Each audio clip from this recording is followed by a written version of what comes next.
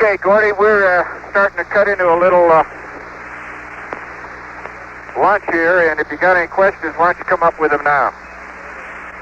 Okay, we're wondering if you can give us estimate of the angular position, clock position of Rudolph, and can you line up Rudolph with a horizontal feature out beyond it?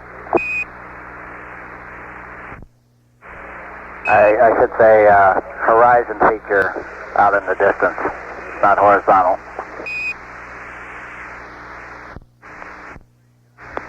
Okay, I thought Rudolph was right out there at 3 o'clock. Jack's looking at it, and he said, yes, that is Rudolph right at 3 o'clock out his right-hand window. Okay. I don't know if it'll mean anything to you, but the shadow of the limb, the rendezvous radar antenna, is pointing about 1/3 of the way down from the peak of Family. That's, I know, pretty gross. And Gordo, I must be right here, a beam of Trident 1. The only reason I hesitate is that I'm so close, but it's probably, I guess it's close to 100 meters, 80 meters anyway, to where the rim of Trident 1 falls off, and I am a beam of the center of Trident 1, and that's the only possible thing it can be. And that would put Poppy just about where I expected it to be. Okay. We just want to confirm you're referring to Trident 1 as the easternmost part of Trident, is that right?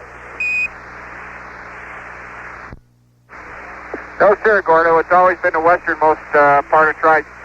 The landing site was on a line between Trident 1 and Rudolph, and judging from what Jack's got out his right-hand window, what I got out my left-hand window, we're right there, except possibly a skosh further south on that line. Okay, I understand. And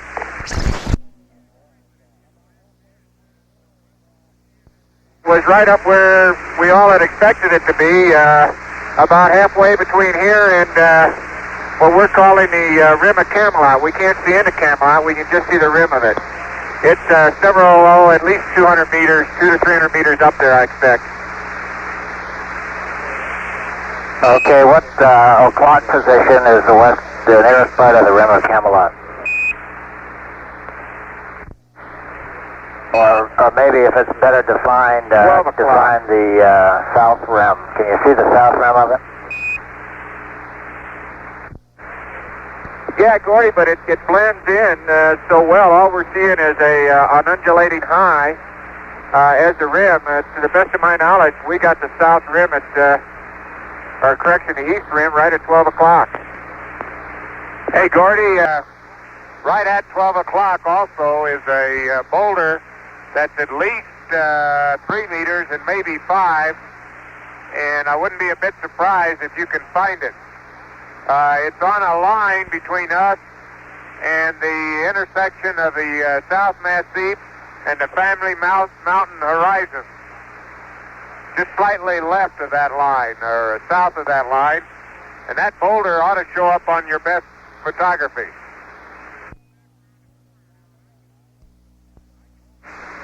Okay, Jack, we'll take a look. One other question. And it's at least, that boulder's at least 200 meters away. Okay.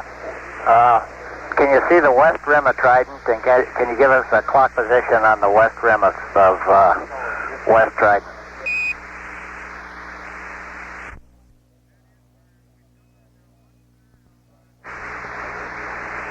The west rim of Trident, which, by the way, is full of outcropping-looking boulders, is at 10 o'clock. Okay, okay, I can look back around the corner now, and I can I can see where the east, where Trident 1 rolls up to its rim on the east side, and I would say we're a beam of a point, 1/3 the way from east to west up the center of Trident. That is, we've covered 1/3 of Trident 1, and we're a beam of a point of a line that goes through the 1/3 point from east to west of Trident 1. Okay, Gene, that's very clear. I think we got you pretty well nailed down, and you're pretty close to the planned landing site. Yeah, I think it's very close to our planned landing site, and I'm anxious to see where Poppy is, because I think what I said earlier is true. Okay, that's all the questions now. Enjoy your dinner.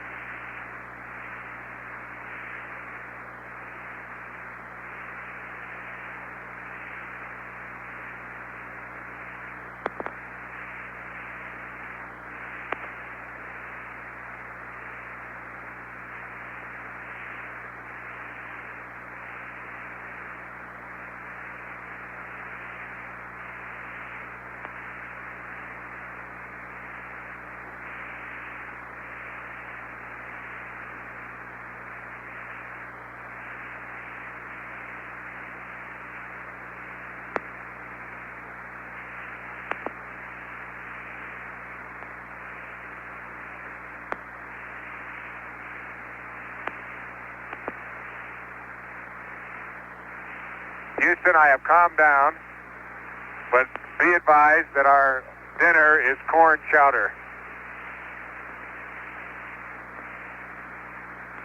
Roger.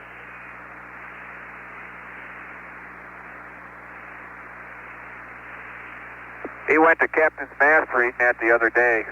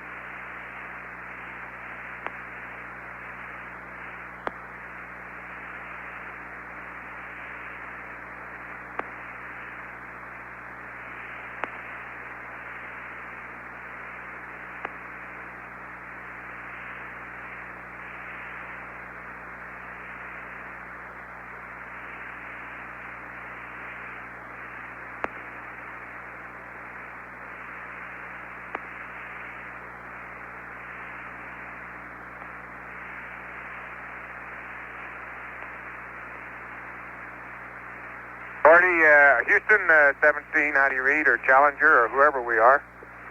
Whoever you are, you're loud and clear. I took the binocs and looked at some large boulders at our 12 o'clock position. They're probably on the order of a half meter to 2 meters. Buried, but without strong filleting. And most of them that I could see had the same mottled light gray and medium gray texture. And it looked like there's a lineation in it. And whatever the modeling is, it's on a grain size or fragment size of or a few centimeters, and it looks as if it's very uniform in that modeling. That is, there's one fragment size. Okay. There are a few near one crater out at 12 o'clock. Dark gray rocks that may be glass coated. Matter of fact, one of them looks like it's right at the rim and might have been part of a projectile that made the crater. Roger.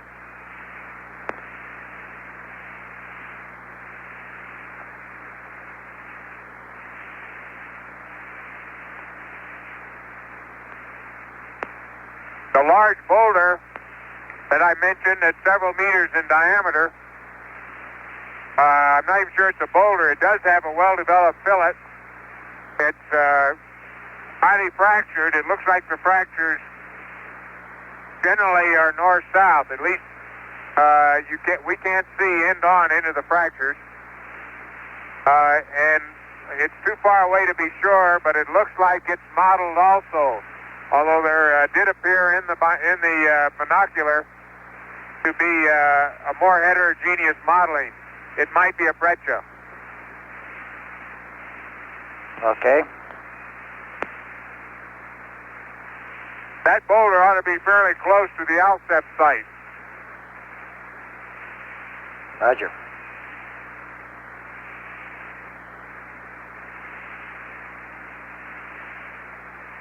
Gordo, in reference to these boulders,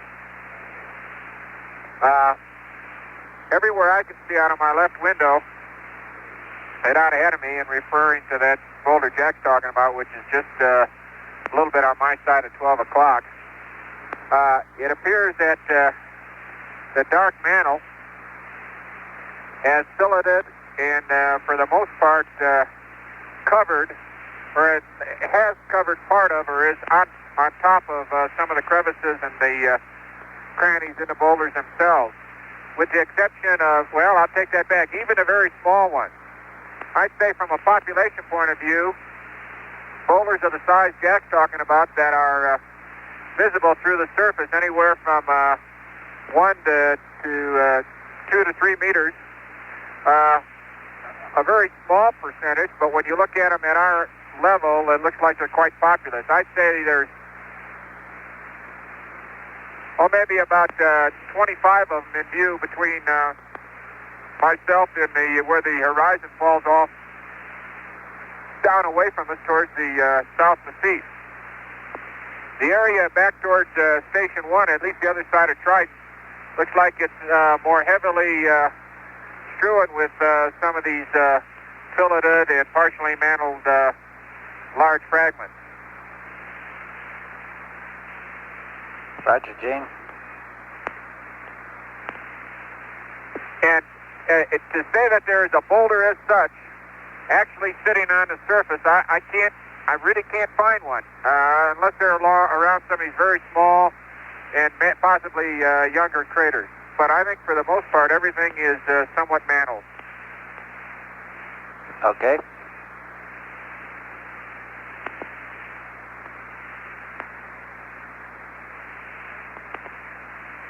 Gordy, I think maybe the predictions of a fairly thin regolith were good.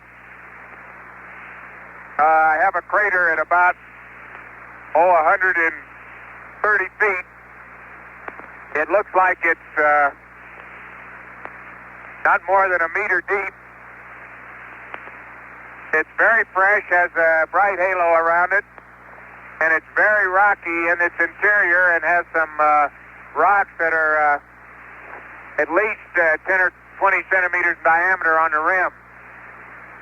It looks like it penetrated into some much rockier substrate than what we're seeing on the surface. The surface itself looks like a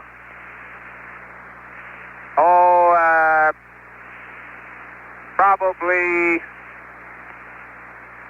15% fragments greater than half a centimeter. Okay, Jack. I don't see any general size. I don't see any general size sorting. I do have a crater out here that's maybe a meter in diameter. That fairly fresh, although not bright halo, that has not penetrated to blocky material. And it looks like that the saturation crater size is very small in the area we can see. That is, there don't seem to be any old or very subdued craters.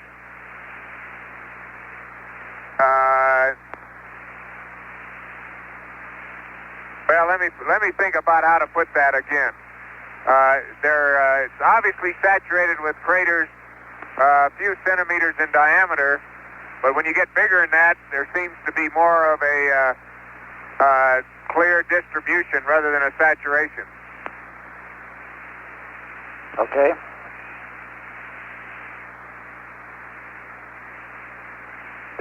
Gordy, let me give you a quick far horizon. 12 o'clock, I've got Family Mountain. It in South Massif are a replica from their plateform from where I am, except that Family Mountain is much more symmetrical and rounds off to a more definite peak. The South Massif, in turn, has got a high plateau, a high flat peak on top. My far horizon then at 12 o'clock from about 12 to 11:30 is dominated by Family Mountain. It's, well, I hate to use the word anorthosite without getting out of the spacecraft, but it sure is white. It sure is white, but it's varied shades of white with sort of a tendency on its southern or southeastern slope to sort of be marble caked with a darker material, much the same color as the mantle that we've landed on. The Family Mountain disappears just about at the level of the rim of Camelot on my far horizon, and just in front of it starts out. That's at about 11 o'clock. It just there is where the South Massif starts up very abruptly. I'd say, well, I'll try not to overestimate, but certainly 30 degrees, I'd say. Very abruptly to a very impressive altitude. I know I was at 13,000 when I said I was at their level, but it sure looked it from there. It plateaus off from about 10:30 to about 9:30, and then it starts sloping back down towards the east at about the same angle, very symmetrical. There are several places where you can see what appear to be outcrop. I say several, about a dozen anyway, where you can see relatively large areas of outcrop on the South Massif. That outcrop is of a darker gray color than the white gray of the Massif itself. The one most dominant outcrop is right at the change in slope to the west, where it goes upslope and then plateaus off. And there's a definite outcrop, and you can see several boulders on all levels of the Massif that have come apparently from outcrops, and I feel certain we'll be able to get to some of those that have come all the way down. South Massif, too, appears to be in areas marbly caked dirty, such as if it was sprinkled with a dirtier or darker covering, and that covering is more evident as it slopes back here towards the east. As the far horizon now, I can see South Massif all the way to 9 o'clock, but then behind it there's just a little bread loaf type dome of a much darker, much more hummocky mound back there, relatively big. It's probably, from where I stand, at least 10% the size of the Massif, the South Massif. Gray in texture. There appear to be some lineations running, well, as I'm looking at them, they're dipping down into the west at about 20 degrees, but that may be a sun angle problem. But they're definitely there. And then contrasting that is Bear Mountain, which is also a much darker gray, much different than the Massif from where I stand. Much more hummocky surface, appears to me what I would expect the sculptured hills to be like. One other thing about the South Massif is that as I look at it at about 9:30 to 10:30, there's a little knob of the South Massif that sort of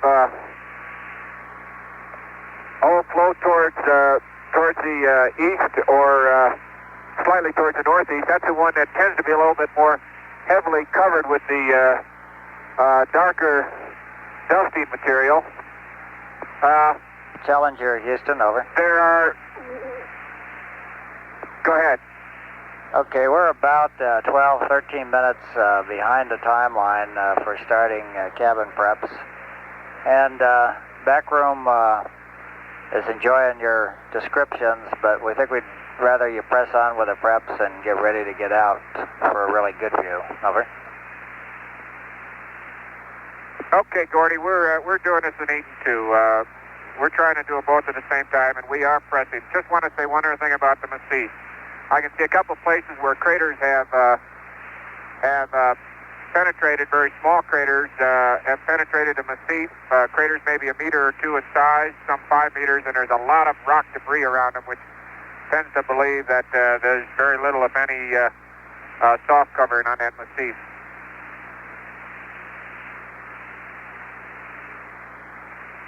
Roger.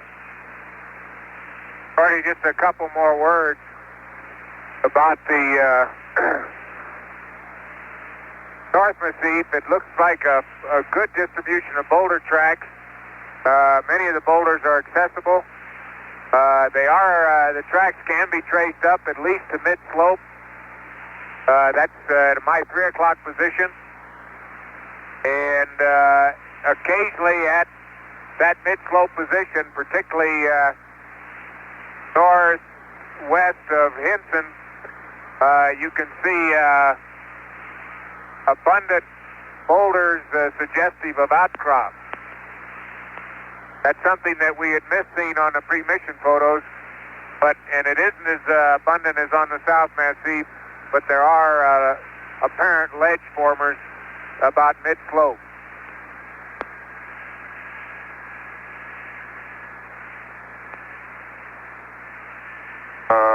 Yeah, let's make it. I don't know. I've got a lot of work.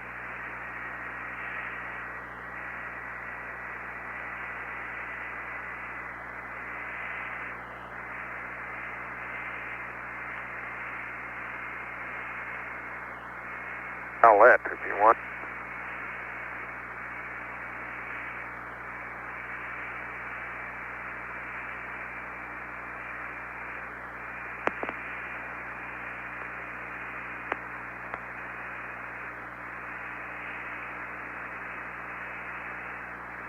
That can throw away.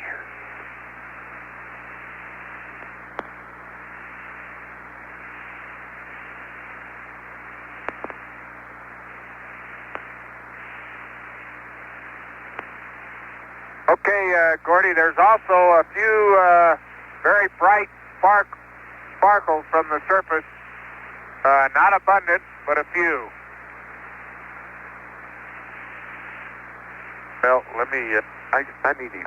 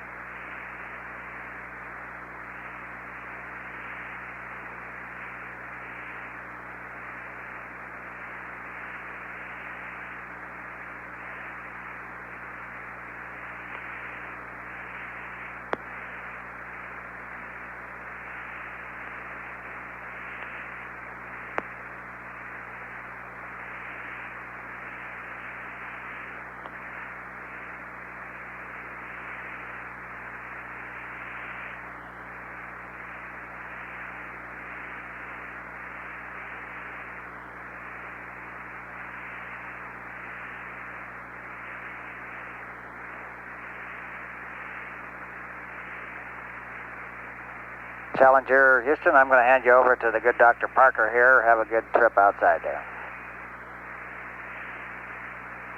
Gordy, thank you. You do outstanding work, and we sure do appreciate it, babe. My pleasure.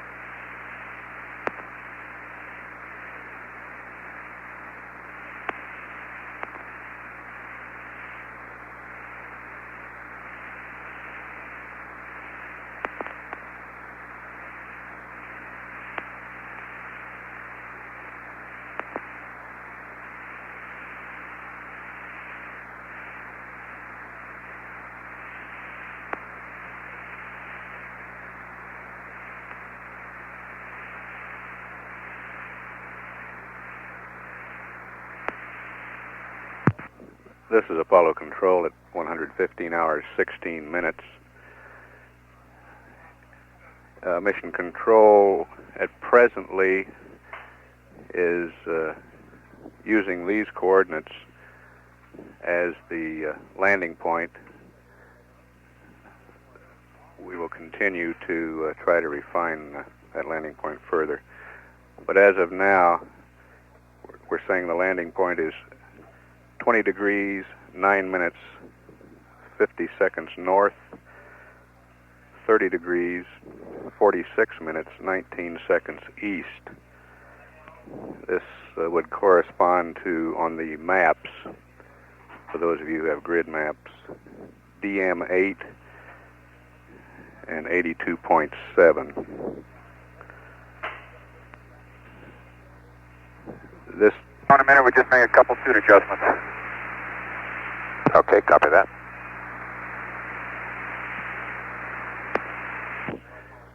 It's estimated that the lunar module Challenger is on the planned north-south line and approximately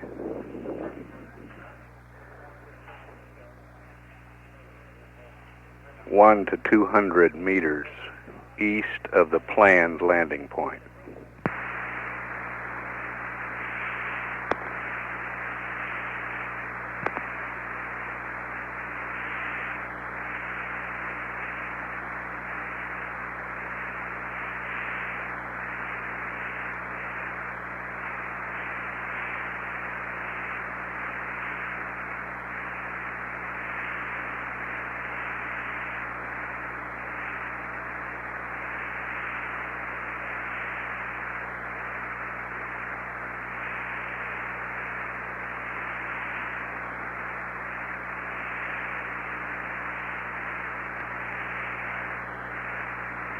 This is Apollo Control at 115 hours, 18 minutes. We want to distinguish between the targeted landing point and the planned landing point. It had been the crew's intention all along to land approximately 200 meters east or short of the targeted landing point, the point at which the computer was targeting the Challenger. So we believe that Challenger is approximately 300 meters east of the targeted landing point, which would put it about 100 to 200 meters east of the planned landing point.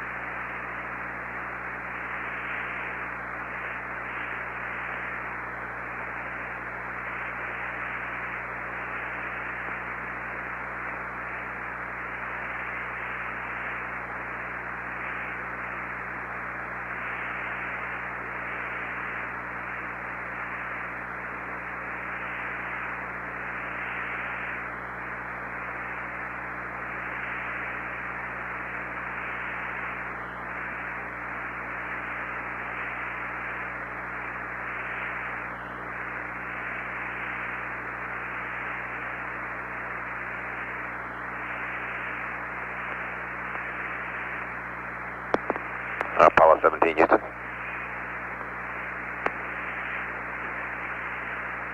Go ahead, Bob. Okay, Challenger, we've just lost about 16 dB on your high gain signal strength there. We're wondering if you happened to hit the switch there and if it moved, or could you give us a check on it?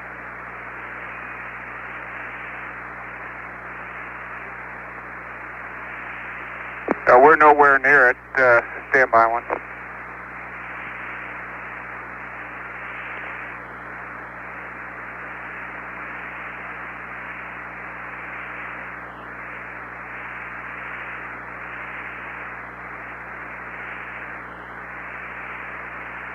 Okay, and Challenger, there should be a pitch of 21 and a yaw of minus 45.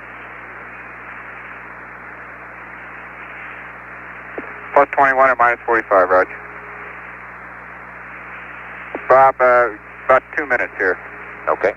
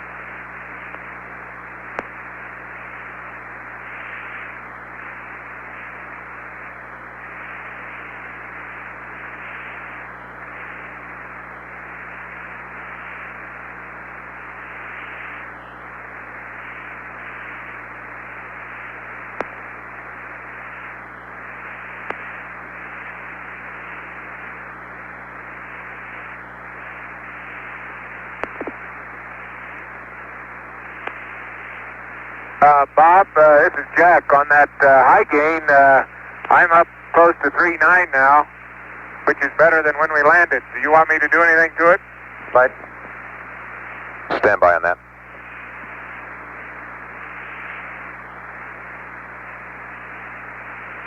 Leave it alone. It seems to have gone away, Jack. It may have been a ground problem.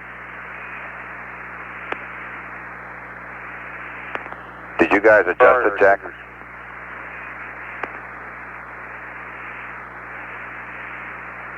Yeah, Bob, we had to fix drink bags and a couple other things. No, did you guys adjust the high gain antenna?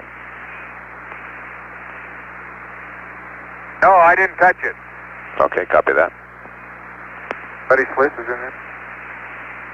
Oh. That's over there.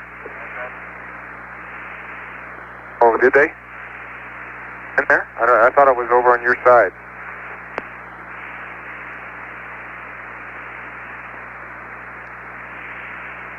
Okay.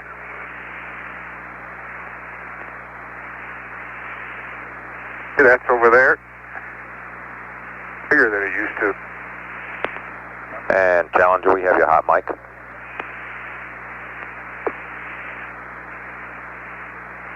Oh, because I'm...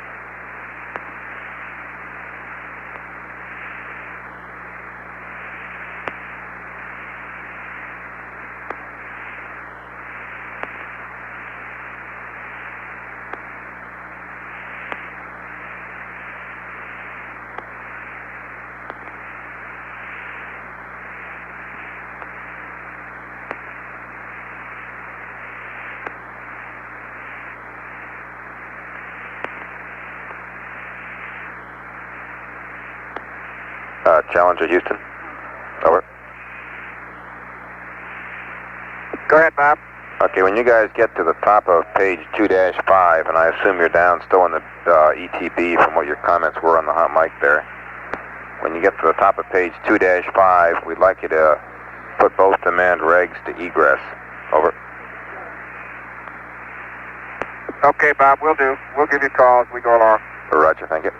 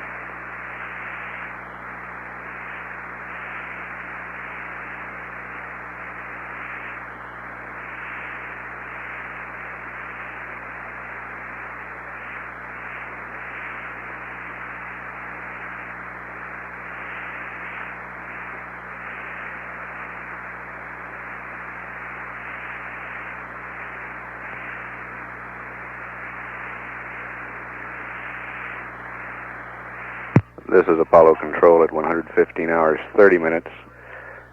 Ron Evans in America has about 14 and a half minutes left before loss of signal on the 14th revolution.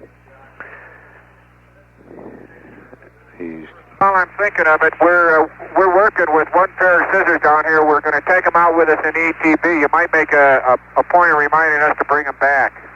Okay, I copy that. Never did find Ron's, huh? No, sir, and I couldn't just leave them up there and starving to death. Roger on that.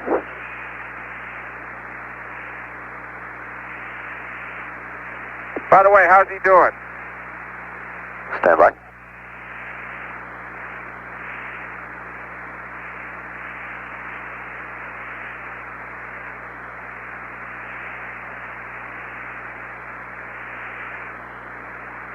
Challenger Houston. Your buddy is doing great, and the sounder is also doing great, which is a surprise, I guess. Oh, I'm glad to hear that.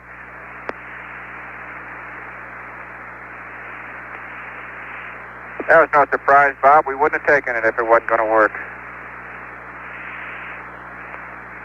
I thought about that after I said it.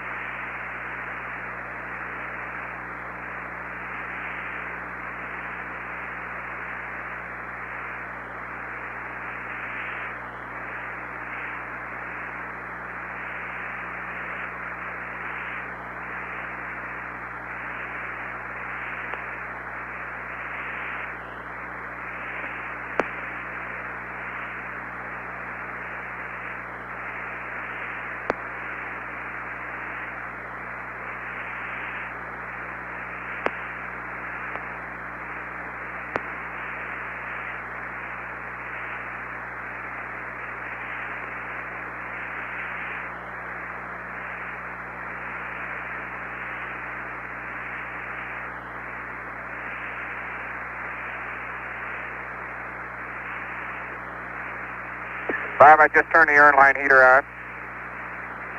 Copy that.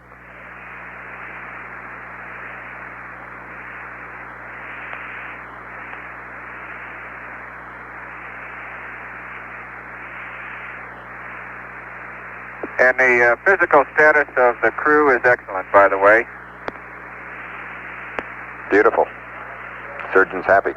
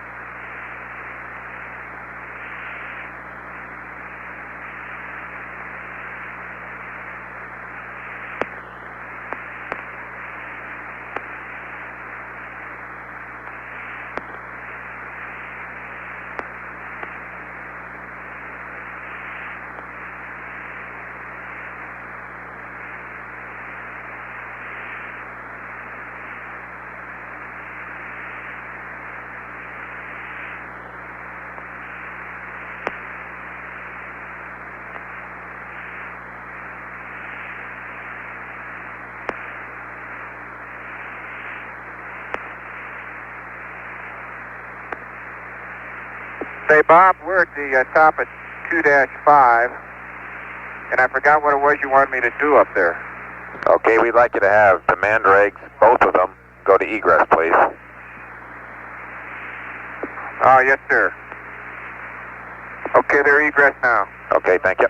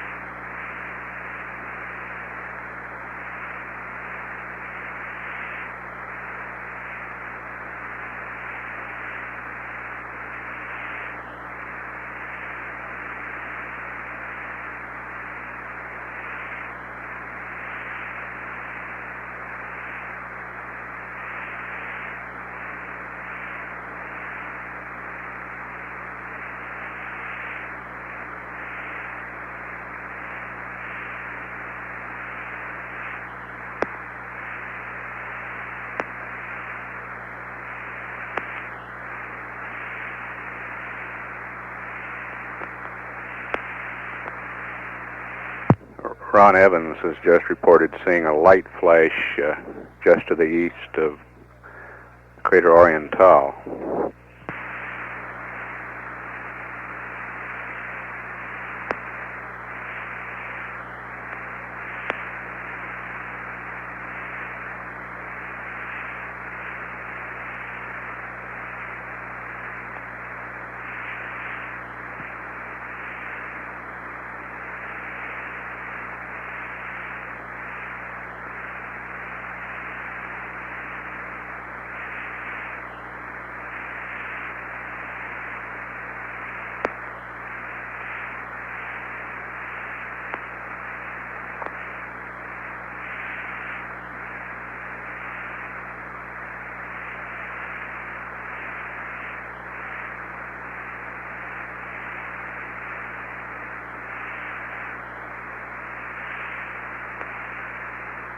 Okay, Bob, we're in the middle of the first paragraph on at 1:15:15 in the timeline.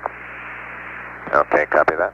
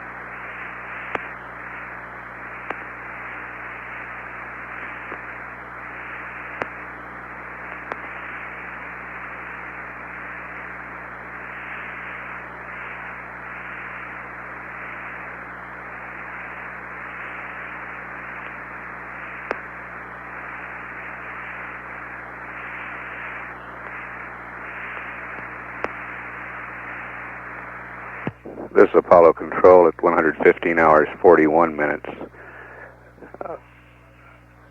Neil Hutchinson, who's been the flight director for the CSM America during this past shift, will be in the MSC News Center in approximately 15 minutes for a news conference for those newsmen who would like to discuss the CSM with him.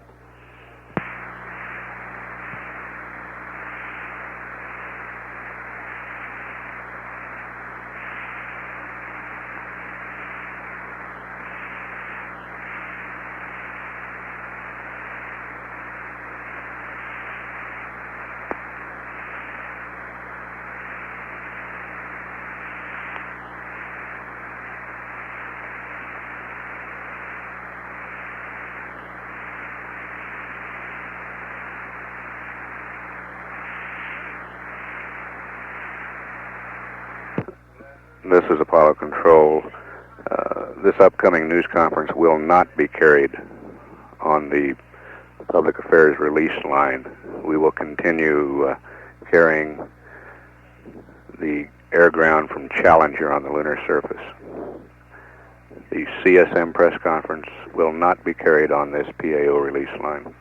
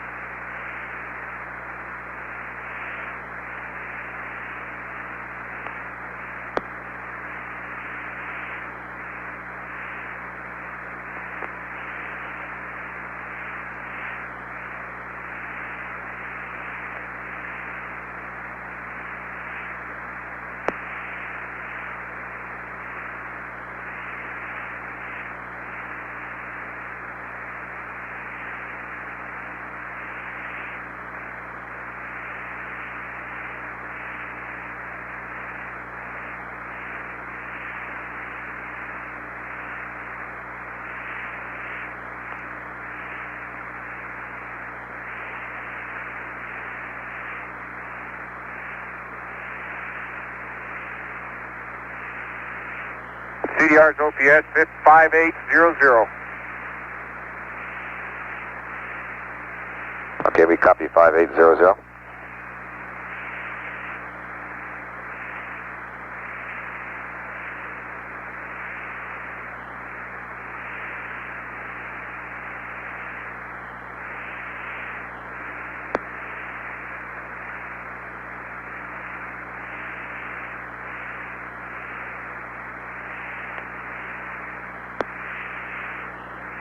LMP's OPS is 6,000 plus. Copy that, Jack.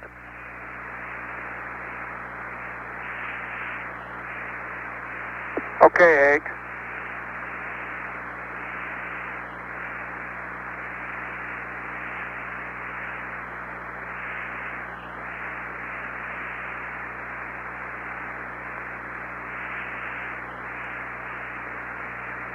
This is Apollo Control at 115 hours 45 minutes. We've just had loss of signal with America, which has now gone behind the moon. We'll next acquire the command module at 116 hours 30 minutes. All going well with Evans in America. Reading slightly under 4.0. Copy that, Challenger.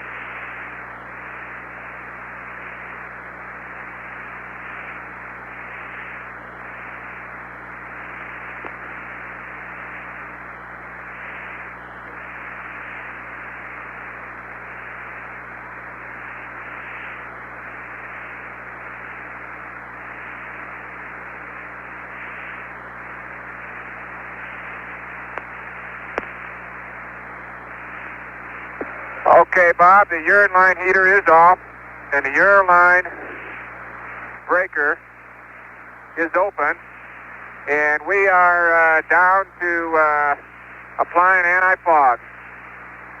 Okay, copy that challenge.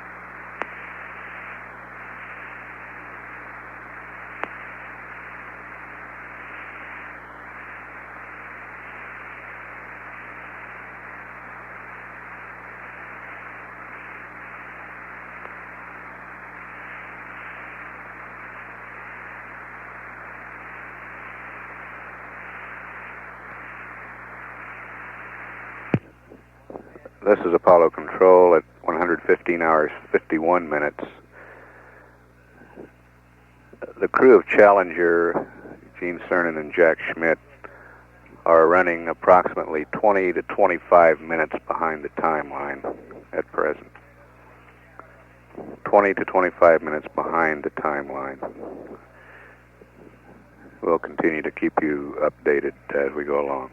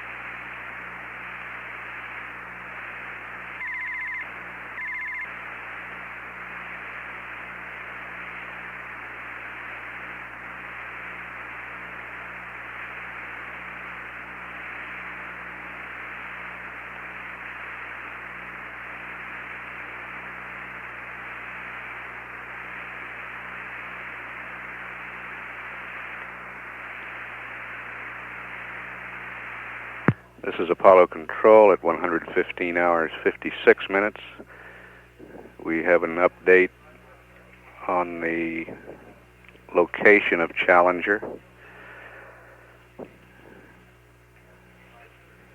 Coordinates 20 degrees, 9 minutes, 41 seconds north, 30 degrees, 45 minutes, 25.9 seconds east. Bra stowed. Okay, copy that. Challenger.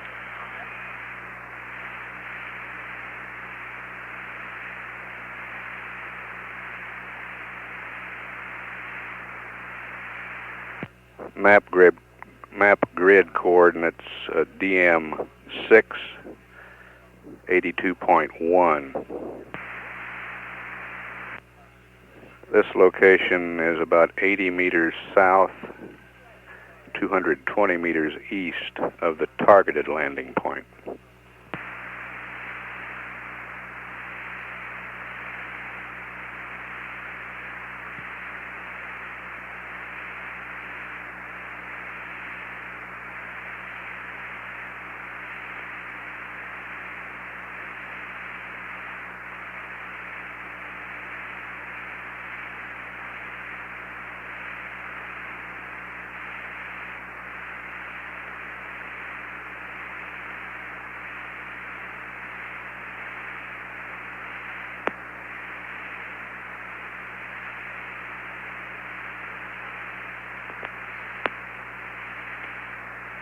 This location would make it very close to the planned landing point, which was approximately 200 meters east of the targeted landing point.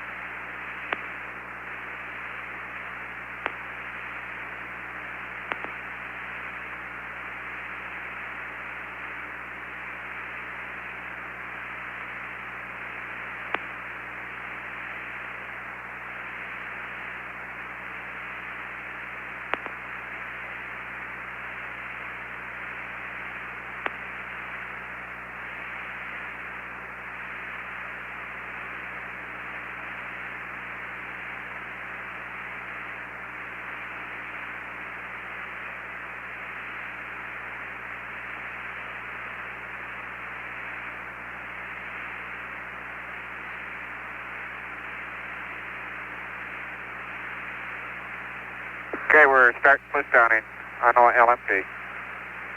Roger, copy that.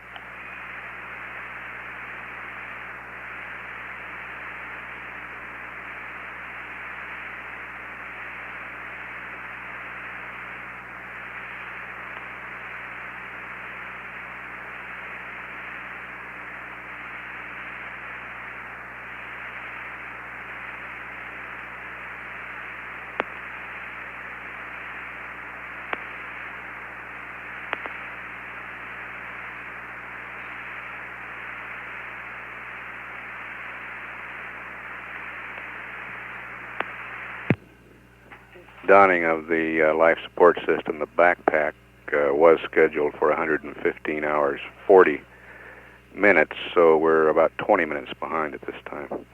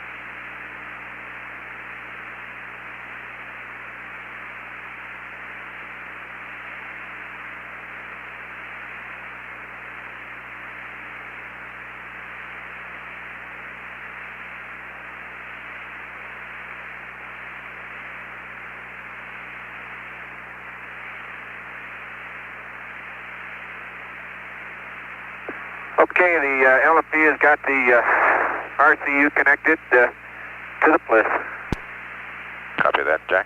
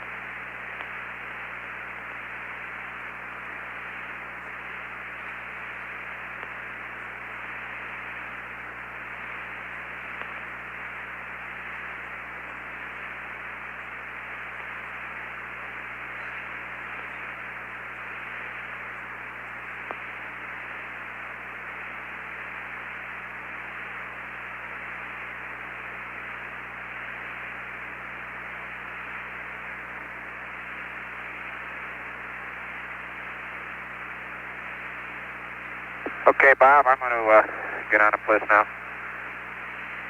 Okay, Gino, copy that.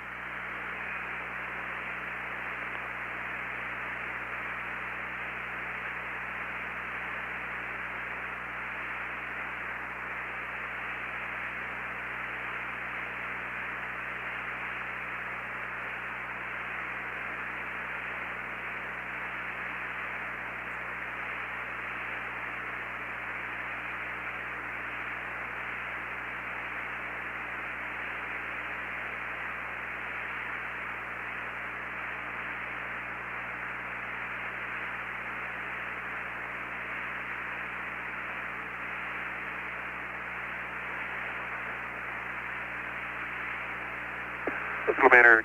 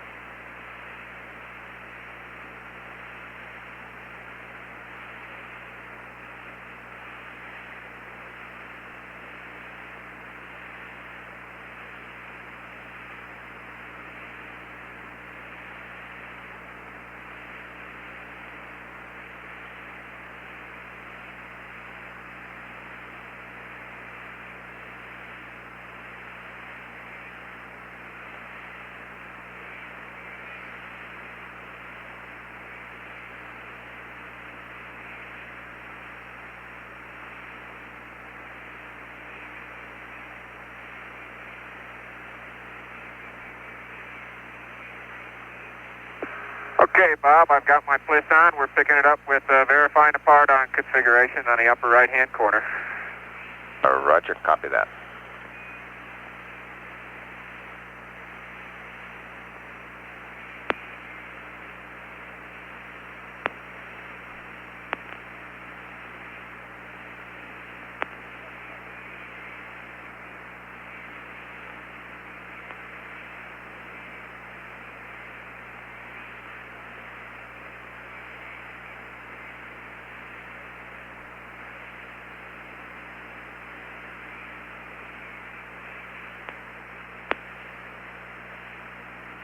Circuit breakers are configured.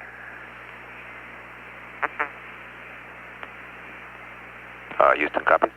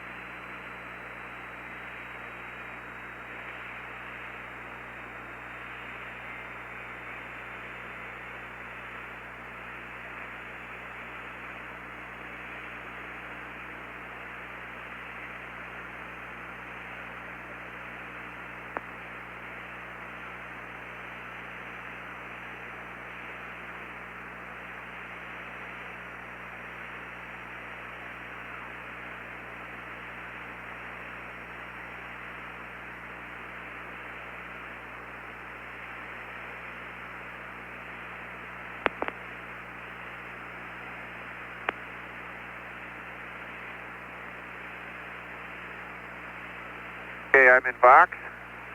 Box sensitivity is max. A is PR and B is receive. Okay, you can open your breaker and connect to the PLISCOM. He said, I guess you heard that. That's affirmed. Loud and clear.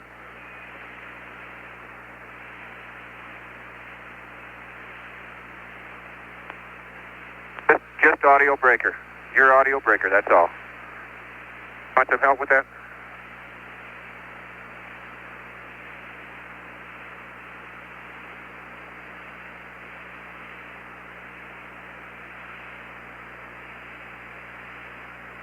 Yep. Do it while you're facing that way, just hang them up. Best time to do it. All you got is water. Okay, Bob, we're getting Jack up on PLISCOM, and we'll be picking it up with the comm checks here on left-hand column of the bottom sheet. Roger, we're following you.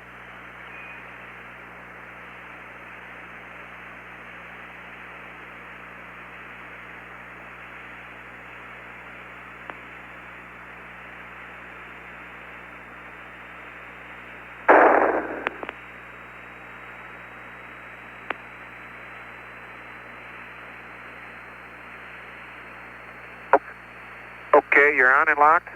Okay, and you got the cover. Okay, your audio breaker closed. Okay, on your PLIS PTT, go main. That's right. Okay, PLIS mode A. A. Okay, tone on, vent flag P. Got a weak tone and a vent flag P.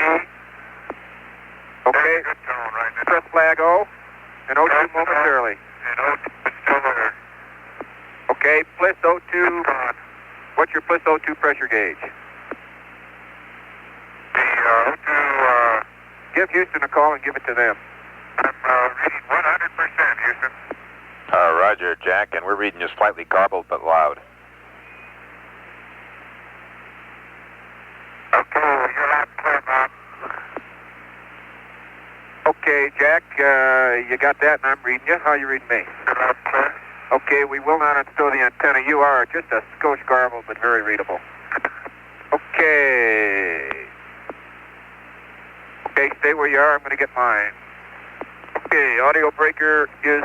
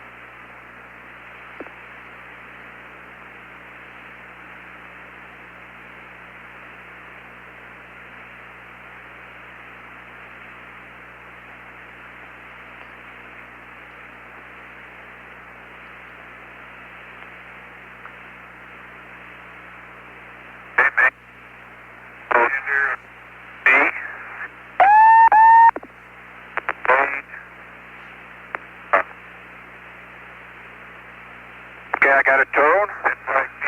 I got a vent flag P. Pressure flag and O2 momentarily. Pressure flag, and I still got an O2 flag. Go off with your tone. Okay, the tone's gone. The O2 flag cleared. Okay, plus. Press quantity. Okay, and I'm reading 100%. Okay. Okay, no, crewman in mode B, that's me.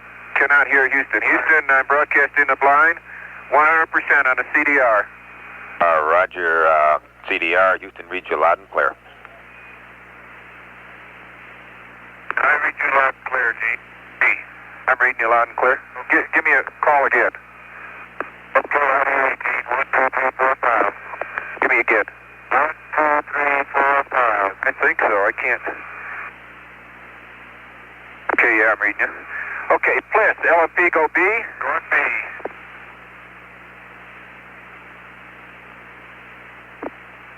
By that, B. A. Okay. How do you read me, Jack? You're loud and clear, and I got a tone. Okay, give me a short count once. Turning 1, 2, 3, 4, 5. You're great. Okay, I had a tone too. I still got a pressure and a vent flag. And Houston, how do you read the LMP? Roger, LMP, we read you loud and clear. Okay, Bob, I'm reading you loud and clear, and he's not reading you in this mode. How me? Read you loud and clear also, Gene.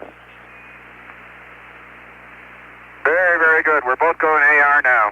Let's go. Okay. Ought to get a tone. I didn't, but my vent flag did clear. Here it is. Tone and a vent flag. Here's my tone and vent flag. Okay, Jack, the wheel is Houston and the blade is me. Hello there, Houston. How you reading CDR? Read CDR loud and clear, and for your information, your TM on the Blisses looks good.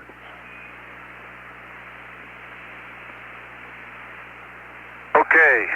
How do you read, Houston? This is the LMP. Houston reads LMP loud and clear now. You're much clearer than you were before, Jack. Very good. Okay, Jack, we gave him our quantities already, so squelch, VHF-B, LMP, full decrease. Squelch, B is to full decrease, huh? That's affirm. Okay, it's full decrease. Okay, on 60, leave that pump breaker closed. Okay. Oh, that's cold, but that's good. Okay. On 16, ECS, cabin repress closed. Okay, is that a verify? That's a verify. Okay, it's closed. Suit fan Delta P open. Okay, Delta P is open. And suit fan number 2 open. 2's open. Okay, and I've got suit fan number 2. There's a master alarm. Okay, and I heard it run down. Okay, I don't see a... Yeah, no, there's not an ECS caution until that thing runs down about a minute or so. We'll watch for that. Okay, suit gas diverter, full egress. Okay, diverter is full egress. Gamma gas return, egress. Turn is egress. Suit circuit relief, auto. Relief is auto. Okay. OPS connect, you ready? Yep. Okay, suit ISO, activate override. Okay, override. Okay, disconnect your limo 2 hoses. Okay, limo 2 hoses are disconnected. Okay, and they're stowed, right? Right. Okay, connect OPS O2 hose to PGA, blue to blue. Okay, where is it? Okay, it's sticking right and turn around. No, that's not it. Water. It's turn towards me a little bit. Turn to the left. There you are, because I got to turn. Okay. Here it comes, right here. OPS hose under, no, right here. Here it is. Let me get it. I'll get it up your electrical cable. You're going to want a purge valve in a minute. Okay, that is locked. And the lock, move your arm. This is up. Did you do that? I will in a second. Move your arm, I can't see. Try.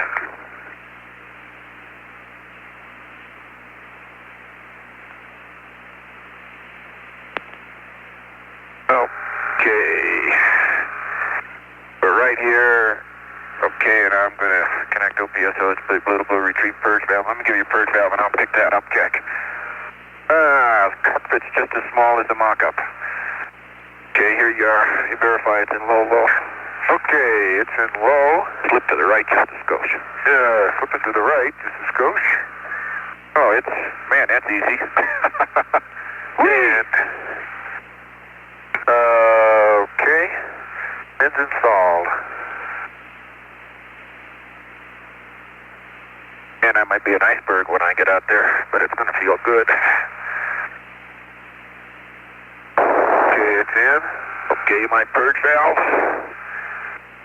It's low. Locked. And the pin's in. Some help with that, I'm going to take a look at it. There's the old master alarm. Okay. That should be the water set. Yeah. It's on. Yeah, it's barely on. You're going to have to push my lock down. I'll get it. I don't know why, but I want you to check mine, too. Let's see it. I'm going to have to check you anyway. So let me turn this way. Okay.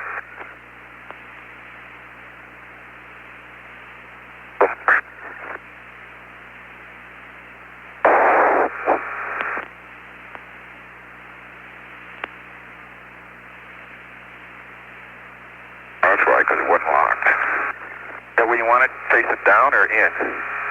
You don't want it there, do you? No, I don't want it down. Must have had it. Yep. Okay. Thank you. Is that where you want it? Yeah. Okay, it's there. Good. The lock is down, and it's verified low, and the pin still is in. Okay. Look at mine while you're there. Okay, it's facing in, lock's in, and it's low, pin's in, it's good. Okay, wait, let me get this thing right here. Reach it, hose for me under my arm. No. Yeah. Put it under the electrical cable. Okay, I think that'd be better, isn't it? Oh. Okay, it's there and locked. Verify lock. It's locked, and the cover's going on. Okay. Look pretty good under that kit, yeah. It does. Yeah, it's fine. Good. Okay, it's covered. Okay. I think we're getting to our favorite part here. Okay, purge valves are installed on both. PJ diverter valve, put it vertical. Okay, it's vertical. Okay, Commander, repeat, that's done. Drink, let's take a drink and close the descent water. Okay. My hand hose is already prepared. And drink and position mics.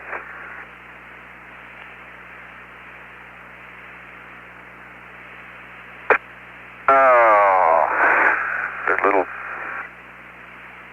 jar covers are next.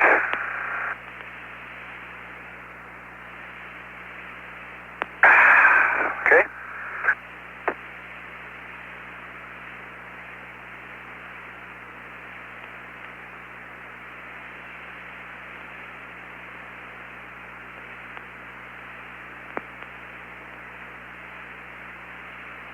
Got enough water today, they can say you discovered me. I'm water on the moon.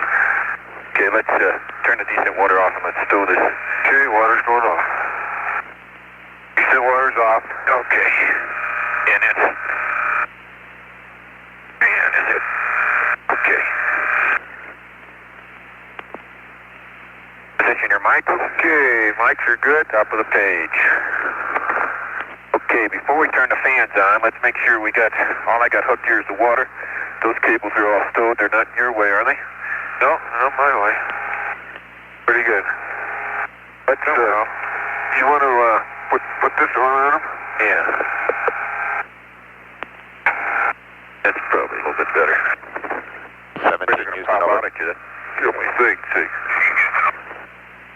Go ahead, Houston. Roger, we're still seeing the command to suit disconnect valves and connect.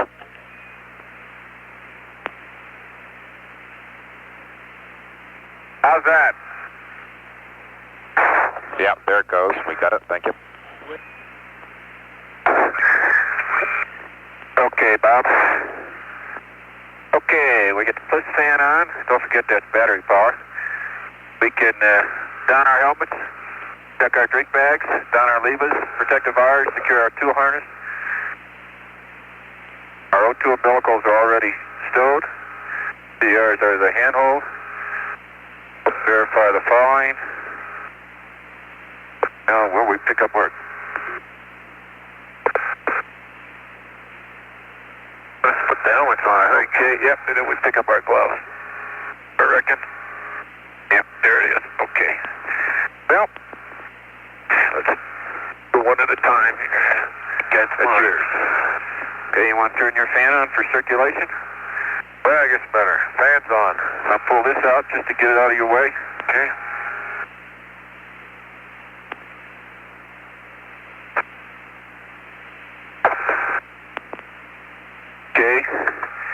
Okay, all your candy bars and lemonade and all that jazz are all clear. Water, I should say.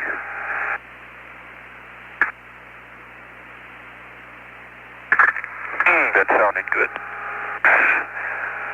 Okay, try it. Okay, it looks good here, Jack. Okay, you want your lever? So, okay. Go right in there. You're going to be in there for a few hours. Can't think of any place I'd rather be right now. Sound like you're in there, too.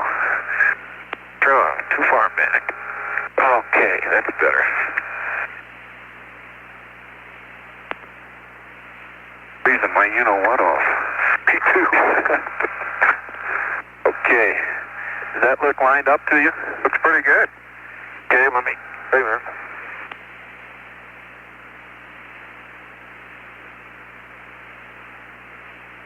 Let me get this down around.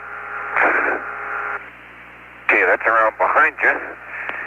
Thermally protected back there. That's below the OPS hose. Right now, I'm hoping to get out where it's warm. Okay, you're thermally... Let me double check that. Your helmet is locked. Your visor is locked. One thing you don't want to lose among some others.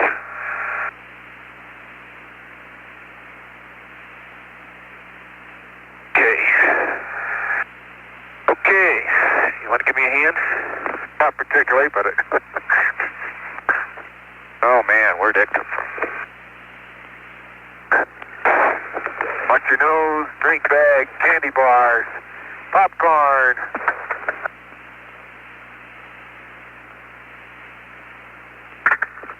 Click, click, click. Breathe hard, mister. What's your fan? Yep. Looks good. Okay, I can hear the fan running. Oh, man. Woo!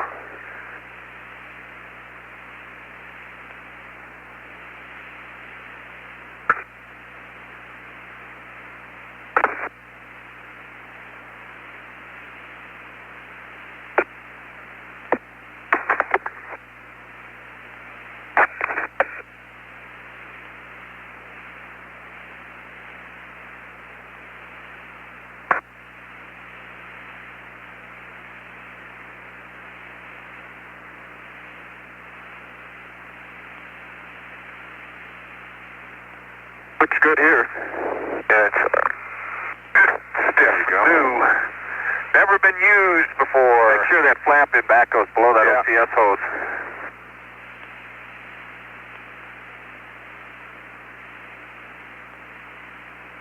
Want to put your protective visor down?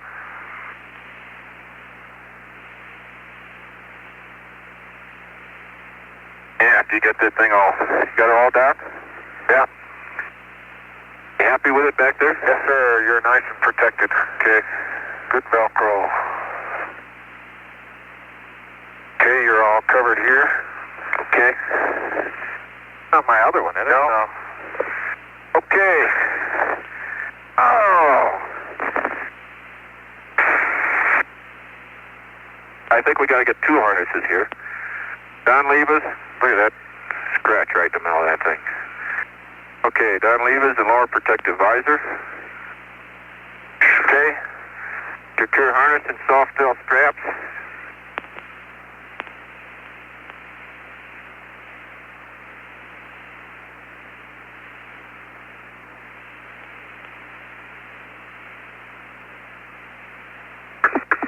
Okay, stay where you are.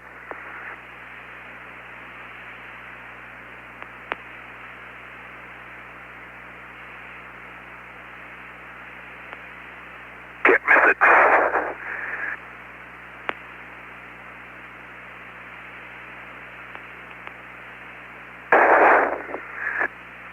Okay, still level 2.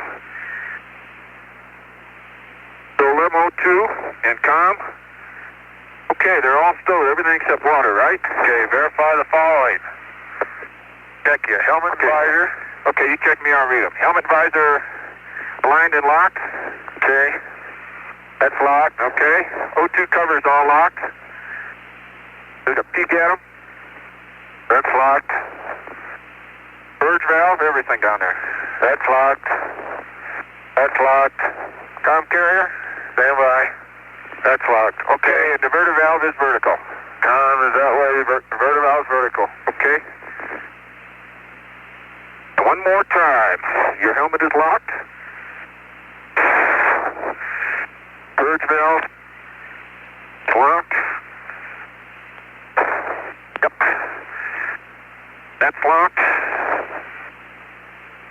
That's locked. That's locked. And let me see. Let me see. Sir, and that's locked. Don't let anything to chance. Today. And our diverter valve is vertical.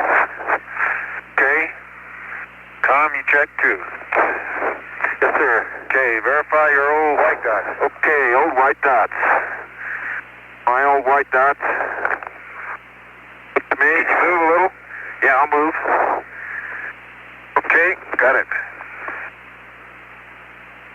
I'm going to miss Danny being out there to hand us those light plisses. That's right.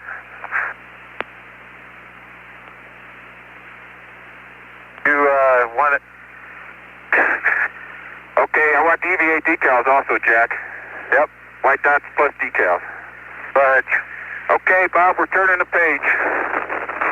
Roger, we're right with you.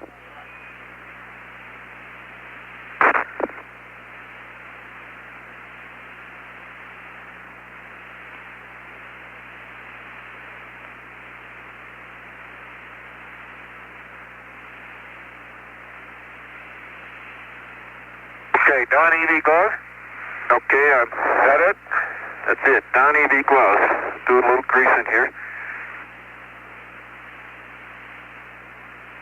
And make sure your wrist locks are locked, glove straps adjusted, and cover the wrist rings. Golly.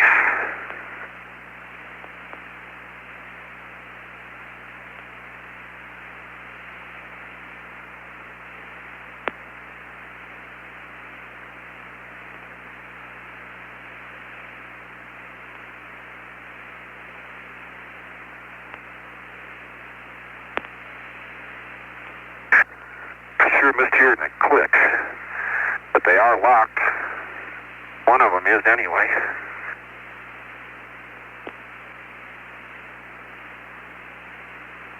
Hey, Jack, I verified. What? Exactly. I just... Guess what? They don't go on an easier 16G, do they? They break just as easily, too. Okay, I got my one glove locked. One of them, one of the old dust covers. I never had that happen in training. You did. It's locked. It's about as locked as it can go. Boy, I'd hate like devil to have that pop open. Okay, that's very good. Let me help you with one, or can you get it? Well, I don't know. Yep, I've only worked on one so far. I got a free hand before I grease it up. I broke that one.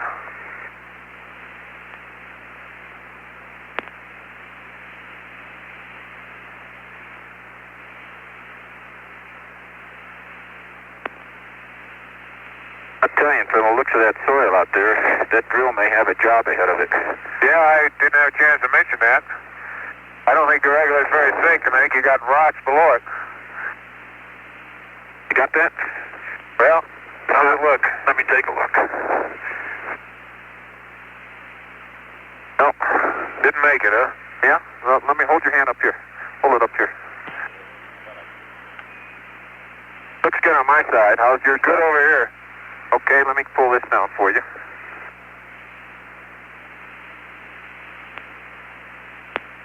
Okay, thank you. Get the old leather hand.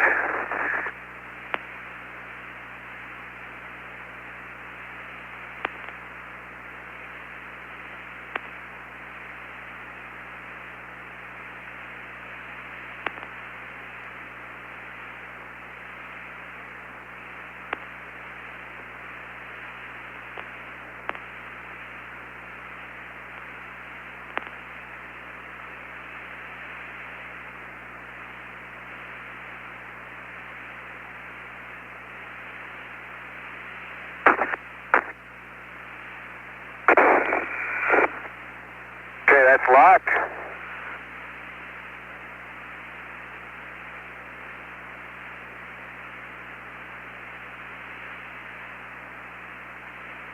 And mine other glove is locked. Now for the funny theft.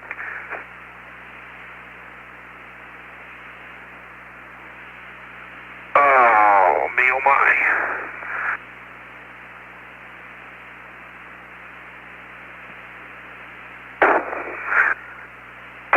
I think I got it. I think I got it.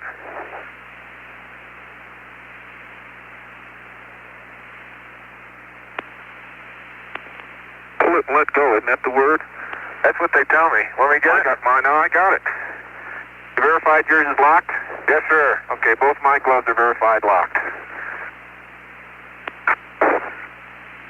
How does that grab you?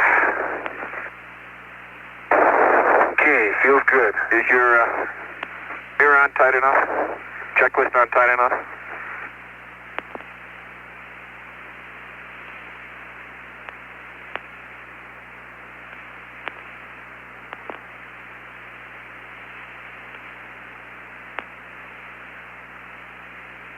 That's the best I can do, I guess.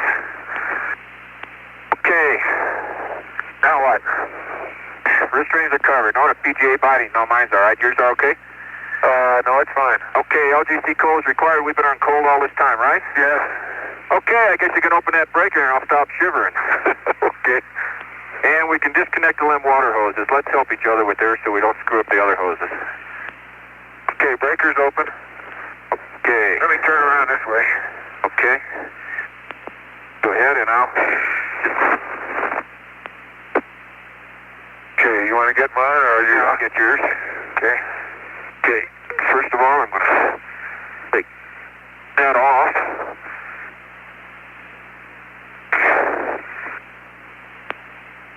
Okay. Now, let me get your other one. There it is. Okay, we did this before. Stand right there.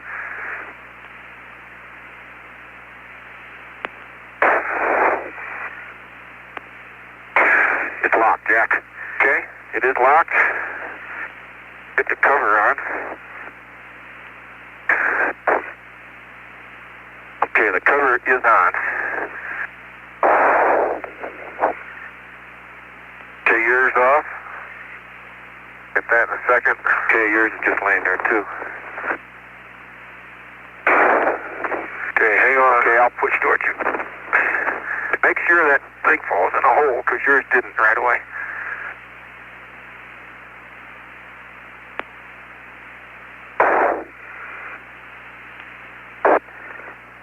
Did it fall in? Yeah. Yeah, it's in the hole. Okay. Dust cover on? Dust cover's on. Okay, my PJ is going to start biting here if we don't get going. Okay. Okay, please I got to turn my oxygen on a second, Jack. Yeah, so do I. That. There it is. Okay, it's on.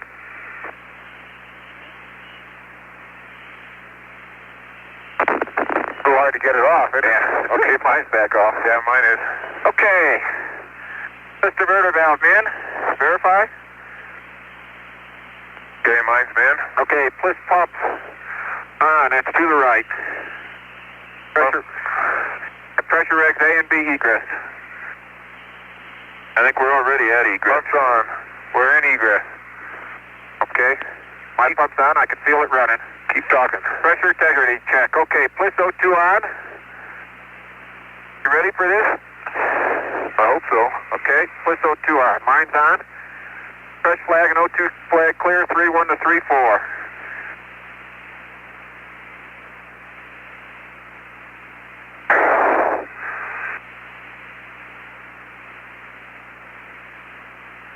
Okay, I'm coming up. I know that. It's 10 minutes to 6 at home.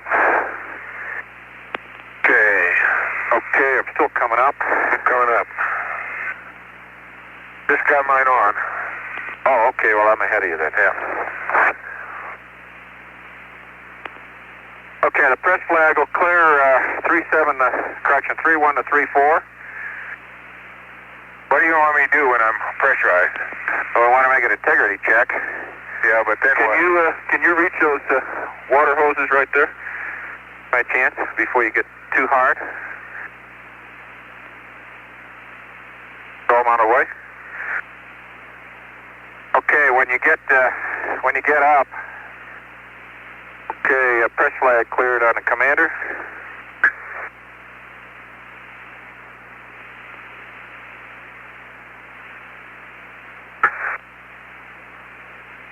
Okay, the O2 flag did not clear. I'm at 3-8. Okay, O2 flag cleared on the commander. Still got an O2 on the LMP. Okay, you're not up yet, I suppose. No. Okay, I'm going to take my PLIS O2 off for 1 minute. 57. Let me know when you're up, Jack, and I'll give you a minute hand. Okay, I'm clear. Okay, you up? Yeah. You can turn your PLIS O2 off anytime. Let me know when. Can you reach it? If you can, I'll get it for you.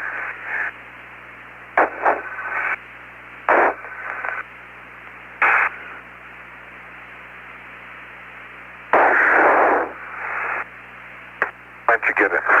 Okay. mark it. Okay. You're on the 30-second mark, and I'm on the minute mark. Okay. And I'm the 3/8. Okay. I'll give you a heck one. Still about 20 minutes behind time. Up on 45 seconds.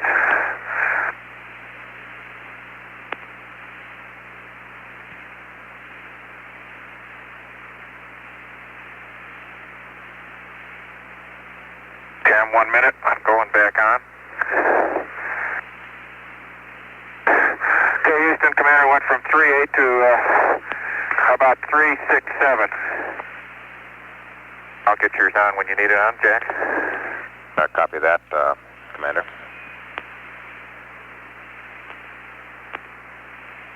Okay, and we'll pick Jack up here in about 10 more seconds. Okay. Okay, Jack, I'm turning on. Did you mark it? Okay, Houston, 3/8 to 3/6.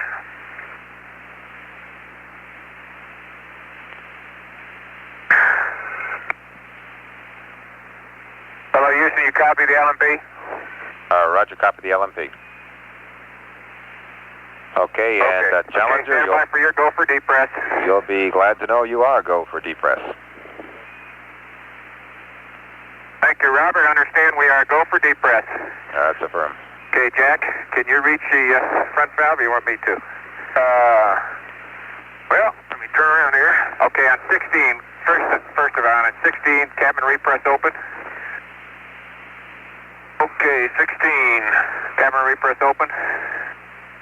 Circuit breaker is coming open. And cabin repress valve closed on the panel. Okay, the valve closed. Okay. If you can't reach it, I guess I can. Okay, I just had a momentary tone. So did I. I got it too. Okay? I think that was when you closed the repress valve. You reach it? If not, I'll reach the overhead one. I think you better reach the overhead one. Okay, slip over to your right. More? Wait, let me turn here.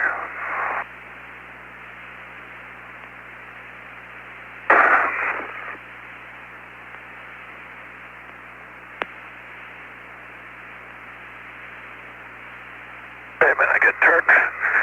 Okay, how far down we're going to take it? 3.5, right? Okay, yeah, wait a minute. I'm not there yet. Well, I just want to make sure that I'm watching. Okay, now. Okay, coming open. You ready? You reading the checklist? Stand by, auto. Okay, press is closed. They went. Okay, Burke. You ready? Wait a minute. Okay. At the wrong place. Open then auto at 3.5. Okay, go ahead. Okay, here it comes. I can see daylight through it. Okay, it's coming down. Okay, that's... Cabin pressure's coming down now. Stand by. Mark, 3.5. Okay, it's auto. Okay. And your cuff gauge should not be below 4.6, and mine's at 5. Mine's at 5.1.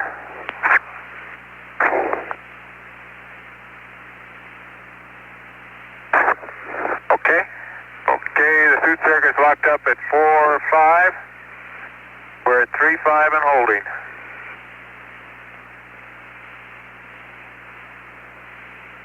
And I'm decaying. Okay, I'm below 5. So am I. Verify that, okay. Okay, I'll start my watch. Okay, we verify and we're counting. Watch is started. Okay, overhead or forward dump valve open. Okay, here it comes. And it's going down. Unofficial start of EVA 117.0135. Words or not? So I can turn around, Jack. Stand by. No, leave it open. Leave it open. Yeah, no, we don't, because we don't want that hatch that gets closed. We got to turn around here. Oh, boy.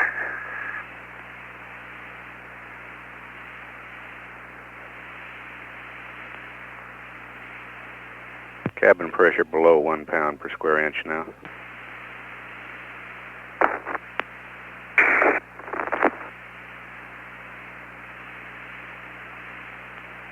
sure get heavy at 5, don't you? Okay, where are we?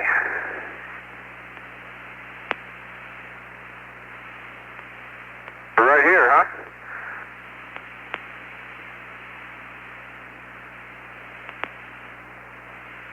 What that was? What's cabin, Jack?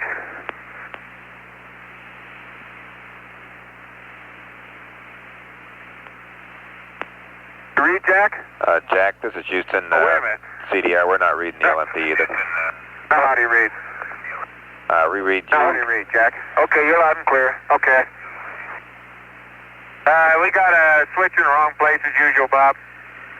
Just hit the mode select, that's all. Okay, we copy. Okay, partially open the forward hatch when we can. Okay, can you zap over to the left as much as you can? The right, you mean? Yeah, to the north. The north. The north. Okay, it's about .2, Gene. Okay, you gonna be able to get good? Yep. You betcha. Come this far, I'm not gonna risk getting that hatch open. Hey, something just flew out. Well, it's open now. Guys, look at those trajectories. Yeah. Put just enough air in here. Okay, it's open, babe. Okay, it is open. Okay. Final prep. Bliss, primary H2O. I gotta figure out how to open that now. Okay.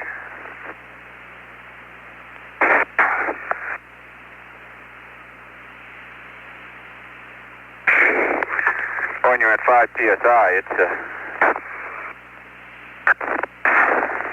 we never did really train for this in the right way. Yeah, we did. Okay, my water is open, and my water's open.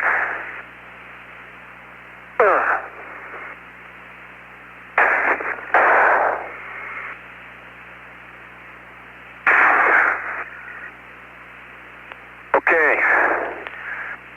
Well, let's see. Rest still cooling sufficient. 37 to 4.6. I'm 4.9 coming down. Oh, yeah, I am too coming down. Seawee status. Preamps and ECS. Can you see that?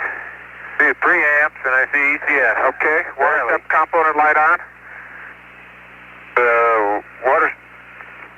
Water step. Well, the next thing it says that Gene gets out. I don't see that. That's what it says on my checklist. Okay. Good heavens. That means you gotta get out of the way so I can open the hatch. Well, I'm gonna have to turn around a little, I think, so I can help you. Okay.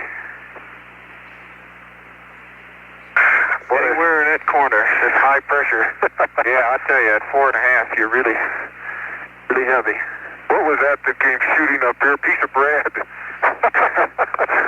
Would you believe that? Yeah, I'd believe it. Why is our hatch open? Somebody opened our hatch. Are you getting cooling? Beginning to, I think. I still got a water flag. Not hot. Stand by. Okay. Well,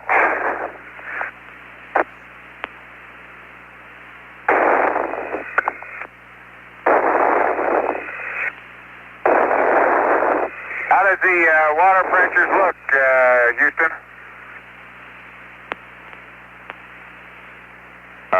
Challenger, they're looking just a little bit low. We're still expecting them to build up. It's going to take a little while. Okay, I'm getting down on my knees out here. How am I looking, Jack? You're just fine. I'm holding you away from the disky. Okay, I'm going to put this visor down now, I think.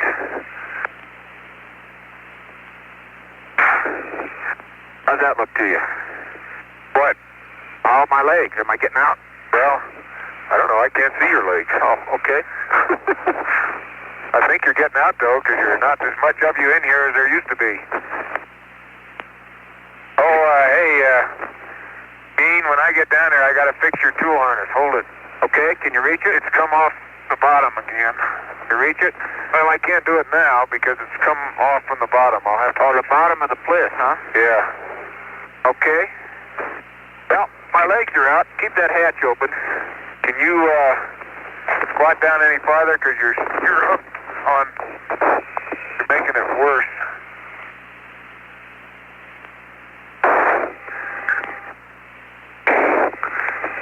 Okay, how's that?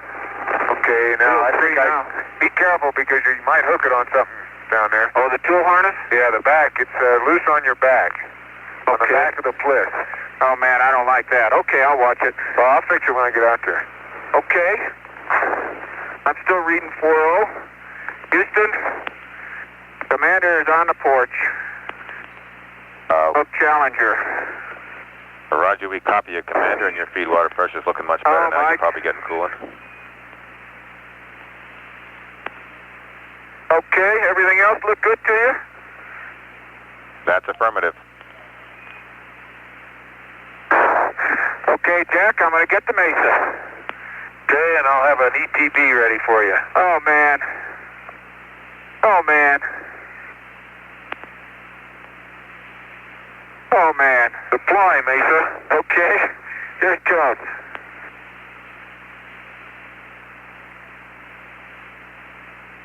There she goes, babe. Hey, there she is. All the way down, looks like. Okay, I jettison. Oh, you want an ETB? Well, that's up to you. Yep. You're the commander. I got it. I got it. Man, the pressure looks like it's starting to stabilize at 3/8. I don't know whether I'm getting cooler or not, but I feel pretty good.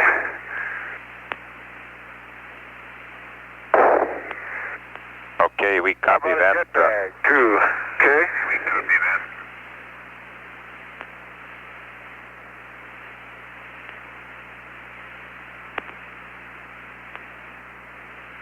Oh, Jack, I could swing it over the, won't be any problem.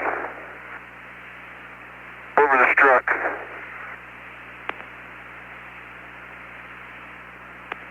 Okay, and the jet bag is swinging free, swinging free. You mean the ETB? ETB. Oh, man, this looks like a Santa Claus bag. It is. Oh, boy. There it goes. The Rover looks in good shape. ETB is down there. Okay, I got all my visors down. Jack, I wouldn't lower your go visor until after you get on the porch because it's plenty dark out here. Okay. Okay, tape recorder. I'm on my way. It's off. Sensitivity. Max. And max. Okay, Houston. Commander's about 3/4 of the way down.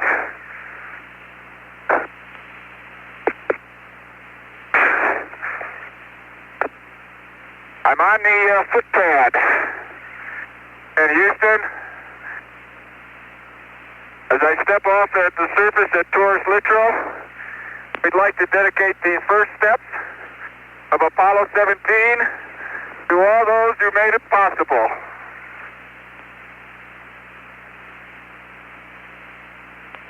Jack, I'm out here. Oh my golly. Unbelievable. Unbelievable, but is it bright in the sun?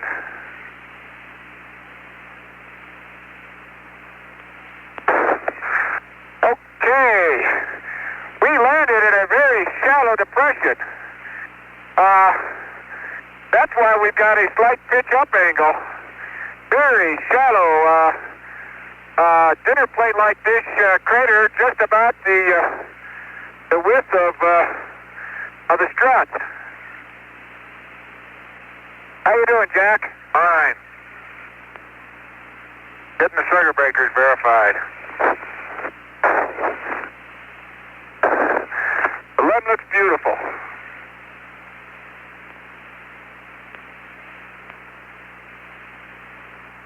Oh, do we have boulder tracks coming down? Let me see exactly where we are. I think I may be just in front of Punk.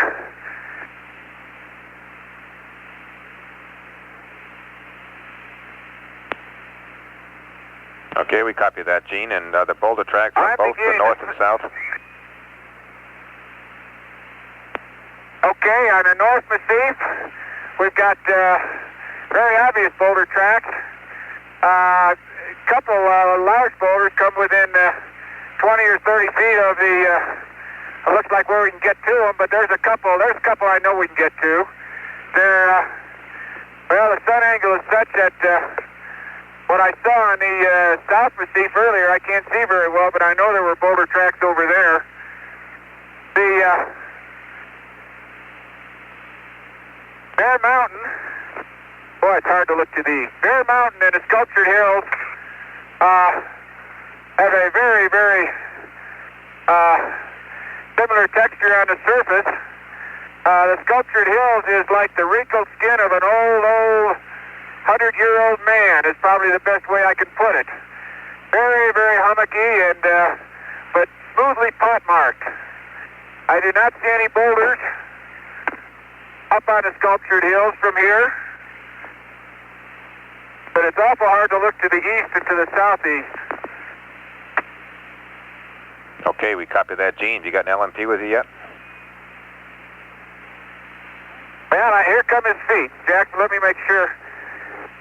We didn't have an awful lot of dust on landing, but I can dig my foot in 8 or 10 inches, and I know we're at least that thick. There's a small little 1-meter crater right in front of us with a whole mess of glass right in the middle. Right in front of the mesa, as a matter of fact, right where I want to park the Rover. Jack, you're looking good. Beautiful, guys, beautiful. I'm going to take a quick look back. I think this is Poppy, and I can give you a real better idea where we are. Hatch is closed. Barely. Hey, Jack, don't lock it. I'm not going to lock it. We gotta go back there. You lose the key and we're in trouble. Oh, I'm on a porch. Who said this place was smooth? Oh, boy.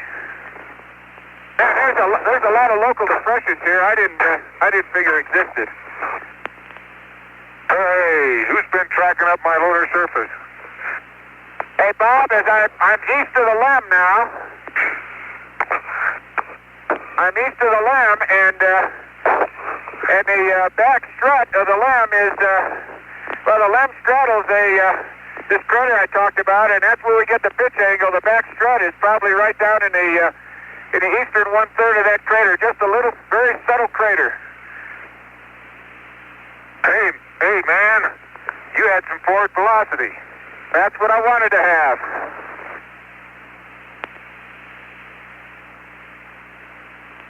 Boy, I look at some of these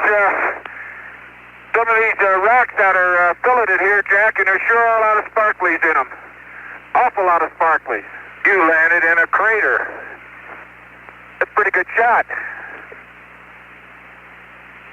Okay, I'm going to get to work in a minute just as soon as I take a look at Trident. Why don't you come over here and let me deploy your antenna? Okay? Just walk around for 1 second. Hey, man. Put your visor down. And I'll be over there and you can fix my tool harness. I don't like that thing loose. I don't like it loose either. What are you doing over there? We're supposed to be working. I'm just going to give them a fix. All these little craters, Jack, have got glass in the bottom of them. Here's another one. There's very clear sweeping of the surface by the descent plume out, about 10 meters now, 15 meters.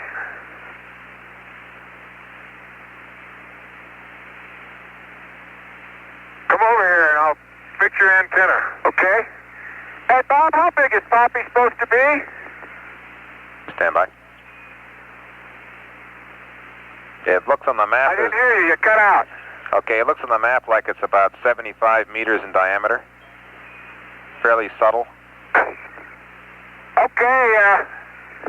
I'll tell you where I think I landed.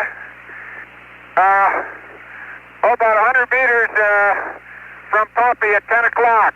You think that's Poppy, huh? I think so. I think That's an awful big hole. well, I know. I got to look around a little more. It sure is not Trident.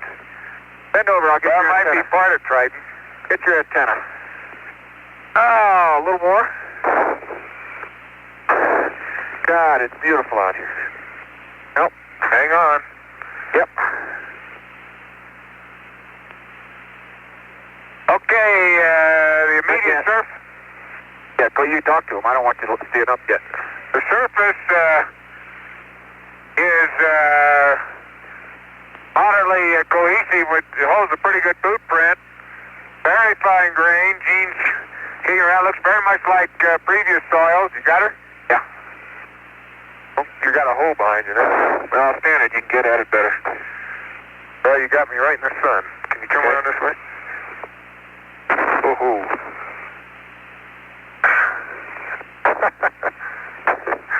I'm going to have to get upstream of you. Look, you get up on the hill and Yeah. I'll get in the hole. There you go. Whoa. Don't move too fast. Boy, your feet look like you just walked on them, huh? Well, I tell you, Gene, I think next generation ought to accept this as a challenge. To see them leave footsteps like these someday. Got another. That'll be all right. Okay, what can you do with my tool harness? I'm going to work on it. That's what I'm going to do. Oh, hold still. Okay. Well, I tell you, looking to the east, you might just well forget it.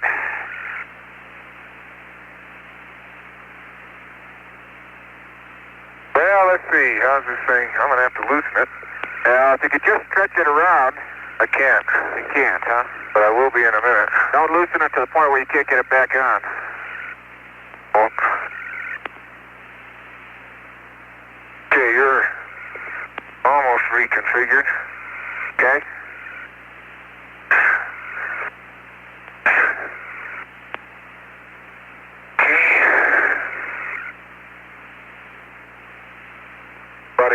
Somebody tied you on wrong, too. They've got the strap reversed for the Velcro. Okay, Gene. I think that'll hold. Okay, and If it doesn't, I'll fix you again. And there's sparklies in the soil, Jack. You can just look at it. See them all over? Very fine grain. Just sparklies, that's all. Bob, I'm going to min cooling, or intermediate cooling. Okay, copy that. Boy, that's See the soil sparkle? yeah, I think that's a little glass. There's, let's go back here and get to work, and I'll show you that crater that's got nothing but glass in the bottom. That's a vesicular rock of some kind there, Gino. It almost looks like a monocrater's pumice, but don't quote me. Bob, I have to reiterate, even the very small, the 1 and 2 inch, 3 inch fragments that are laying around here have been dusted and filleted with the dark mantle. And that sweeping by the descent stage goes all the way out there, just into where we were, which is about 50 meters, I guess. Hey, man. Hey, these rocks, they almost have a pink, very light pinkish hue to them, and they're not obviously breccia. Now that's like a breccia there, but this does something else again. I don't think there's any place you could land around here where you wouldn't have 1 foot in the crater. Looks like a vesicular, very light-colored porphyry of some kind. About 10 or 15% vesicles. I'm right in front of the limb. Quite a few of the rocks look of that type. Sort of a pinkish hue to them. The texture is coarse, but I'm not sure how crystalline they are yet. Okay, back to work. Jack, when you put up the ETB, check down there below it. Oh, Okay, let me take a look at the Rover. Let's don't forget those. Yep. That's my fault, I guess. Yeah. Okay. Oh, man, I tell you, we came down just a little forward velocity. Look at that. Right there. About a foot slip on the pad. I tell you, there's craters all over here. Okay, baby. I'd sure like to think that that wheel's where it's supposed to be. It looks good to me. Our next little vehicle to work.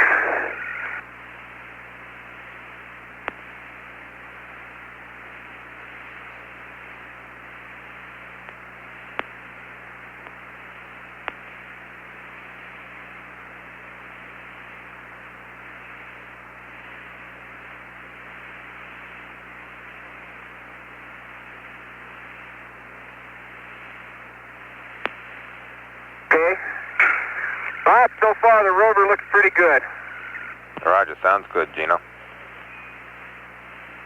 And let me ask you, when I was behind the lamb, I could look right into an area and see the bell of the ascent stage. I never realized that before, but I guess that's normal, huh? Yeah, we saw it on a pad, remember? Barely. Remember when we went out there? The only reason I asked, Bob, I'm sure it's normal, and it doesn't look like anything's missing. It's just right into the sun. Yeah, the consensus of opinion down here is that you can also.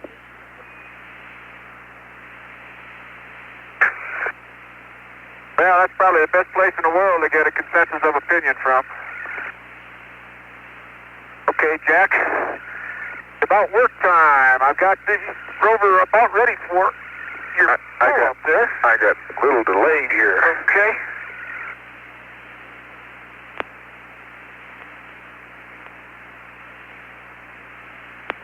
Sure glad those guys made us train so hard. Okay, the mace is up. Let me know when you're ready to deploy. Okay. Babe, I am ready for you. Everything I can see is pretty good. The walking hinges, you will be glad to know, are intact. They did not drop. Roger, that's a first. Want me to go up there and do that, huh? Yes, sir. The beginning. You ready for me to deploy? Okay, let me just double check. Drape continues to install have deploy cable, verify walking hinge forward and aft chassis parallel they are. Base insulation's not coming off as easy as in training. Okay. Outrigger cables are taut. Looking good to me. Yeah, Jack, you can go on up. Go on up. Okay. I'm ready for you. That limb is a pretty size. Challenger, you're a beauty. Oh, let's see how good I am. Don't drop that. Let me get that thing again.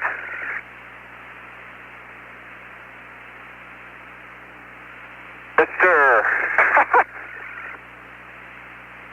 Yes, sir. You're pretty agile there, Twinkle Toes. You bet your life I am. All I ask you to do is pull that handle up there. Man, anything you grab, Jack, I just grabbed this lanyard that was in the dust, is really black. You ready? Go. He fell, Houston. She's open. Okay, you got parallel chassis. The wheels look good on this side. Okay, they're good on this side. Let's get down and let's get it out. I'll wait for you to get the deploy cable. Deploying the Rover now. Hey, Jack, this place is not locally level. You're right. You know, there's not many places you could put the limb down and have it be 000. Okay, I'm ready if you are.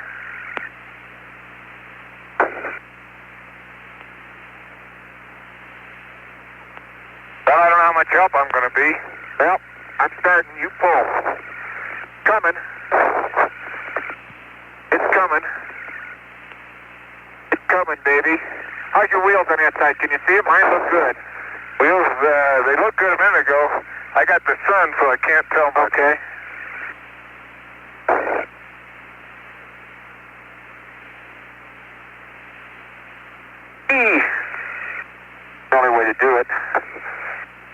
putting all my weight. Okay, wait a minute. I'm coming down now. She's going to pop here. Okay. Wait a minute. Stand by. I may pull a Jim Irwin here. Wait a minute. Watch out. Here she goes. Got her. Okay. Beautiful, Houston. Jeff Jesse's out. Roger, beautiful. Beautiful. Whoa. Wait. Tried to get off the hinge there. Yep. She's on now. She fell in. She's in the walking hinges. I wish you could see it. Jack, those wheels did not lock all the way up, though. We ought to pull them up before we, well, it'll your surface on. Well, there it goes. By itself. Okay. Wait a minute. Okay. Let me pull until the outrigger's cables get slack. Okay?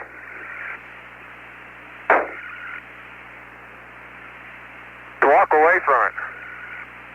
Easier. There's that tape up there on the reel. It's all, it's coming. It's freewheeling. Yeah. Let me, don't pull until I, okay, now I got it.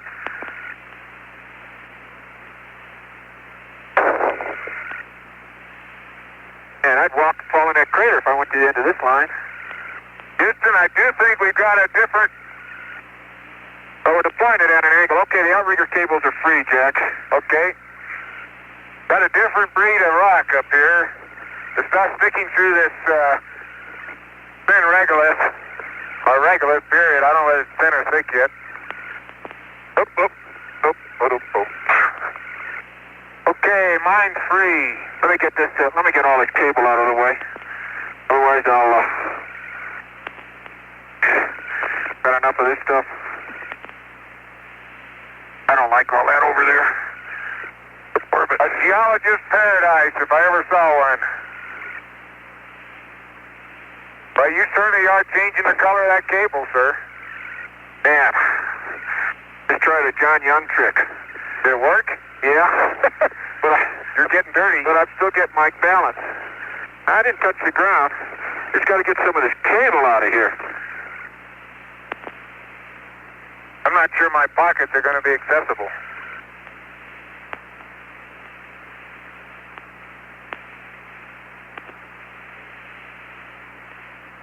Man, I tell you, I don't know how long this line to pull a Rover out is, but...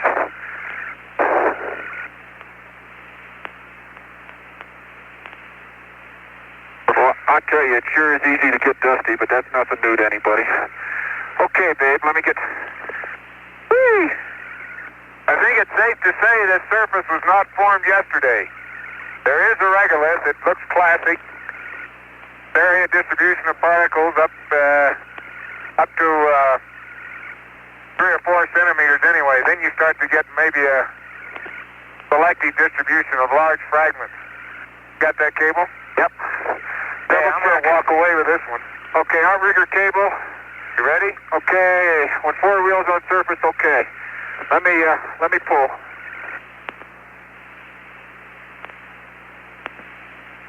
Okay, Houston, she's continuing to come.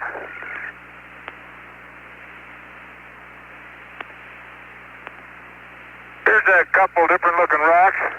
One's very white, one's quite dark. But we do have a general rock type, I think, in the area of the big boulders. Jesus, how much cable is there? There's a lot of it, Jack. Keep going. You're going to be a long way away. We're not there yet. Keep going.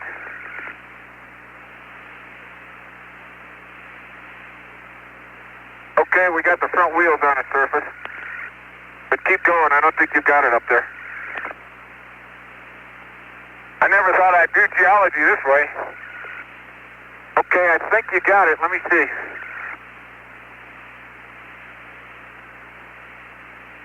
Is it slack? Get up there and take a look.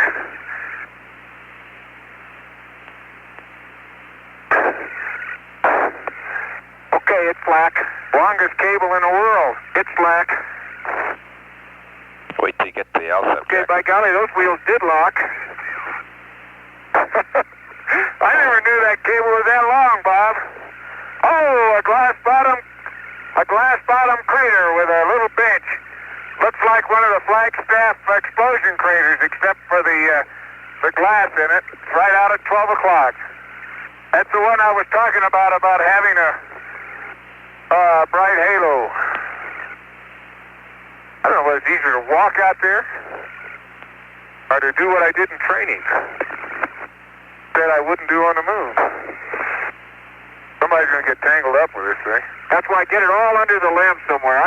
What I took me 5 minutes to do is get it all out of the way. Okay, Bob, the front wheels locked in.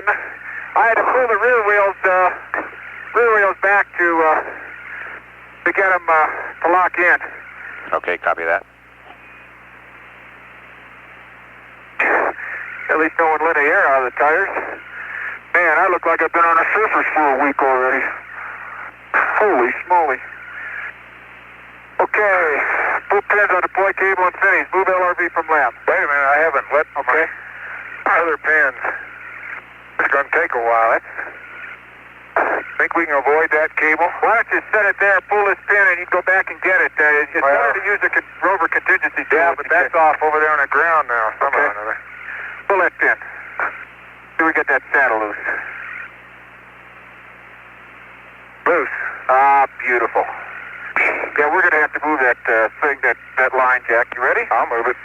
Okay, let's find back over here. See there? Yeah. Oh, man. Face it a little more east so I don't have to run into the rim. Okay, how about here? You're the driver. Okay, right there. You like it? Like it. Okay, you got it. Not yet. You got some fenders and stuff. I was going to get my cable. I thought you said I could work on a cable. Oh, you're putting me farther and farther behind. Oh, don't forget your post. Okay. The crew's right on the EVA timeline. Fans. See a little yellow. They're just inside. Okay, the post is up. Where you? Inch pins. Okay, yours is in, but mine is not. Well, neither is my outboard one. My outboard is in, but my inboard not. And my outboard isn't. Now, that's supposed to do it, but it didn't. Let me get the contingency tool and try and push those things close. Okay, be careful.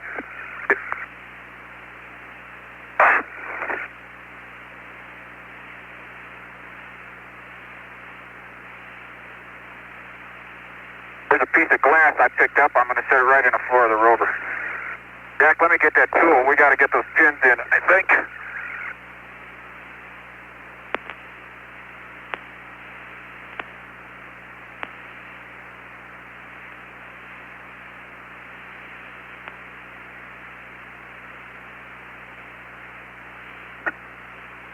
Have you got any words on the yellow pins on the rear chassis? Roger, the best way to put those in if you've tried bouncing the chassis would be to push them with a contingency tool. That's, I think, what you're going to do.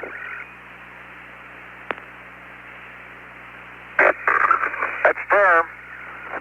Can you get that, Gino?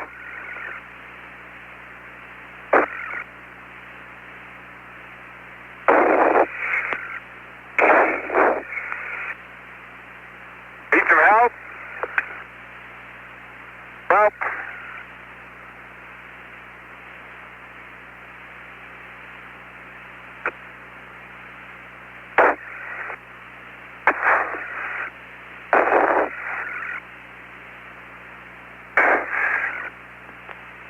I found how to get up. did you fall down? Well, this thing was in the mud down here. We'll find out in a minute. Okay, Jack. Got an out one here, huh? Yeah. Let me try to push it in.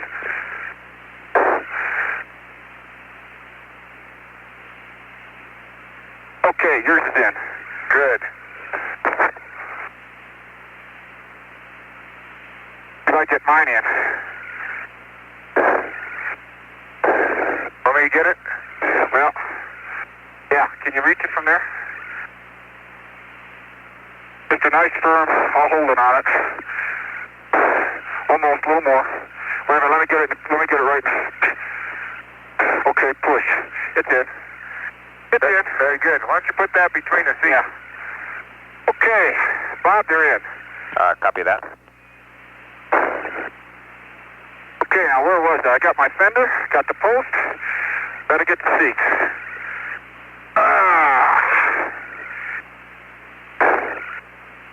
Ready? I'm gonna take it a little slower here in a minute. Yeah. Just a little bit slower in a minute. The blush is off the rose.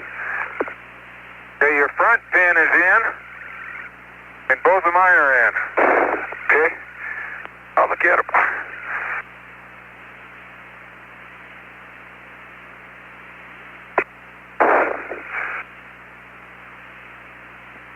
Not quite as easy as in the training building. Well, it's a case of knowing how to play in 1/6G, what it amounts to. Okay. Okay, I'm ready on the, you locked? Yeah, that's locked. Yep. Let me get the seat down. Okay, I got the console. Okay, and I got the handle. Okay, mine's full? Mine's pulled. Come on down, baby. There it comes. Stiff, but come on. There it is. Okay, make sure your key locks. You're not all the way down yet, Gene. Yeah, I'm locked. There you go. Okay. Okay, I'm locked. And secured. Okay.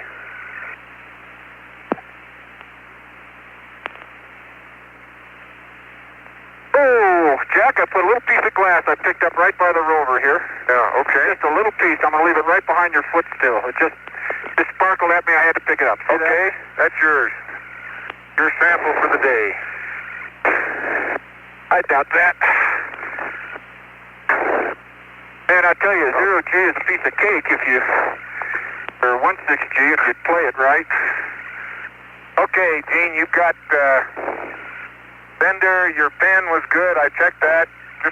I could see mine too. Mine were okay, and you'll have to check your outside one. Okay, my 2 pins are good here. Yeah. And mine are good. This one isn't quite flush, almost, it's good. I'm going to pull your flag. Oops, I bent that one. BTU expenditure for each crewman averaging 1,300 surgeon reports. And let that stuff go, will you? Jack, this is Houston. We're seeing, looks like your water temperature's getting pretty high. You might want to go to intermediate cooling or slow down or something. Looks like you're getting a little warm.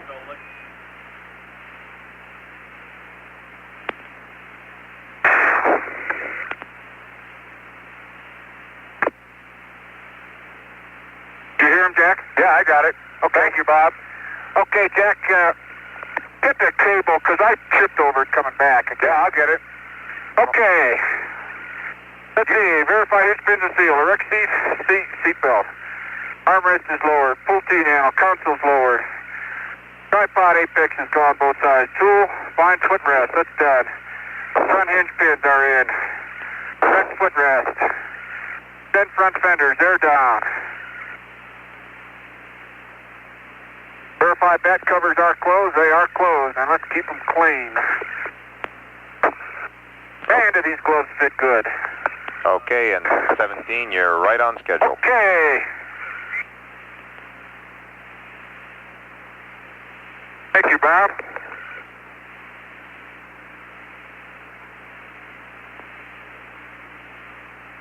Did you tell Captain America we're on the surface? Roger, we broke the news to him a while ago.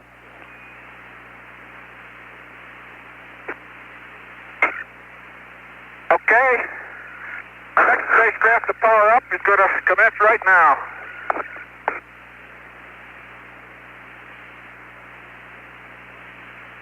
Rover test drive coming up soon, and then we'll get the television after that. Take care of that little job. How's my cooling look now, Bob? Whoops. Roger, it's come down quite a bit. You were 86, and now it's down to 7.5. Looks much better. We didn't want you to just sweat. A hot geologist, that's all. Or something.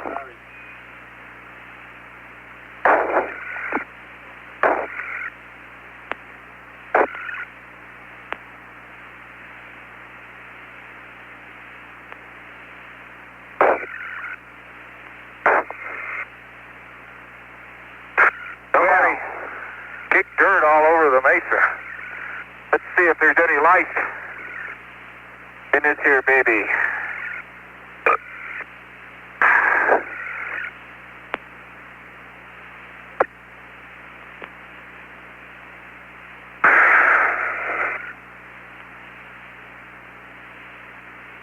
Okay.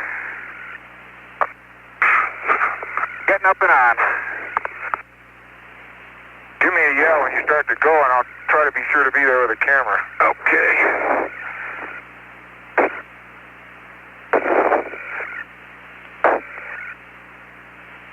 Big bag is Floyd.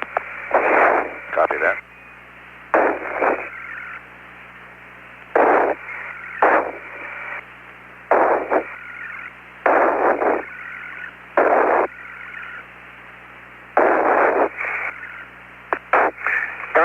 The seatbelt fits perfect.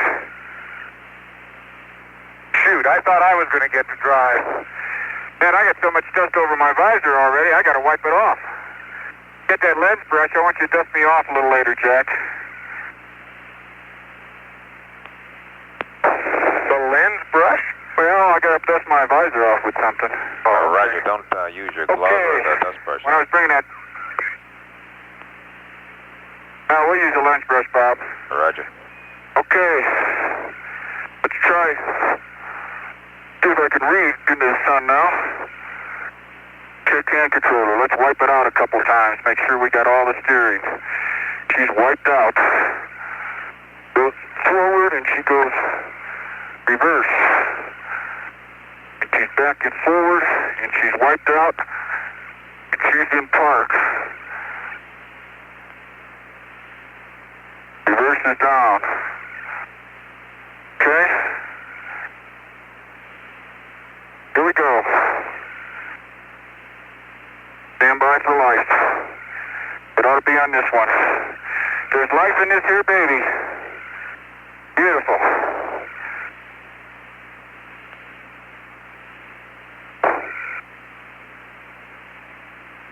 I don't know who's responsible for packing this ETB, but I think it was me.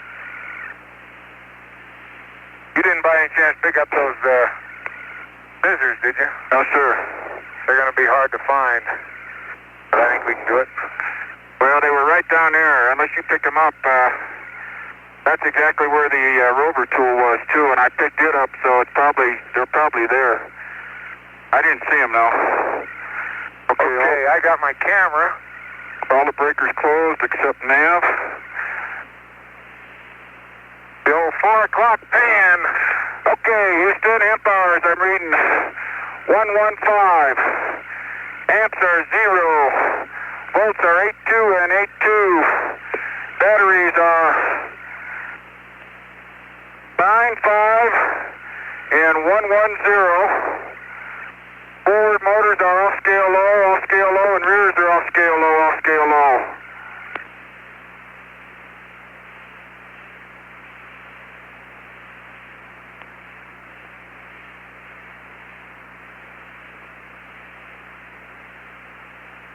Houston, you with us? Roger, we copy that. Okay.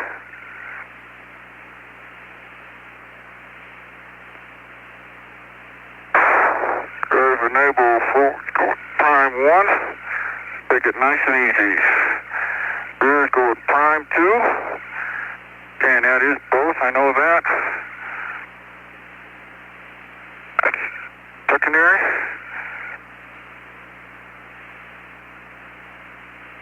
Okay, steering. Go forward to A. Boy, it's hard to see in that sun. And rear to D. And rear to D. Drive power. Forward's going to A. Now, I didn't feel any earth-shaking rumbles like I do in the trainer, but we'll see what happens. Okay, Jack, I'm going to find out in a minute. Okay. Okay, here we go. Okay, the front wheels turn. I can't see the rear ones. I'll verify them in a minute. Okay. I can't see the rear ones, but I know the front one's turned. And it does move. Hallelujah. Hallelujah, Houston. Challenger's baby is on the roll. Roger, copy that. Sounds great. And judging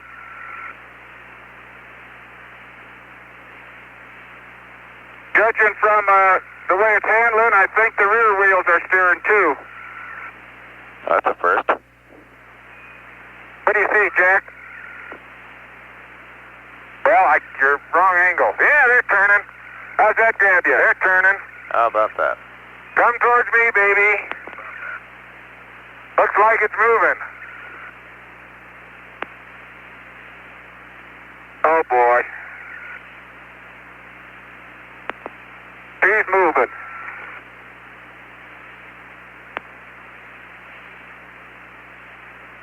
Don't run over me. Don't worry. Man, if they don't like this, how's that? Let me move back, okay? How's the timeline, Bob? As far as I can tell, you guys are right on within a minute or two. There's a little high for me, Gino. Okay? I'm not sure I can get it without getting way away. Okay, don't worry. Somebody said it was going to be just behind the south fence. Okay, I'm going to take a little spin around here, and I'll meet you at the front end. Okay? Boy, there's a lot of static, though, every time I start driving.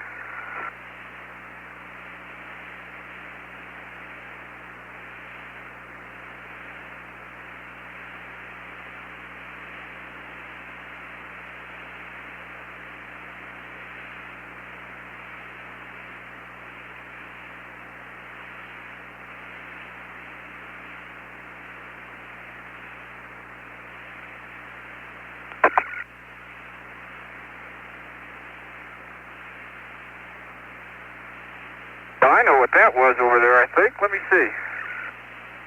Whee! Okay, Houston, the basic material around the limb is just what I said, a fine grain, medium gray regolith appearing material that has the standard area population. The craters, though, bigger than about a meter in diameter, seem to get to rock fragments.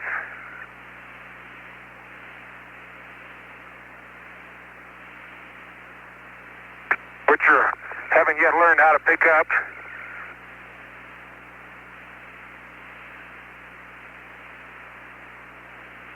Okay, Jack, I'm going to get my position here. I think I know exactly where we are now. But once you get them dirty, just like the boys say, it's hard to tell what they are. Okay, Houston, I'm parked right next to Barhea, and we are from Barhea, 12 o'clock, check up. Well, you can't see, you're looking at the sun. I guess about 150 meters due west of Barhea. And that's why we look so close to Trident. I'm coming right up on Poppy. No question about where I am now. I've got Trident. And when I get up there, we are a beam of Trident 1, just where I said we were. I'm right at Poppy. We're about, 100 meters. Just about due west of Poppy, which is almost in line with Barhea, of course. But basically, on that line, I think, between Rudolph and Trident 1. And as I look at it in a cross-section, about 100 meters north of Trident 1. That's a landing point.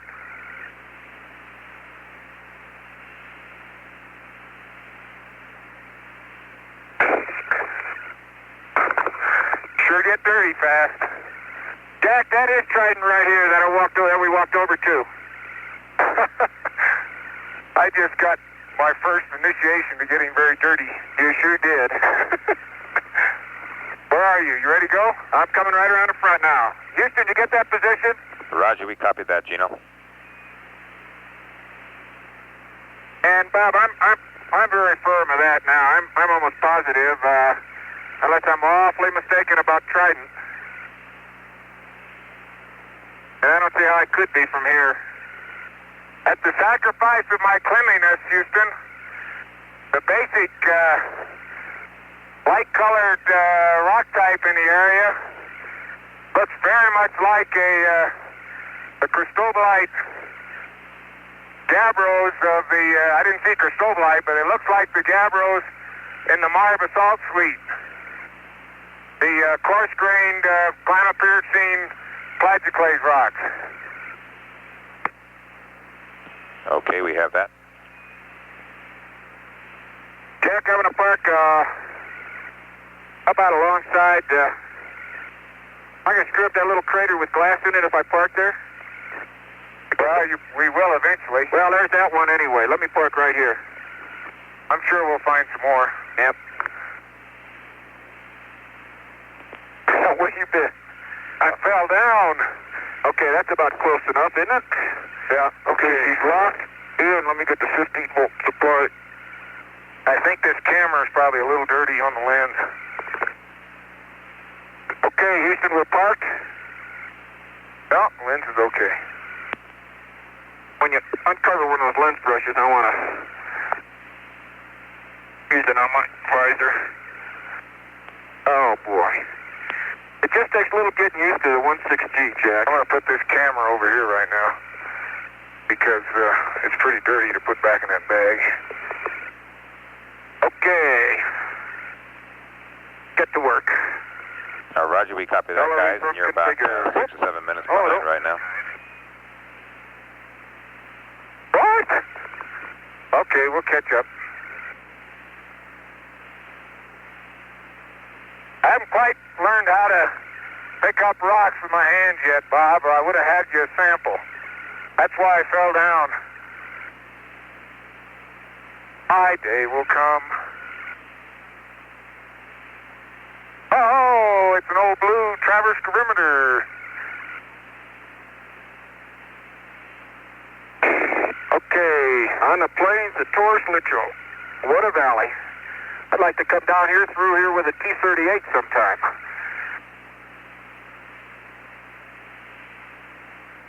That'll be the day. Yeah, it will. You never know. Friend of mine. Install a crew lock post, I'll get that. Okay. That's the next big hooker, the LaCrew.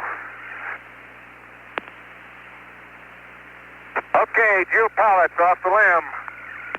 Copy that. You know, you just got to take it easy until you learn to work in 16G. Well, I haven't learned to pick up rocks, which is a very embarrassing thing for a geologist. Yeah, I look like an elephant stumbling around here.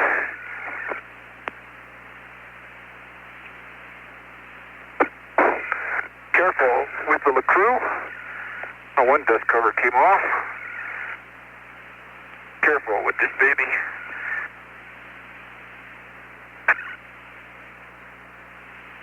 This is the real one. Well, you should move that Rover around when you do that.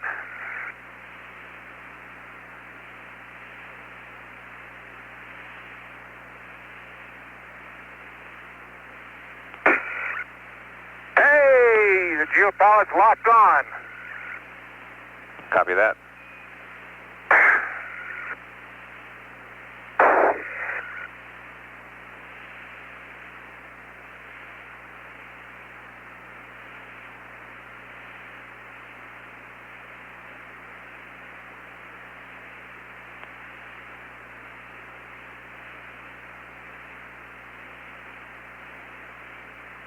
Getting pretty good at throwing things already.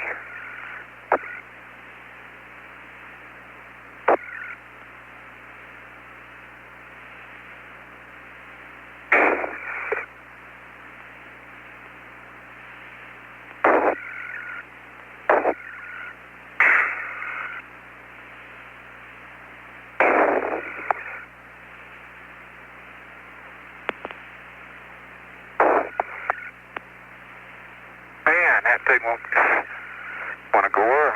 That's because it's not in there. Put it in right and it goes on.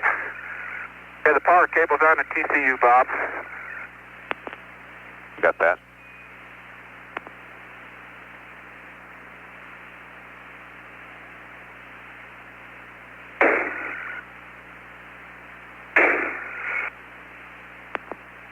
TGE is on.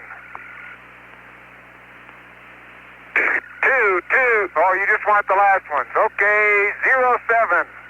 Okay, copy that. 07.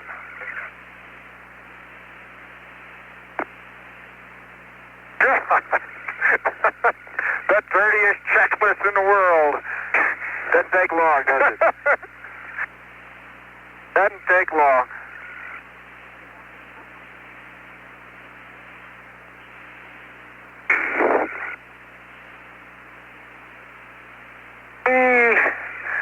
Man, Shevitz, look at that go. Do you see that? I wish you'd be more careful. What? No, not the television camera.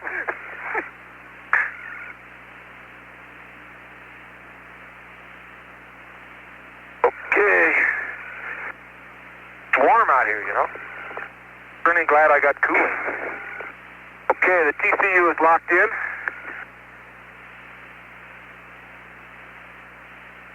Houston, I've seen an awful lot of rocks. I work here that look just like those pyroxene gabbros that I mentioned. The pyroxene's iridescent in the bright sun. The grain size is about between maybe the mean is 2 millimeters, with max maybe up at 3 or 4.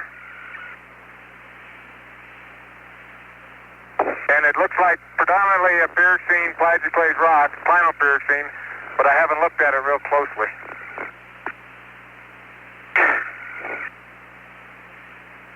Cernan mounting the television on the Rover now.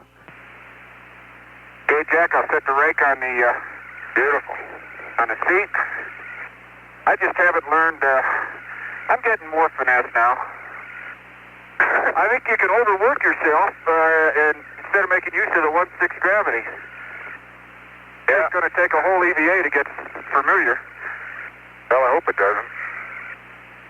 I find I'm using my arms almost as much as I ever did. I remember the last time I was on the moon, about 2 hours ago. Okay. Guess what? The old hammer goes to the gate top. Schmidt is loading tools onto the Rover. Handled hammer. What more could you want? Okay, Bob, I'm getting a low gain out now. Okay, copying that.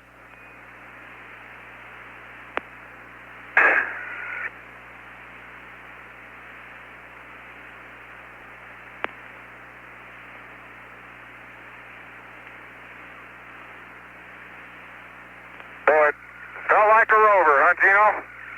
Beautiful. I just couldn't feel it murmur when I pressed the breakers in. I could see life in it, but hey, you let me down, sport. You let me down. There's a pin you didn't pull. Okay, I'll let you get that. Keep you honest. Not only keep me honest. There.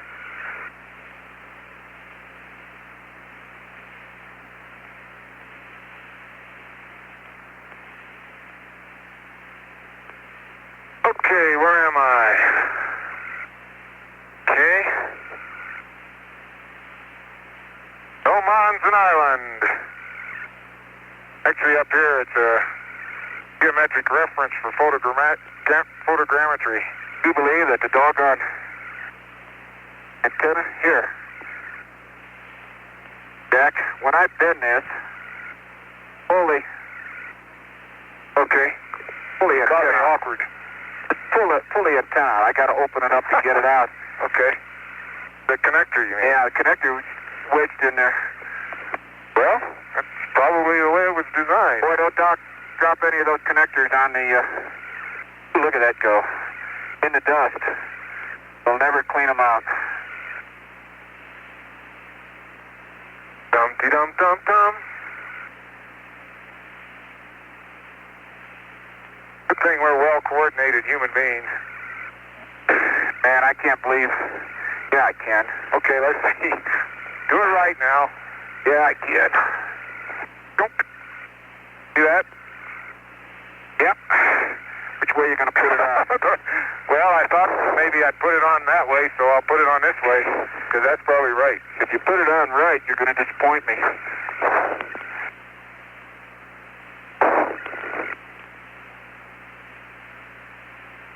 Oh, I hate to touch the old no man. I'll do my best. Clean. Ray Batson will... Okay, Bob, the low gain is... Never forgive me. Low gain is hooked up. Okay, we copy the low gain hooked up. EVA has been underway an hour and 3 minutes now.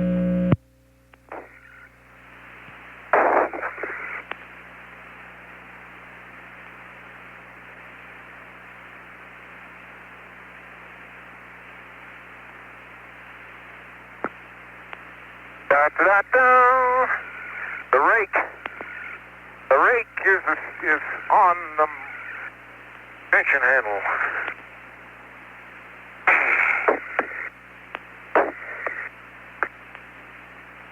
Roger, 17.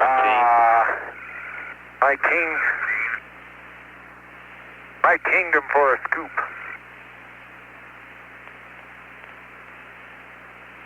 The scoop is on the extension handle. Different extension handles, of course. All right, Bob, were you calling? Roger, and your exuberance is showing up on the BTUs. You're running a little high on those. Okay. Exuberance? I've never been calmer in my life. Beat. Okay, we'll take it easy, Bob. I think it's a great deal apart to just getting accustomed to handling yourself in zero gravity. The only vice on the moon. Roger, I thought you were in 16G. Well, you know where we are. Whatever. Okay. Oh, sample bag. Sample containment bag. Sample collection bag, or whatever. Going. There.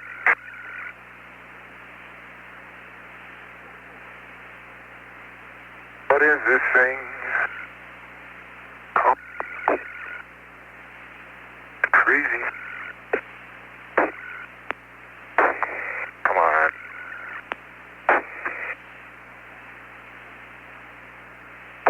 Okay, that's there. Some of the simplest things in the world you forget.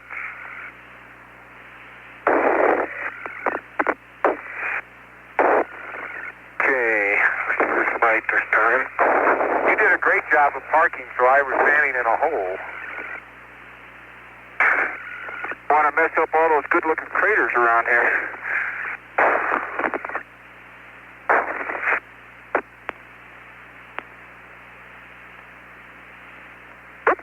Hang on there, accessory staff. Accessory staff, huh? Most staffs are accessory, I've learned. Okay, Bob, the high gain is up and connected. Okay, copy that. Beautiful. And raised. Okay. Cables Velcro to staff. See if I can't get you a TV camera. We're waiting with breathless anticipation. Let's keep them in. Well, how's my cooling doing? I'd like to stay on intermediate, Bob. I feel pretty comfortable. I'm not cold, but I'm pleasant. Pleasant. You're fine. No problem. Your option, Gino. Okay. Okay, I just don't want to run out of consumables about 6 or 7 hours. He's about as... Oh, well. Okay. I don't think it makes any difference. You got to use the heat. Matter of fact, that's one of the little-known facts of this business, Gene. Okay, here we go. Coming up. Got the TV camera in my hand, Bob. Oh, man. Hey, Jack, just stop. You owe yourself 30 seconds to look up over the South Massif and look at the Earth. What? The Earth? Just look up there. Seen one Earth, you've seen them all. No, you haven't, babe. When you begin to believe that.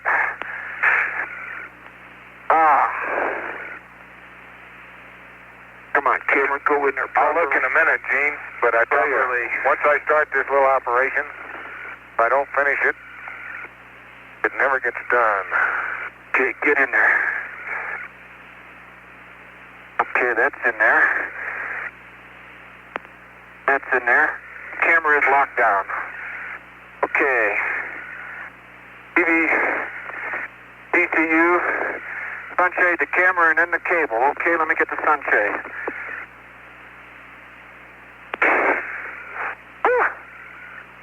That's always more of a job than it ought to be. However, SCB3 is on the handhold. I think I'm getting smarter about 16G. That gate works great. Snaps in, snaps closed with the slightest flick of a coordinated wrist. Where's that camera anyway? Oh, that's over here. Oh boy. Just still barely see the scissors. Yeah, ought to get those. Yeah, but Will we go hungry? I'm not sure I can. Okay, don't. We'll get them when we get the tongs out, Yeah. Jack. There's some tongs in a Rover, and I'll come over and get them in a minute. Roger, Challenger, and we have refrained from mentioning that Hey, back to Ron. Ron. Yeah, tell him I hope he's enjoying our scissors. Okay, Bob, the TV is connected to the TCU electrically. The sunshade is on. I got to deploy the high gain. Okay. Now, let's see how smart you are. That was a pretty good attitude you parked at. Okay. Jack, is the high gain away from my antenna? Can you see? Let me turn around. Oops. It's Yes, you're clear. Okay, it's locked. Locked. Now let me see if I can find beautiful big dot up there. Well, I know what I'm going to have to do. I'm going to have to get the... Oh, I got it right there. Might be able to peek that, but I got that. You hit it, huh? Put my hand over it so I can see it. Hey, that's an interesting problem. Your seat won't stay up. How about that piece of Velcro? Is there... That's just what I'm working on here. There. Great minds think alike. Okay, that goes in there.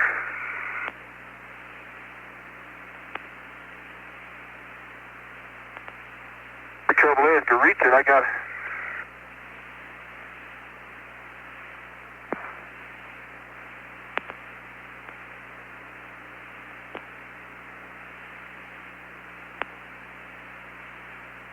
Okay, I'll bet you it says put mag Bravo. Oh, the Earth is in a circle.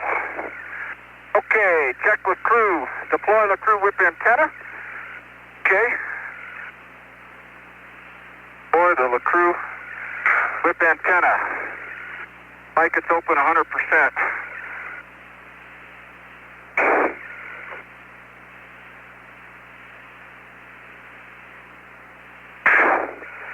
Come on, baby, open. Caught on. There it goes. Oh, are those mirrors nice? I hope they stay that way for a while. They won't.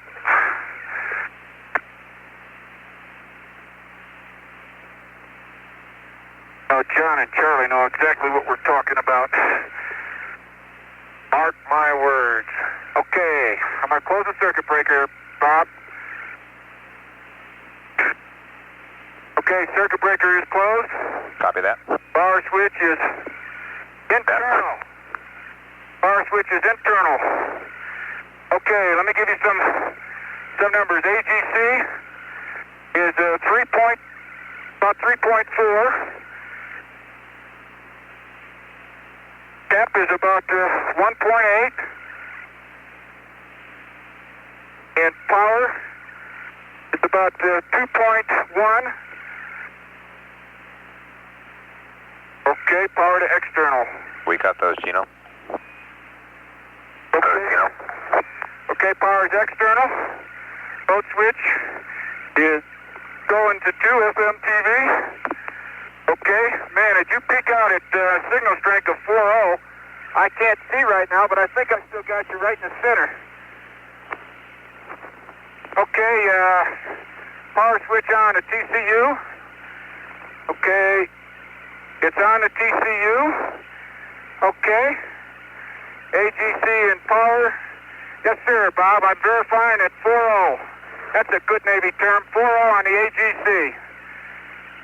Copy that. And the TV's all you? We've got a picture coming in. Where's there, Gino? I hope. Okay, I'll give you a power reading external if you want it. I'll give you cap is still about 1.7, and power is about 1.8. Hey, we got external. A picture, 17. We have a picture. Yep. Oh, beautiful, babe. It's all yours. I hope it moves now. It does. I hope it moves. You'll find out. Hey, it moves. It's alive. And, okay, Bob, I'm going to get SRC-1. Okay, could we have a EMU check on you fellows when convenient? Okay, Commander is 3.8 plus. I must be 80% and no flags and no tones. Copy that. Okay, the LMP is about 80, let me see, 75, about 80%, and no flags, no tones.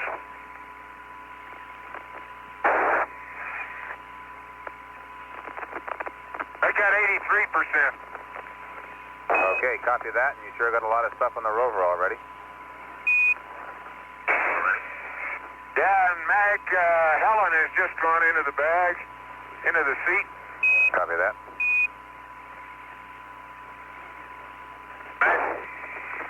Mag, That was Jack Schmidt on the screen. Cynthia's in there.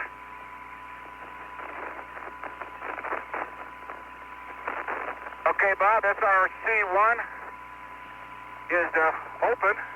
Gale is in.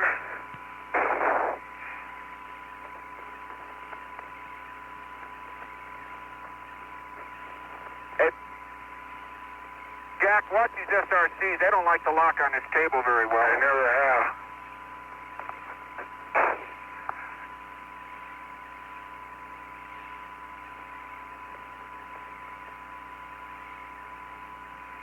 Okay, and Jackie, do you get Mag? Okay. Charlie as well? That's a firm. Okay, and we did not copy your cuff gauge reading down here. Oh, you didn't? Well, yeah, that's because I didn't give it to you. 3.9. No wonder that's so much work. Go ahead, copy that.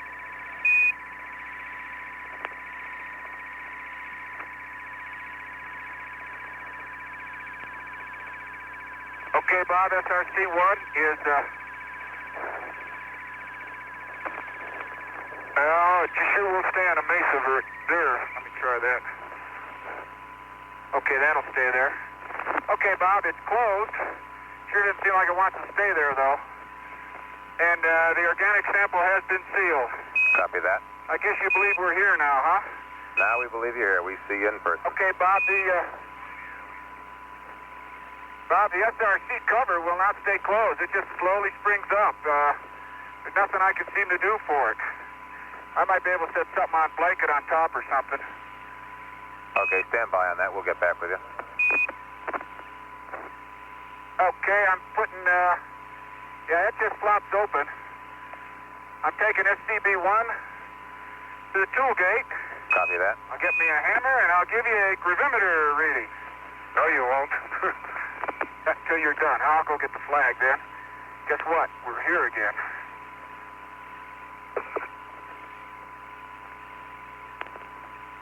Cernan has the red band around his arm. The Buddy Sliss is on a Rover.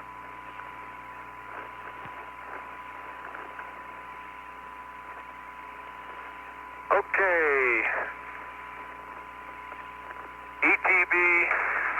Okay, CDR's camera film magazine I had to work on a little bit to get it to work, but it's working. Copy that. You know, if I get that camera, you can punch the gravimeter, I think. Okay.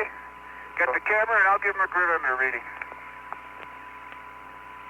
Is that all you need? Because I'll go get the flag. Okay, you better let that, yeah, but why don't when you go, let me get some tongs too. We need to salvage those, okay? Scissors.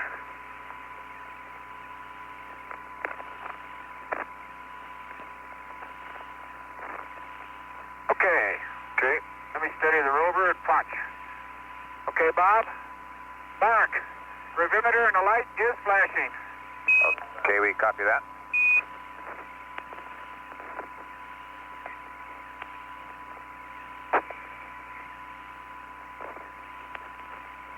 Oh, bury me not on a lone prairie where the coyotes howl in a windlow tree. Okay, where am I? You're doing a gravimeter, getting a flag. I got your camera. I'm going to salvage the scissors. Okay, get the scissors and I'll be putting the flag in. And don't go near the Rover. Don't go near the water. That reminds me of a good book.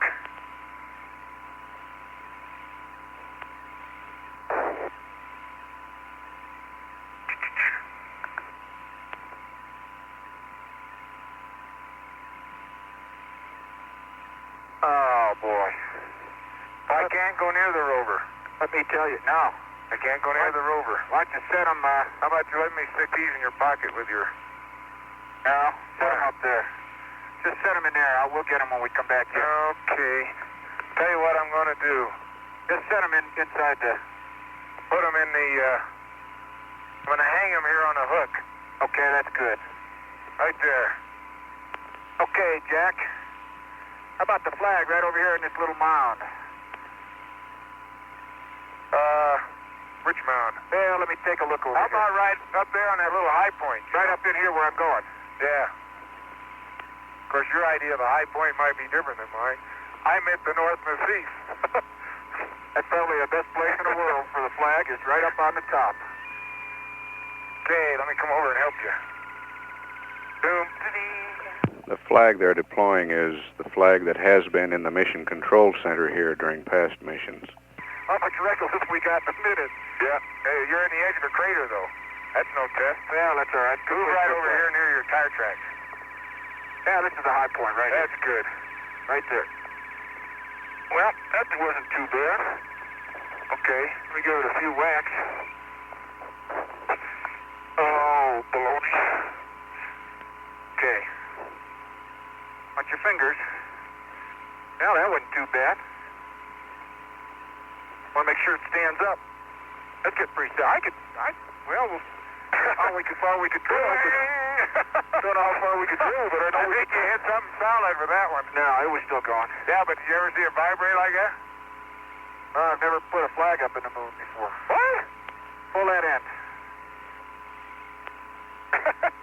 You're going to have to get it down to my level. Tall guys are all alike. Wait, I'm not through. Okay. How about getting it stretched out here? I will. I just can't start forward as fast as I'd like to.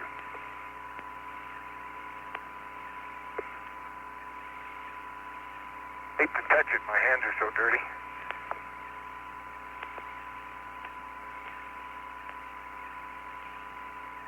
Okay? Well, it's going to want to curl. Maybe it'll, that's what it looks like it's waving in the breeze. Yes, sir. How about right there?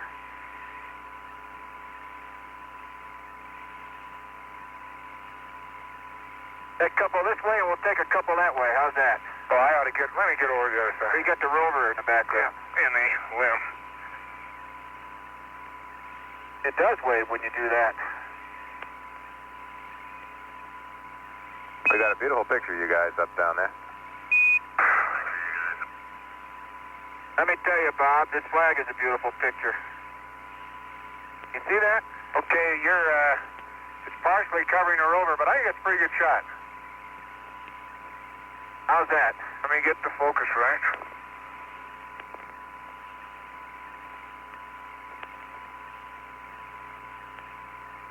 I don't want to put it. There you go. Wait a minute. It's all right, I got you reaching for the flag. How's that? That's very good, Gene. Let me get it in stereo. Houston, that's beautiful. This has got to be one of the most proud moments of my life, I guarantee you.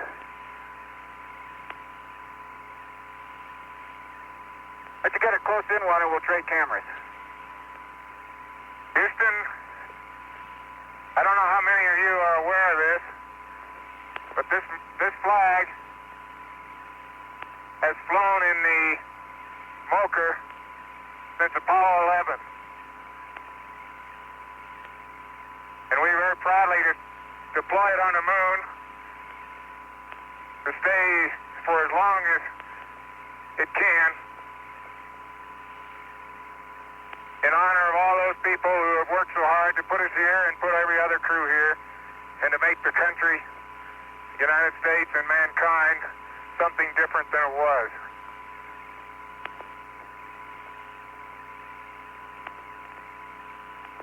Roger 17, and presuming to speak on behalf of some of those who work in the Moker, we thank you very much.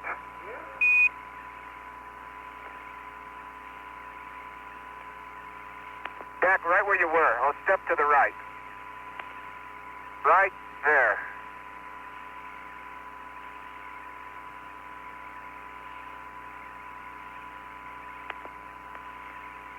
All right, I'll keep it down.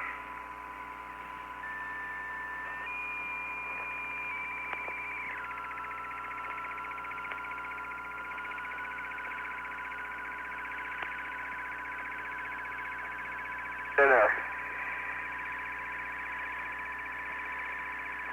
Get closer. Let me get on the other side. Well, I want to get something here.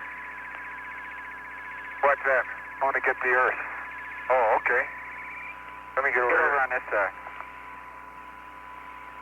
I don't think it's going to... They're a little close, maybe. Have them both in focus. That might do her. Try that one time. Then we'll give up and get to work.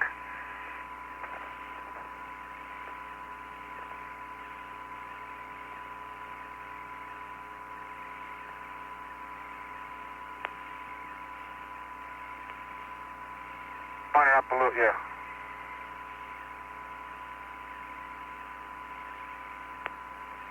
Let me try again, okay? I don't know, Gino. Okay? Let me get over here closer to you. Okay. That might have got it. Okay, very good. Okay. All right. Let's do it. You think your gravimeter's ready so I can go back there? Roger 17, the perimeter is ready.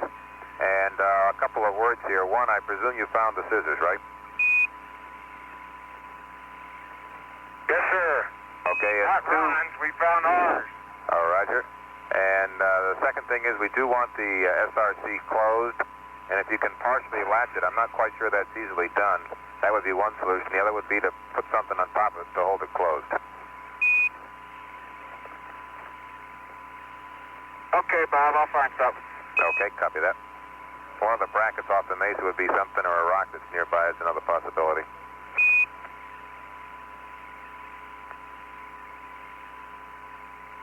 Okay, Gene, what are you going to be up to now? I'm going to go get the... pallet? Pallet. Okay, why don't I give the old inspection here a bit? I really ought to have my camera, shouldn't I? I need Roger, that's something on this. What would you just... Yeah, I'll find something. Take the old CDR's camera. Not a bad camera to take. Jack, I'm going to take the old gunny sack here and put it over. That'll hold it down. I presume you're talking about the big bag, Gene? Yeah, the big bag there was on a ladder hook. That's all it needs. It's just a little bit. There's just enough spring force in it. Okay, Houston, I think you've had all the good words about the limb. We have never flown a better limb. I guess that's safe enough to say. The quads look great. The old steerables were aimed right at you. Rendezvous radar is in good shape. It's parked, looks like parallel to Z. Just about perfectly. There's no visible, I'm on the 3 o'clock position, the plus Y. No visible contamination. There's a little bit of discoloration of the plume shields. Below the thrusters. The engine bell never touched the ground. It's about all 15 centimeters off the ground. How's that for coming down, That's General? what you call okay number 3 wire, Jack. Hey, we never heard what our landing parameters were. Don't worry about that later. Now that we're here. Oh, but they always give them to us in the simulator.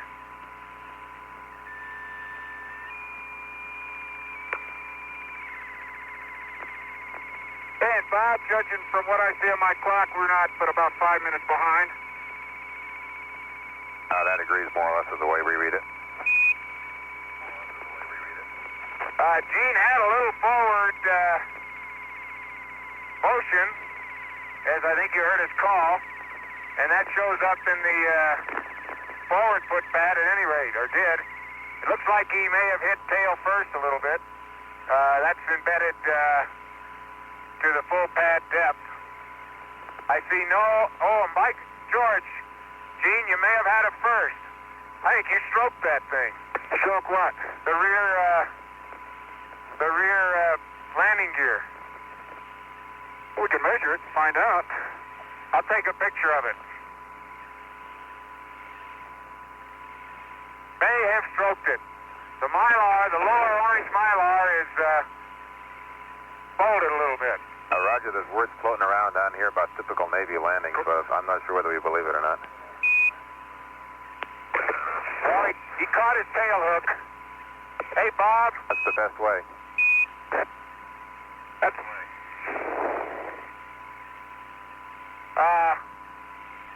just behind the limb in that fairly fresh crater, I picked up an example of the kind of gabbro I was talking about, and I'll stick it in the big bag, except the big bag's disappeared. Okay, I got to give you a reading, Bob, if you're ready. Ready. You put the big bag up. 670-003-101. That's 670-003-101. Okay, we copy that. Jag, I put that there to hold the SRC dock. All right, I just put a sample in it. It's in the bottom of the bag. It's about 8 by 5 centimeters by 3 centimeters. Slightly tabular. Okay, we copy that from the big bag.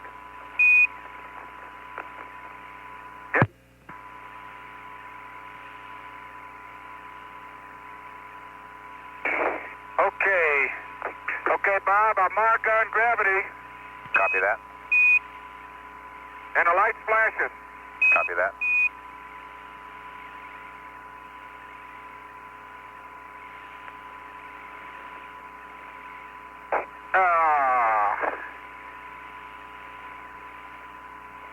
I gotta tell you, Bob, I haven't done everything there is to do in the Navy, but deploying that flag has got to be the most proud thing I'll ever do in my life. If you could see you and you could see it from where we are, I know you'd feel the same way. Roger on that, Steno. God, he's pretty up there.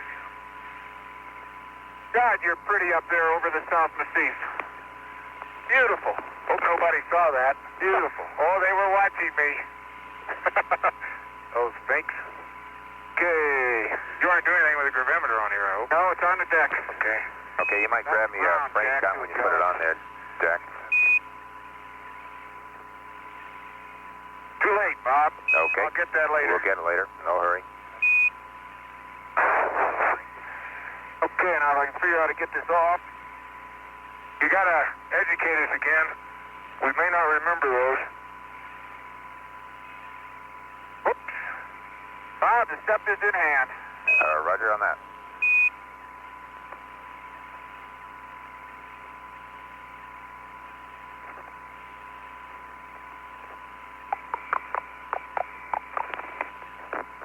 Okay, I'll give you a temperature. See whether it fits. I bet it does. They're unloading the surface experiments now.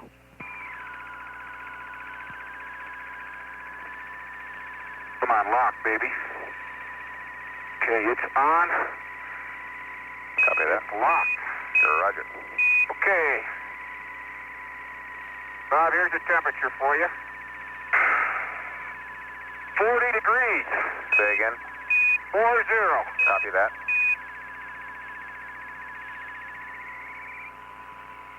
Close cover. Okay, number one.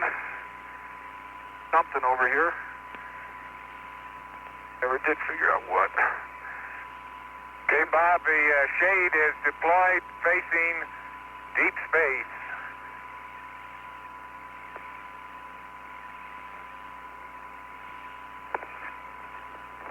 Oh, copy. Roger. Understand the cosmic ray.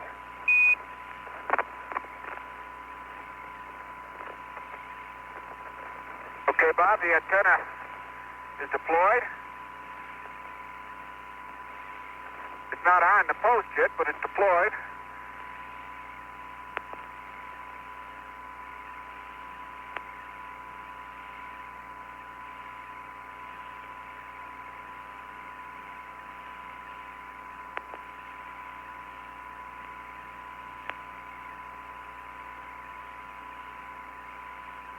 Uh-oh, come on, don't get all caught on something. That's better. That's better. Okay, Bob, I think just about got the sun side deployed just as perpendicular to the sun as I think anybody could do. Okay, copy that. Good enough. Okay, I don't have any pictures yet, so you might put that down as something to get later. Yeah, we'll catch that on the pan next EVA or something like that. Edit.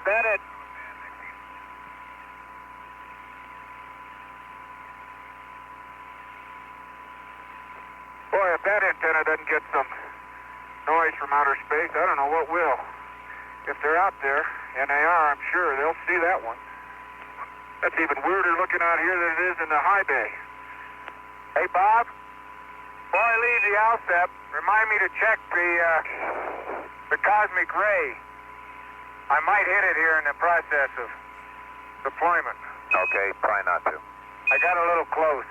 Okay. Oh, I will.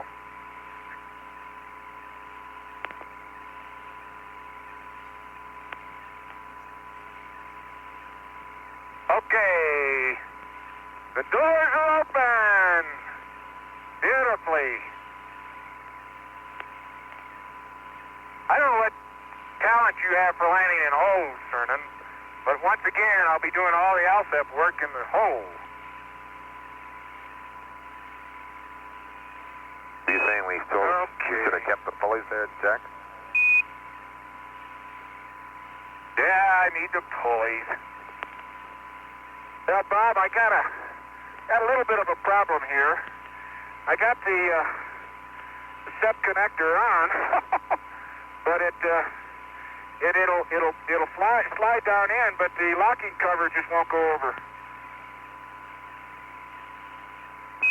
Roger, Gino, understand, and it slides in far enough you think it's aligned, huh?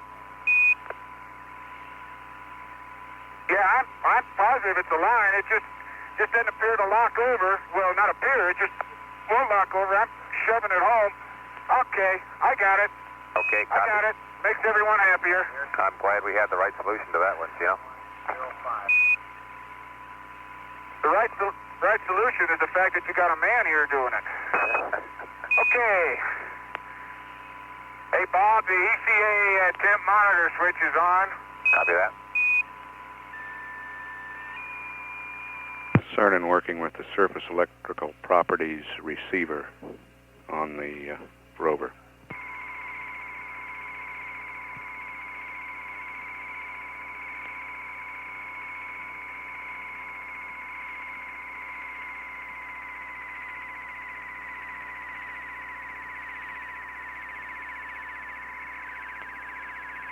There's an easy way and a hard way to do everything.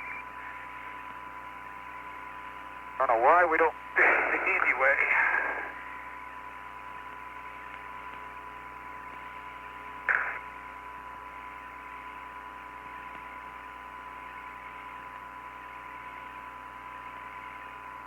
Okay, RTG's on its surface. Copy that. And the central station is... Hey, Paul, they say Gene's little pitch up makes these things slide out by themselves almost. Better thank him next time you see him.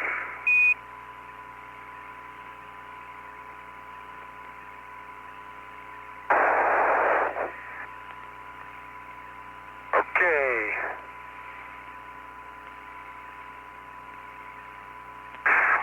Hey, Jack, you notice there's none of those guys up there holding those hoses as we go around the limb? What do you mean? I saw one just a minute ago. Okay, Bob, you want 4, 5, 6, and 7.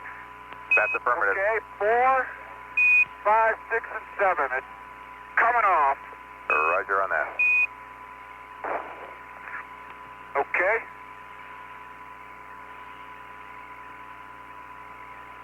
That was a reference to the help they have during simulations.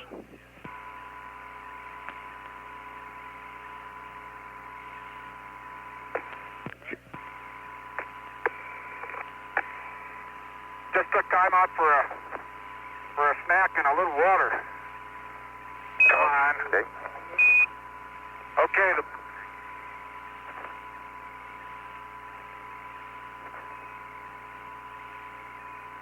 how's the TV working? Beautiful. To coin a phrase, it's a panoramic scene of beauty. Oh, come on now, Bob. Say, Bob, what do you think of the terrain? Looks flat. Looks very flat and smooth.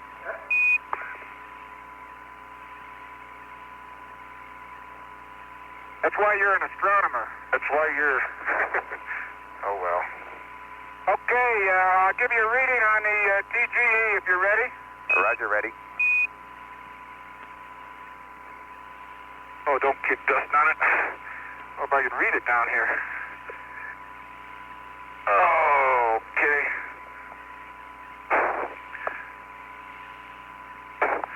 Oh, Bob. Bob, you're going to have to bear with me. When I leaned over to punch it, I hit gravity instead of read, so I guess I got to wait it out. Okay, we'll start the timer again. Okay, I should have been more careful. Okay. Orient pallet to the sun. If you can see it, it's directly at the sun, so that ought to be good. Okay, copy that.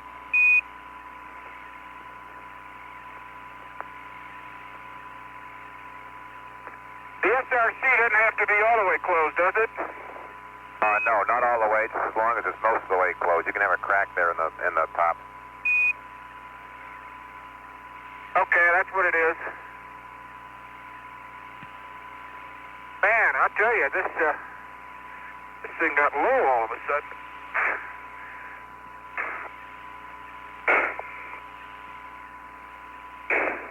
How you coming, Jack? Great. Did you get it fueled yet? Oh, no. Okay. Coming soon, though. Let me know if you have any problems with that. Oh, I will. Okay. Come on, back. You're all I got. Man, there we go.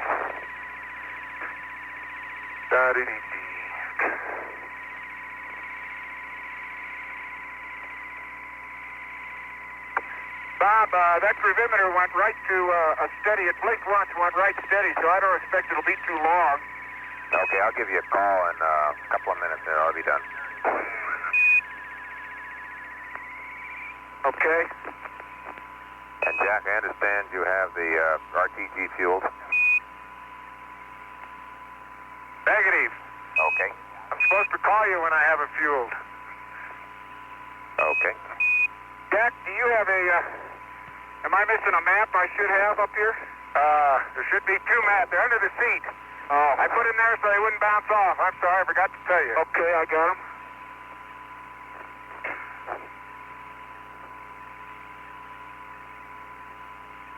Hello, Houston? Hello, Challenger.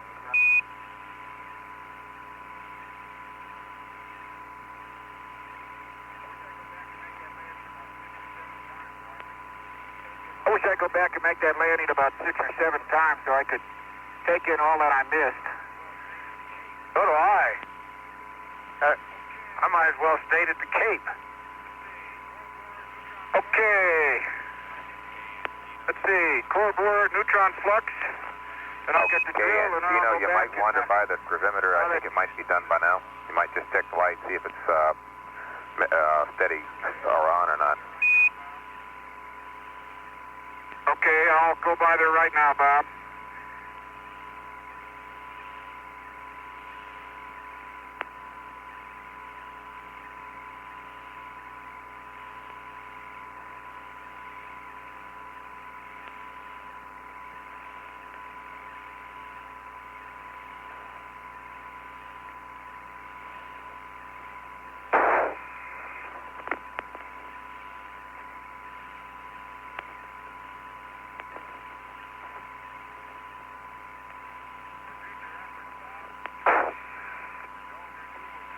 For future reference, Bob, the dome removal tool doesn't, it'll turn.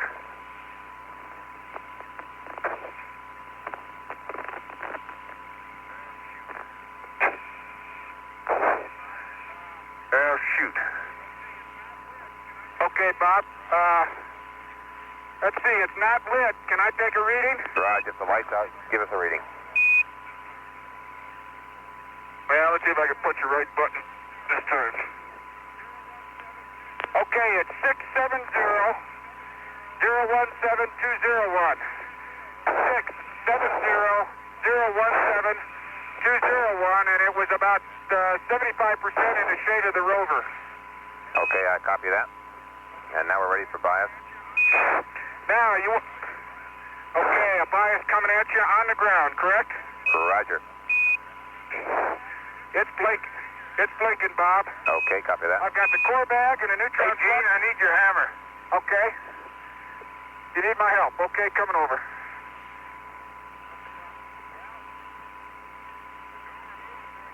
What's the problem? Well, the dome removal tool never latched into the dome, but it turned it. I think it's pretty badly chewed up. I'm not sure what happened.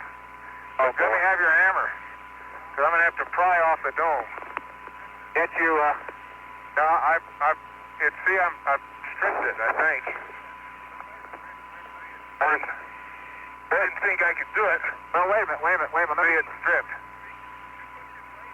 Now, see, but it's open. Wait a minute, see? No, wait, see? Just put your blade in there. Don't touch it.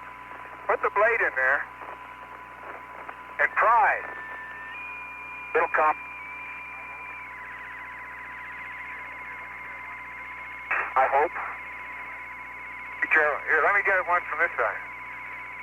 Wait a minute. Dean, don't get so close. Move your hand.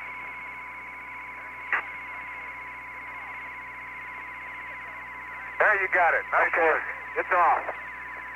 It's off. Nice work. Whew. Roger, once again, we have the right solution. I'm not sure, Bob, what happened. You might ask them that if you only partially get the dome removal tool on, if you can strip the whole thing out. Okay, It doesn't we'll make look at much it. difference anymore. We'll make sure it's changed on the next dome removal tool.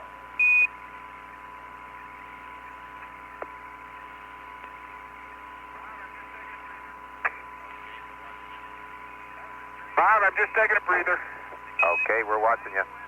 That was a strange one, Gene. Did you see how I mangled that thing? Yeah. Okay, RTG is out. Don't trip. Wouldn't think of it. Okay, where was I? I gotta go back and get the drill if I'm not mistaken. Yes, sir. And then I'll be caught up with the TGE.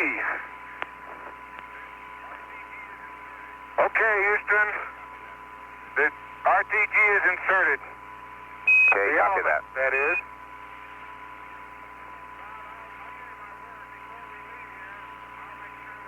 Bob, I'll give you my word. Before we leave here, I'll make sure that the SRC is closed. Okay, copy that. As long as it's got only an inch or two showing there, there should be no problem. That looks fine. Looking Well, at I it gotta right put something on it to get it down to that far. now. Okay. Okay. Oh, that came out like a dream. Man, is this mesa low when you go... Come on, baby. SEQ bay doors are closed. I copy that. And I'm checking out the cosmic ray. Cosmic ray looks good. Beautiful. Oh, I snuck a quick peek at the drill and it does work.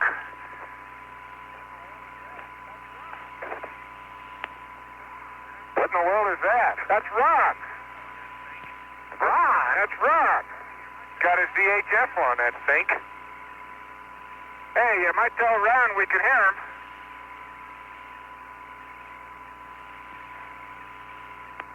The command module is over the landing site.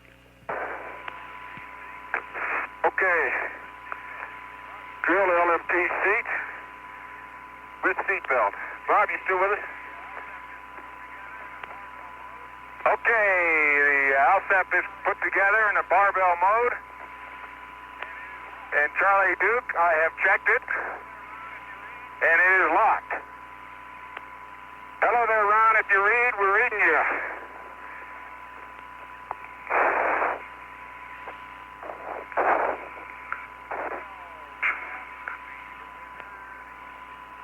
Well, we're off to see the wizard. Hey, do you need me, Gene? Nope. I'm going to go deploy an Alsep. Have at it. First, I got to find an Alsep site. Don't fall into Camelot. Okay, Bob, I'd like to read a TGE. Roger, you're ready to read the TGE, or we are. Oh, you won't believe it. You did it again. Oh, there goes a fender. Oh, shoot. Hey, Bob, I'm moving down sign. Well, I'll get that in a minute. I'm moving down sign, and where we've walked, we stir up darker material. Just slightly, but it's darker. The same old thing Okay. that most mature, the most regulars have. Okay, copy that. You got a bias reading there, Gene?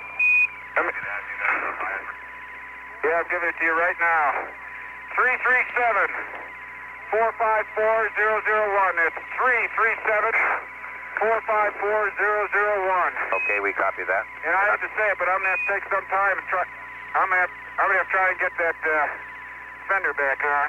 Okay, was it the rear fender, Gino? Yeah, I caught it with my hammer and it just popped right off. Bob, for future reference, it's a piece of cake putting a TGE on and off. Okay, copy that.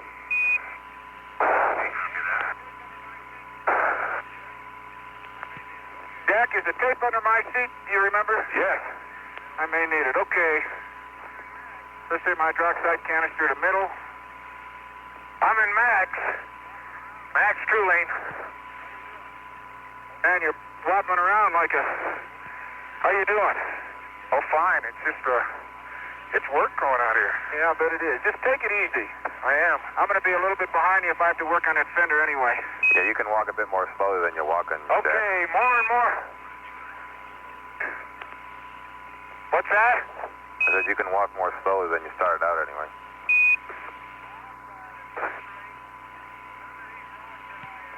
Bob, the texturally, some of these rocks that I believe are the gabbros have a texture not unlike a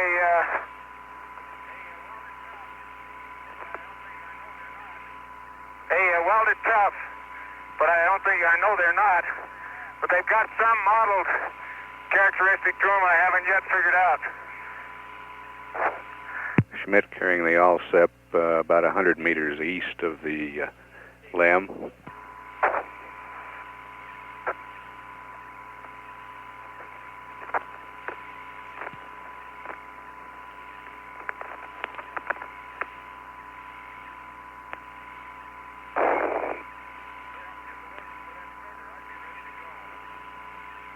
Well, if it wasn't for that fender, I'd be ready to go. Makes me sort of mad. Gene Cernan will drive out to the Alsep site in the Rover.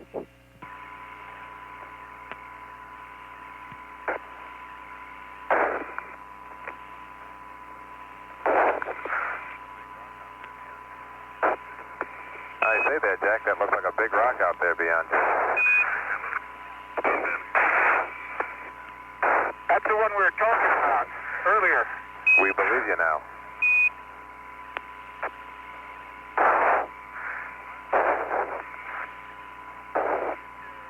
Well, I've done this in training. I can't say I'm very adept at putting fenders back on, but I sure don't want to start without it.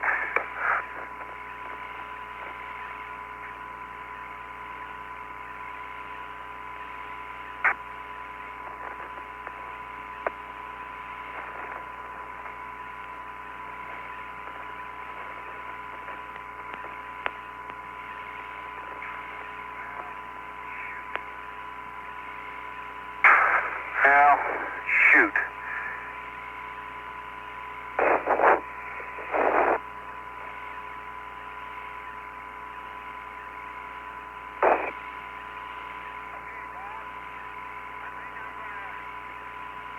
Okay, Bob. I think I'm going to move a little bit to the northwest of my present position in order to get a little farther away from that big rock. Okay, And to Jack. get out of a shallow depression. Right, Get out of a shallow depression that's here. Right, just not so shallow. You disappeared out of sight from the left. Well, it's shallow relative to other depressions I've been in.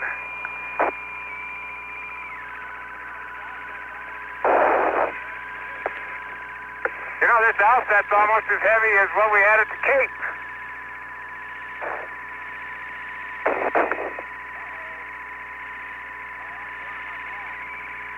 Uh-oh. I lost one of my blocks. Oh, well, I'll get it on a rock. Or I'll retrace your steps. Don't worry about that. I'll be able to... There are enough rocks around, I can use it. Copy that, Jack. And, Gene, if you're having trouble with that fender and you think it might be easy with two guys, you could wait till you get out to the Alsep site. No, sir, I got it on. But, a little piece of the rail is cracked off, and I'm just going to put a couple pieces of good old-fashioned American gray tape on it. See whether we can't make sure it stays, because I don't want to lose it.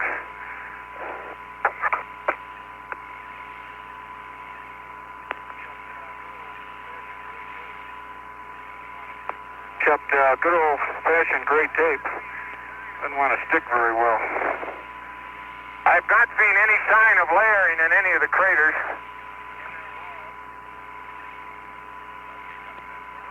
In their walls.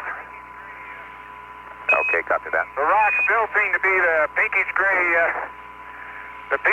gabbro out here.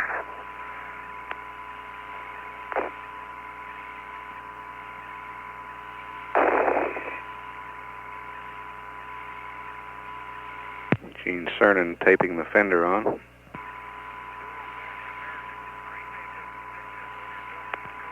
old-fashioned American gray tape doesn't stick to lunar dust-covered fenders. One more try. I think it'll stay for an indefinite period of time right now.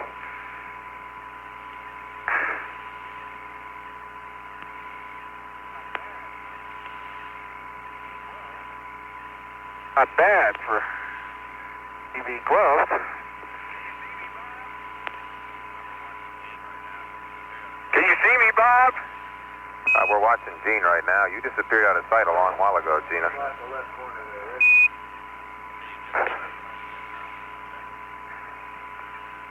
Hey, you just came into sight again, Jack. Hey, leave me enough room to deploy the heat flow. I'm going to. I'm looking for a place away from craters and rocks.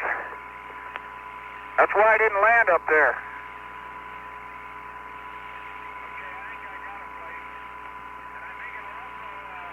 Okay, I think I got a place. And I think it'll also give you a spot for the neutron flux that's sheltered from the RTG. Okay. You say you have a place like that, Jack? Well, pretty much, I think, Bob. Okay. Let me work on it here a little more. Okay, and right now you're about 10 minutes behind the timeline, Jack.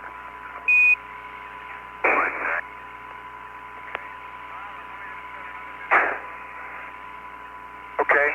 Bob, I'm only going to spend another minute or two on the fender. We'll catch up.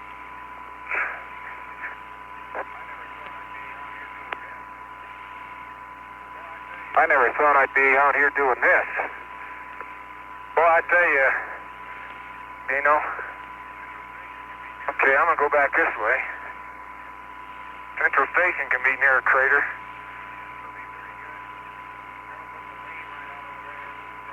It'll be pretty good. That'll put the lean right out over there, which is probably all right.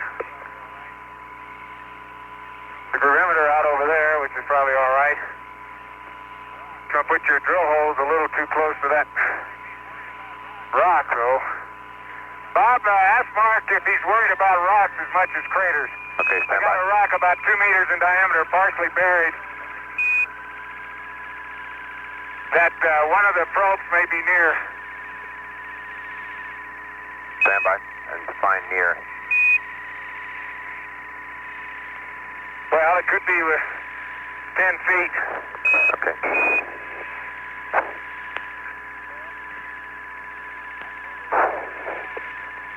Well, I can move a little more south, I guess. Okay, and Jack, it seems like if you're about 3 meters from the rock, that's no problem. Okay. Okay, this is it. Okay, copy that. I tell you, the block,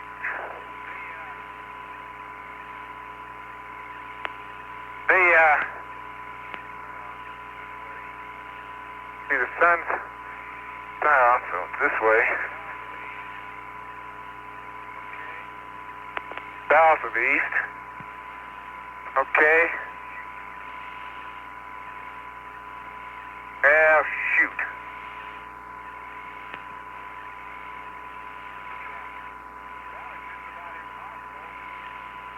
What's wrong? Well, it's just about impossible. Bob, it looks like the probes are going to be in a shallow depression. I'll try to improve that a little. It's not a real crater, it's just a shallow depression. Stand by. Stand by on that, Jack, a minute. That may be okay. Okay, shallow depression's all right, Jack. Don't worry about it. It's not more than a meter deep. That's okay, Jack. Okay. Stay there. All righty. It looks pretty good to me. Okay, good enough. It's just, Bob, it's really in detail. The meter and half meter scale relief is a little more than we can stand here for a good sight. But I think this will be all right. Okay, copy that. We're ready to press on with Alsep interconnect. And Gina, how you doing on that thunder? Bob, I am done. If that fender stays on, I'm going to take a picture of it, because I'd like some sort of mending award. It's not too neat, but tape and lunar dust just don't hang in there together. Okay, copy that.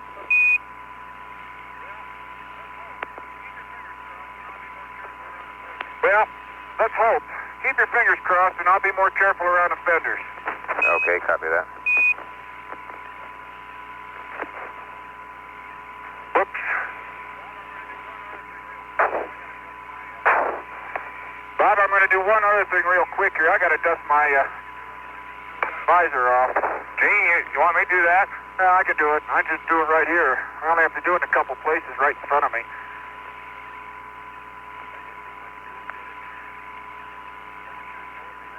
That didn't do much good, did it? Someone should have told me that. That just really screwed it up. Okay. Bob, you might ought to be thinking of a good way to clean that visor when I get in the cabin. Okay, we'll put someone on that. Okay, elevator equipment check. Blankets are open 100%. TV sunshade is on. Step receiver antenna, nav cable. We got 4, 5, 6, and 7 on the charges. TGE, I got 3 measurements complete. I got the drill, the bag, and the neutron flux. The TV camera, I'm taking it away from you. Okay, roger. Sorry about that, Ed. Okay, mode switch is going to 1.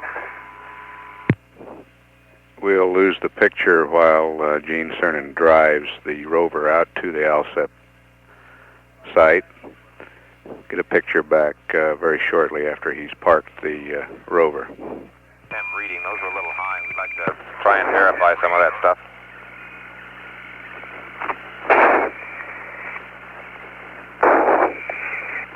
Boy, oh boy. Yeah, I get you, Bob.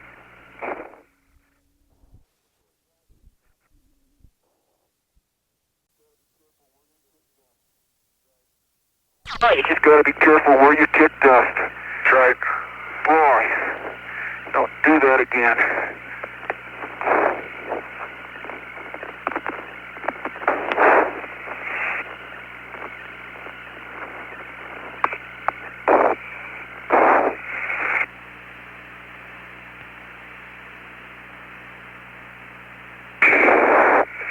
Yeah, Bob, I thought they were a little high, too.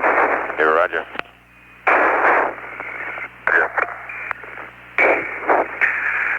Okay, about temp. 100 and 120. Right now. How about tapping the meter a little bit for us? Yeah, how about tapping the meter a little bit for us?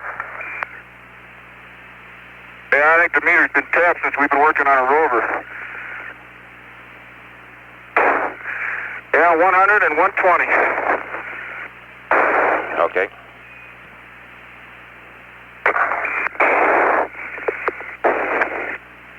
Okay.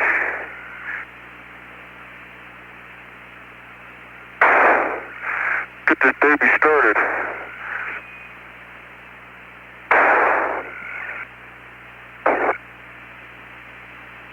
We're 2 hours and 5 minutes into this EVA.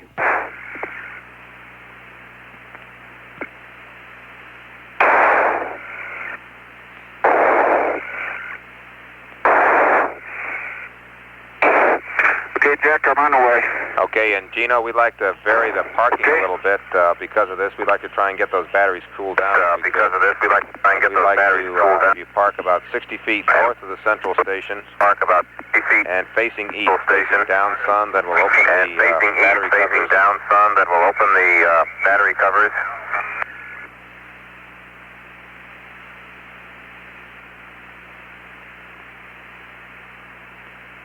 Say, Bob, I can't read you, but face it east and down sun are not the same. Well, approximately there. Approximately there. Jack, you need your block? I got it right here. Facing. You're on the Rover, aren't you? Facing. I got it. Wait a minute. Hey, Gino, we mean up, son. Sorry about that. we mean up, son. Sorry about that.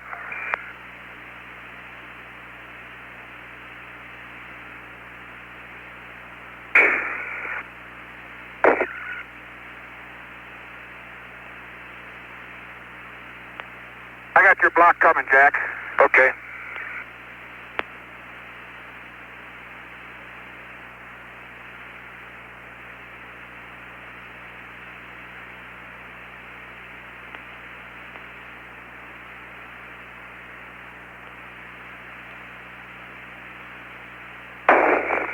Boy, it doesn't take much to get those battery covers dirty.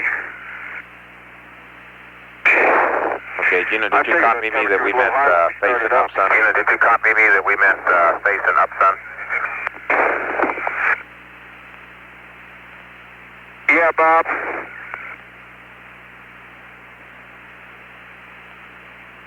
I do get fatter. Okay. Just got fat.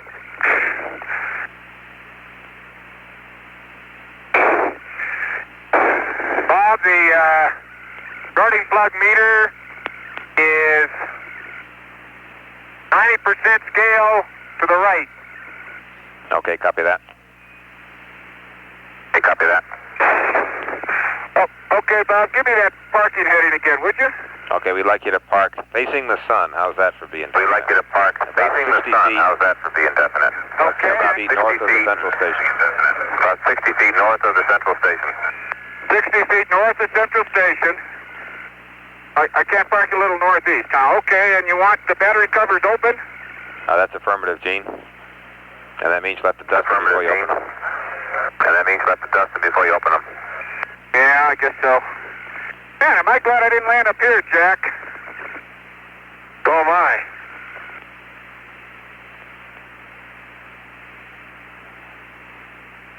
Okay, the Alsep is connected. RTG is connected. Is that where you're going to have the central station, huh? Well, that's the best I can do. But I'm spending a lot more time. Yeah. And let me talk to you about it. About this depression. Yeah, your probe's all right out in here. And if you get in the bottom of it for the either this one or go off there, this should be straight line between you and me now. Another depression would be good for the neutron flux. You need to be over that way. You're yeah. They want me to park about here. You need to be over here. Where's Central Station? Right there, huh? You need to. Yeah, I got a parking spot for the battery. Oh, okay. Okay, about 17 about for your 60 feet planning. northeast. How's it look behind Okay, you? and 17 for your planning. We're now good, about Gene. 20 minutes behind the timeline. That's We're good. now about the timeline. You're cutting out, Bob. You'll have to wait. What are you, Bob? Roger, we're about 20 minutes behind the timeline, 20 minutes. Roger, we're about 20 minutes behind the timeline, 20 minutes. Okay. Well, I guess it could be worse considering a couple things. Okay, by the time I get those batteries. Okay, Jack, let me give you this first so I can get to work. Oh, the block. Yeah. I'm sorry, I forgot you had it.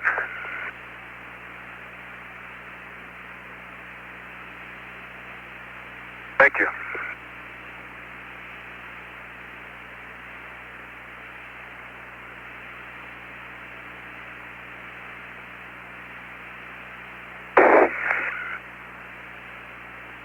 Hey, where are we? Park 16 north heading, okay.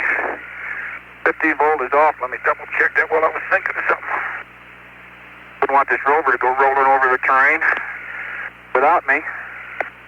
Okay, it is off. Mode switch position 3. Test TV, TCU, and the whole works, huh?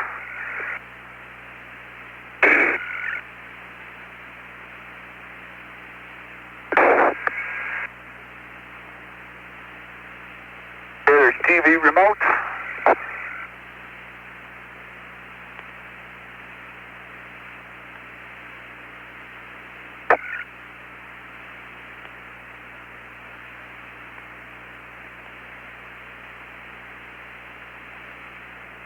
Okay, Bob, you're aligned on a high gain. Okay, we copy that. We copy that. And you're in position 3. Copy that. Okay, let me get these covers dusted. For that.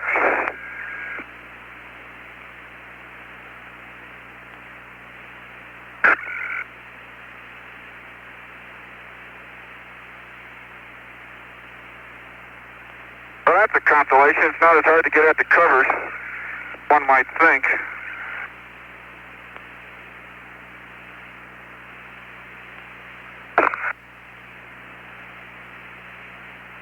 We've got a black and white picture now.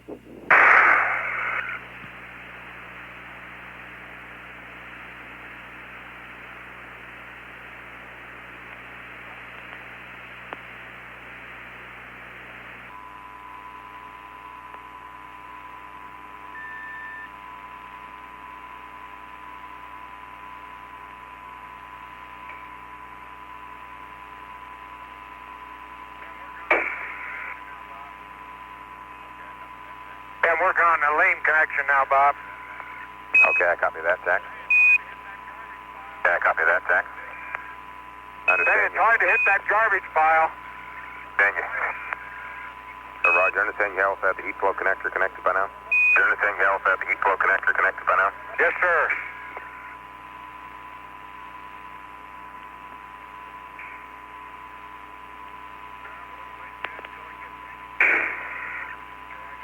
I'm a little late, Jack, till I get these battery covers open. Okay, I got the E-flow for you. Okay.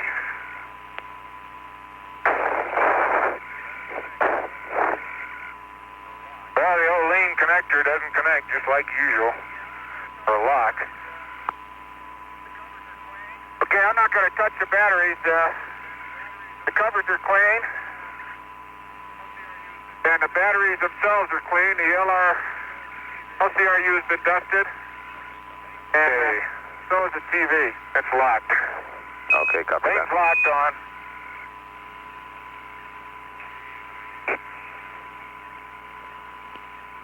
Okay, I'm going to use this.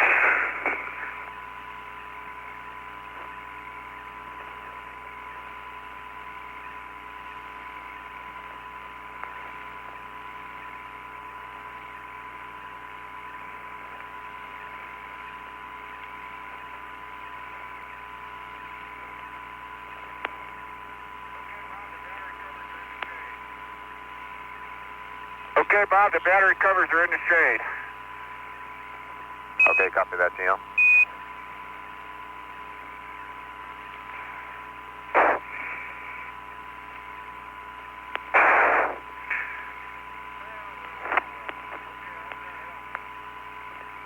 Well. Okay, I hope that helps. Whew. I'm going to go to Max for a minute here. You buy that? Okay, Gino, we copy. It seems hot in the valley of Taurus. Okay. Okay, ooh, man, is that... Whew. Yeah. I'm going back to intermediate. Okay, copy that. Okay, Bob, I'm ready to go to work. Good. Okay, I'm going to push the gravimeter. Roger, Mark.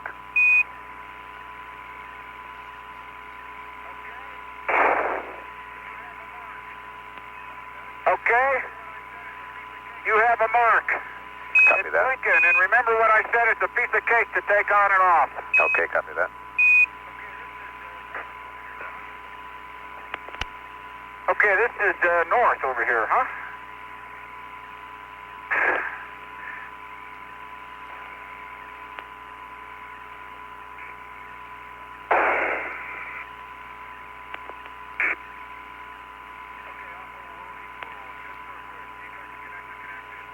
Okay, awful load heat flow, tip northwest. You got the connector connected. Carry heat flow 30.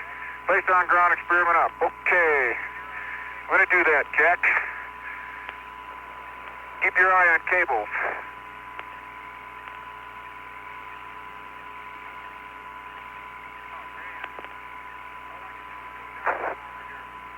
Oh, man. All I could do is go downhill over here. Jack, do you read? Yeah, okay. I'm just trying to level. Are you going to move that very much?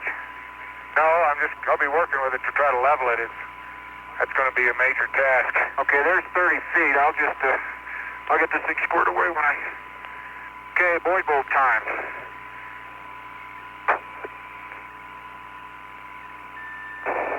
Jack Schmidt working with the lunar surface gravimeter.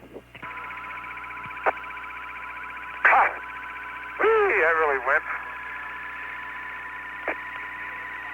Man, these things are just like they are at the Cape. You can feel every one of them.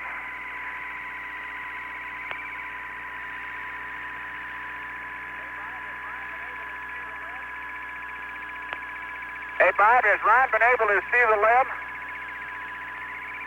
Stand by, I'll find out.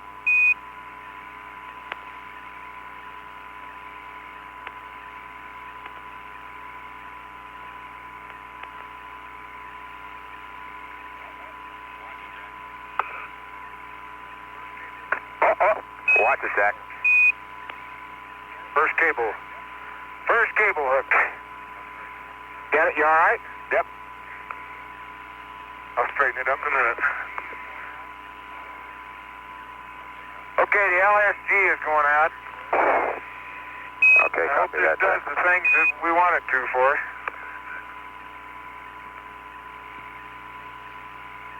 This is the experiment. Bob, I'm not doing too badly on keeping things clean. The base of the central station and got some stuff on it, but otherwise it's pretty good. Okay, Jack, we Patience. appreciate your efforts, and we understand you got the lean connected eventually. Yes, and it locked. Just took some diddling. Okay, sun's over there. Oops, I forgot my buoy bolts. Let's see. I never drilled a hole where there's not a can.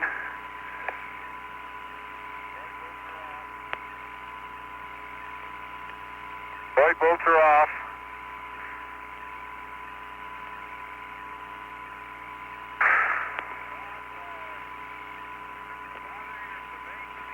Bob, is it bothering at the base of the LSG is touching soil? 'Cause this is pretty soft.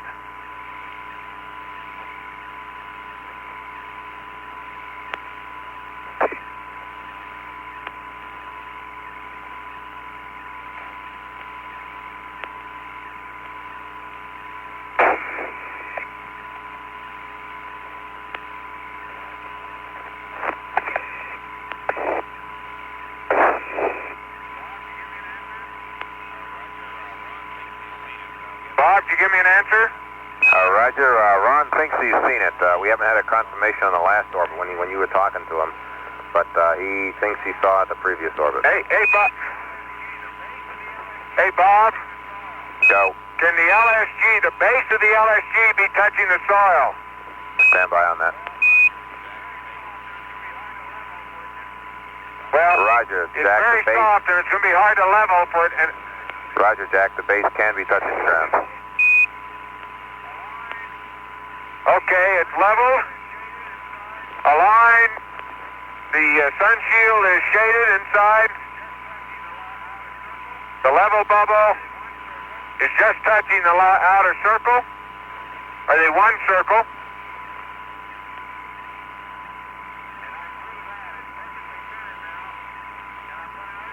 And I improve that. It's perfectly centered now. And I'm going to uncage. Whoops.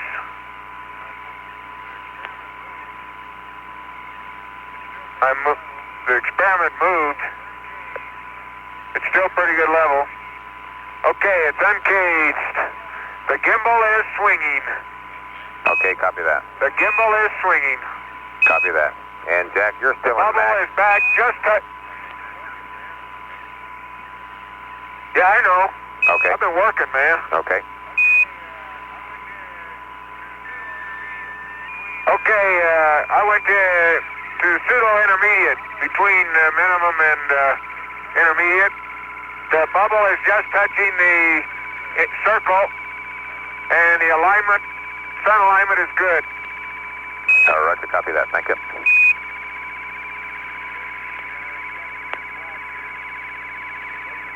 Okay, Gene, you got some good slack here. If you can leave it that way. You shouldn't have the cable draped across anything. That's good. Okay, I want to try and get this thing in there. Well, there it is.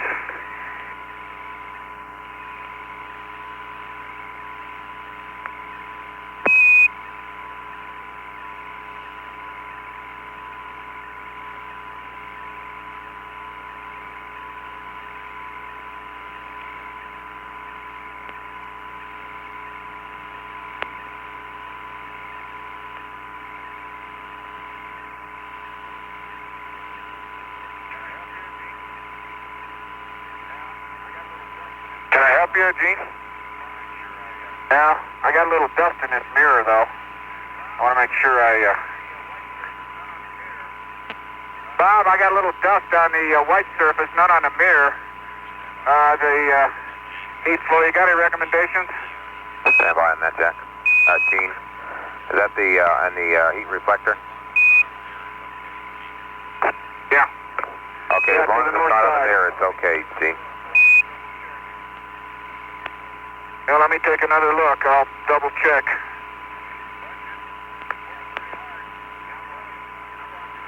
Watch it. You're pulling pretty hard. Yeah, I'm watching. I'm watching. I'm not pulling. Okay, the mirror's clean. Okay, then it's good enough. Give me some more slack up here. You're draped. Okay. Okay. Okay, that's where it's going, Jack, right there. Can you? Okay. How's that? That's good. Got enough? This way just a little, Gino. That's good. Doesn't take much. Yeah, we sure didn't need blocks or anything on here. There's enough soil here to level almost anything. See that? So soft, though, it's hard to get a best level.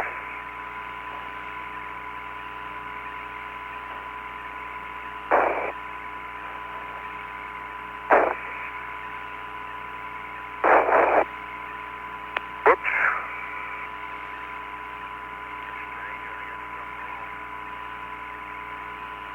That's strange. I think I did something wrong. What's that? Pull the pin at the wrong time. Okay, the heat flow is level. The Nomen is good. And Bob, I verified that that dirt is not on the mirror. It's on the white stuff that you know is horizontal to the surface of the box.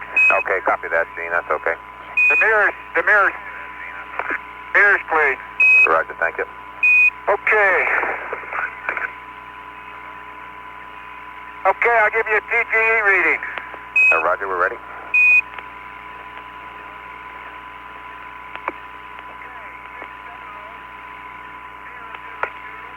Okay, 670 002 601. 670 002 601. Okay, we copy that. Bob, was that with the camera running? Roger, the camera's been running all this time. Ah, that's beautiful. Okay, your temperatures are down to 100 and maybe a skosh under 120, so maybe those batteries are cooling off. Okay, good.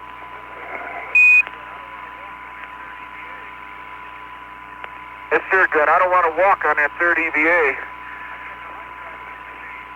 Roger. I'm getting a light drive in this machine. Okay, pull pin 2. Pin 2 always comes before pin 1. I think that's in the NASA documents now.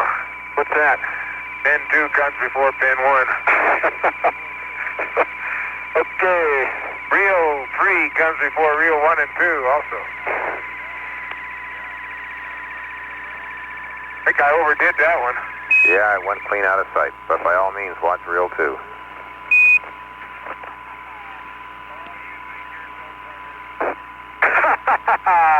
Oh, you think you're so clever.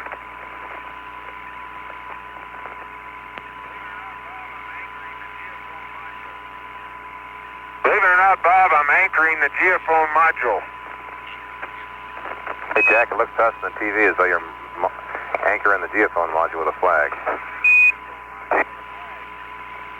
Yeah, that's what I'm doing. I'm anchoring the geophone module with a flag.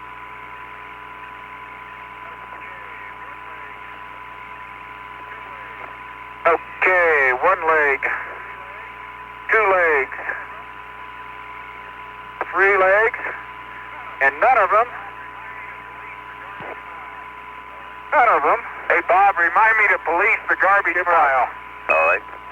The garbage pile is turning out to be just like every other Alsep deployment. It's hard to control. And I understand all your legs came out okay, Gino. Okay. Yes, sir. They all came out okay. Okay, LMS ring is pulled. Copy that.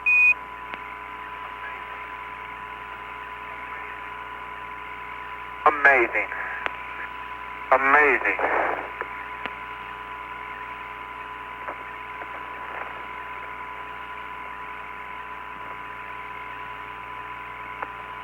Jack Schmidt working with the lunar surface profiling experiment.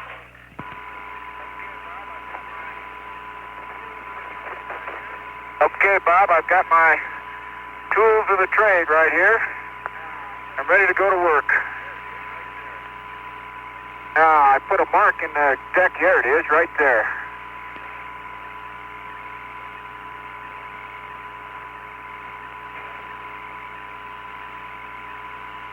Gene. Hey, Bob, what have I forgotten? The package won't rotate. Try rotating the UHD. No, I'm serious. Oh, rotate the UHD, huh? Yeah, remember that one? No, that's right. I'm sorry. I knew it! I knew it would happen. Where's your garbage pile, Jack? Well, I can't find yours. No, don't worry about my garbage pile. It turns out it looks very much like the Alsep. Okay, I made a mark over here that says that should be about cable length. What am I doing over here? You're awfully close. No, I'm going right in here, Jack. Right here. Okay, I can move it further. No, that's all right. Further north. No, this will be all right. I just want to keep away from you there.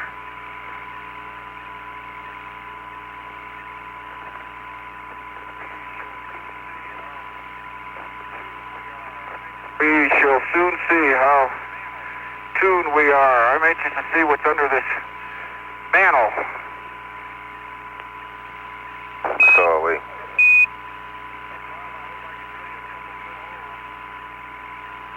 Oh, Bob, I hope I could drill you a couple good holes. How about 3? I know you do too.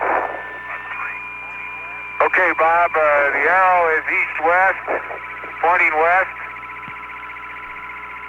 The bubble is in the center. If I'm lucky, it'll stay there.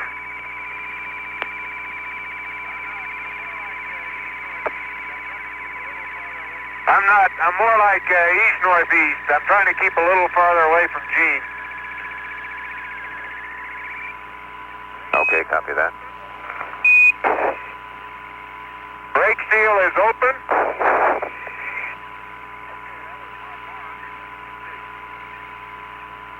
Okay, that was my mark. Let me see. Double check that cable length. I sure hate to drill a hole that was outside of the length of the cable. Okay, Bob, the LMS is deployed. I'm policing the site. The screen is over the port.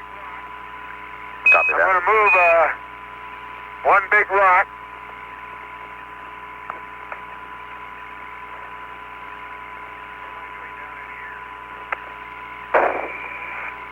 What am I doing down in here? What were you doing down in there? Okay.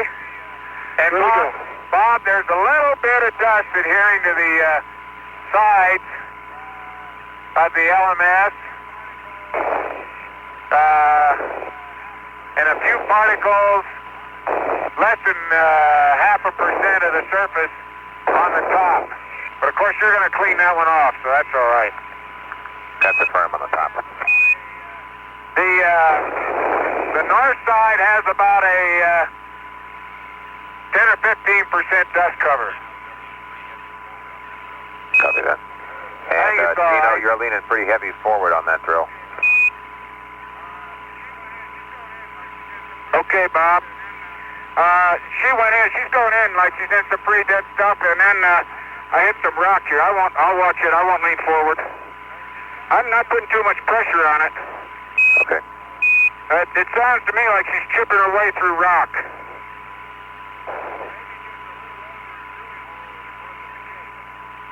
Maybe just a little longer drilling hole than it was at the Cape.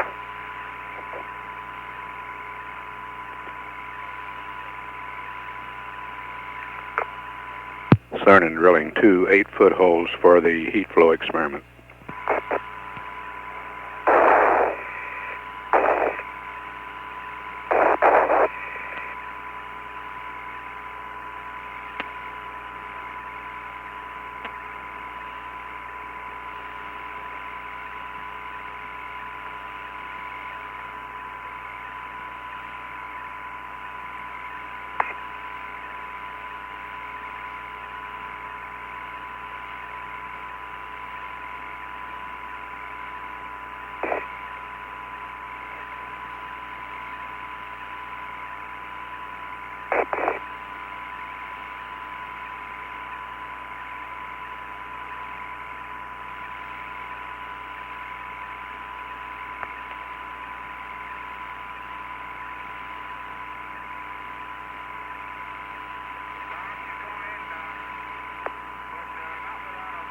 Bob, she's going in, but not without a little bit of resistance. Yeah, Roger, we're observing that, Steno. Every once in a while, she breaks through a soft spot. Good.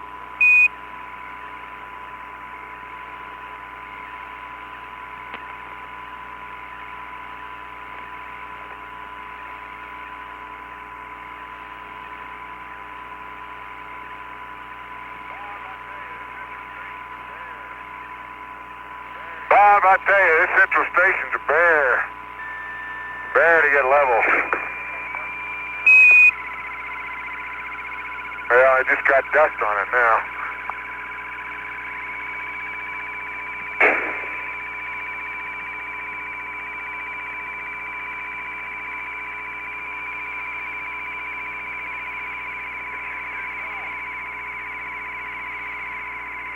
It's just too soft.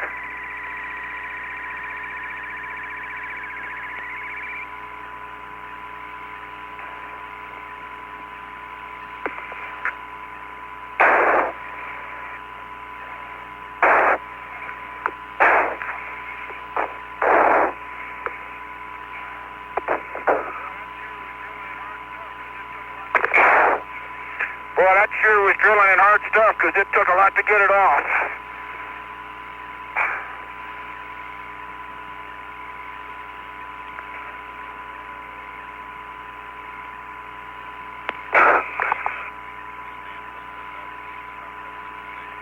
Okay, Jack, and we can certainly stand a little bit of dust, at least on top of that central station sun shield. Yeah, I guess the level's important. Roger.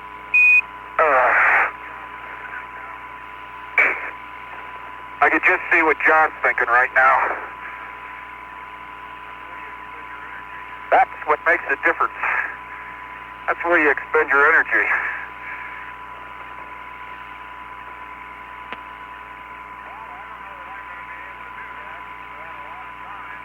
Bob, I don't know that I'm going to be able to do that without a lot of time.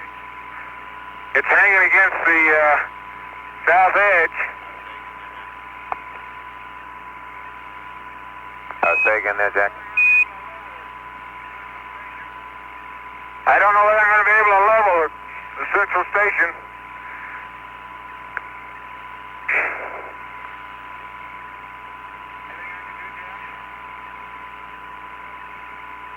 Anything I could do, Jack?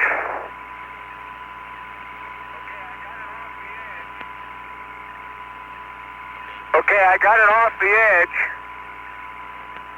Okay, maybe we better just leave it there.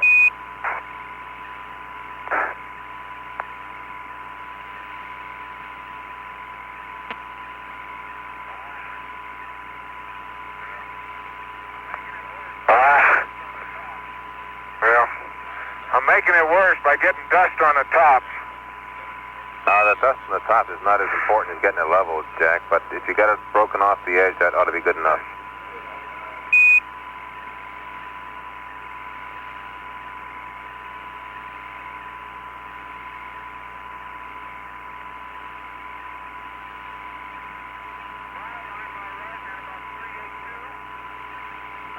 Bob, I'm riding at about 382. I've got, I guess about 80. Well, no, there's half. I guess 60%, no flags and no tones. Okay, copy that, Tino.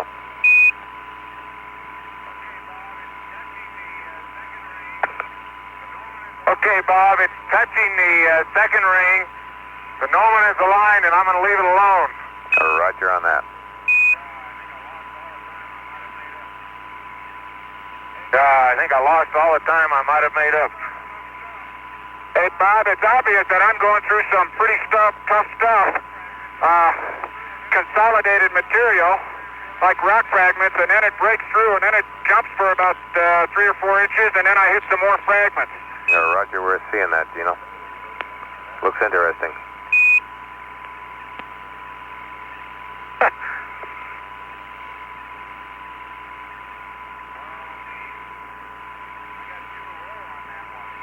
Oh, me. I got too low on that one. I thought I had that gauged.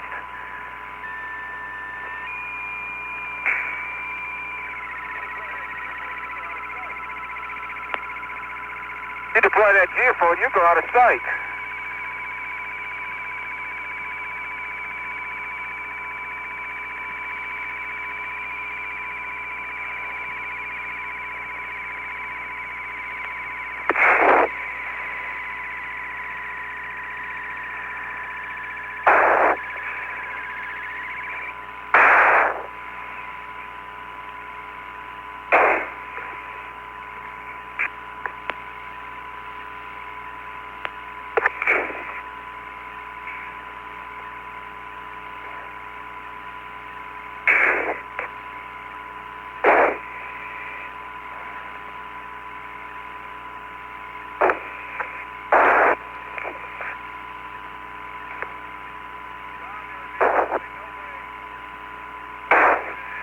Bob, there would be absolutely no way of breaking this drill from those bores without that tool.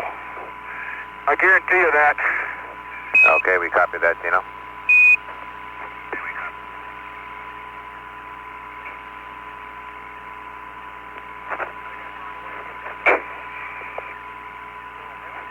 I think I found a way to get this off, though. A little help. Okay, number 3 coming up. Roger, the third and last one on this hole. Yes, sir.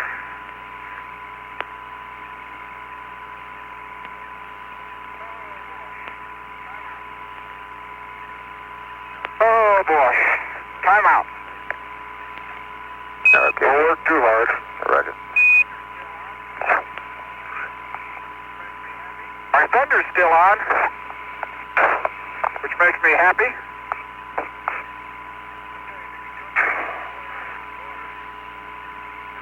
I tell you, if you could come and sprinkle the whole area with water, get rid of some of this dust. Okay, Gino, and can you remember that the seat flow cables are not crossed as they come out of the box? Yes, sir, I very definitely made a point of not crossing them. Okay, very good. They are not crossed. Good.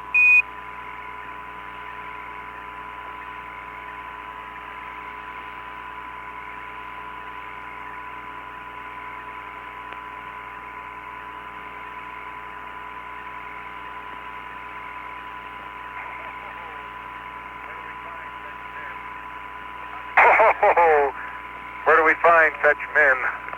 How's it coming, Jack? Oh, slow. This leveling has really thrown me behind a bar curve. But I know they're serious about it, so if I can keep it where it is now, I'm in like Flynn. It's perfectly centered. And even the gnomon is aligned within a shadow width.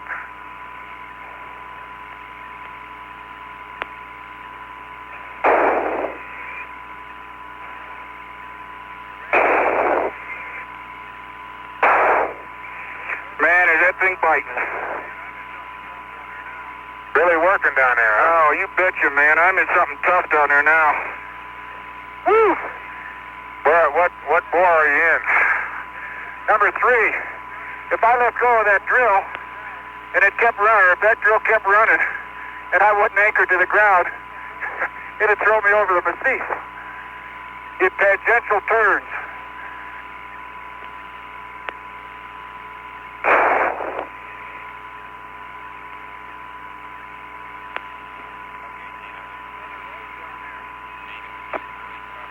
Okay, Gene, I'm in a mother lode down there.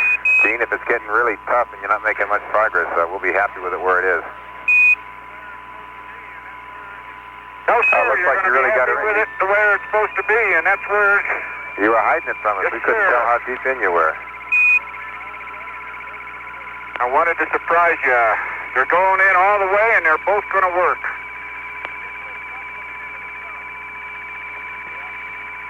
Gets a little tough looking into the sun.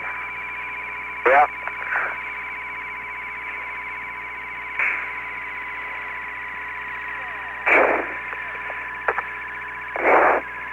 Oh, man, a Chevette.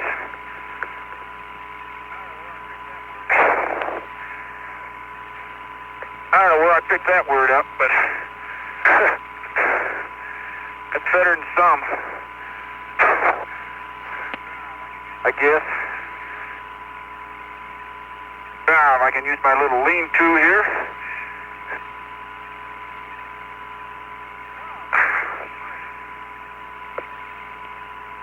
Oh, man, that works great. That works great. Put this out of the way.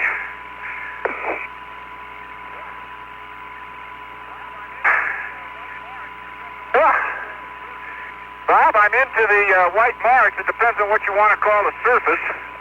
You know, it's I can give you give or take 6 or 8 inches.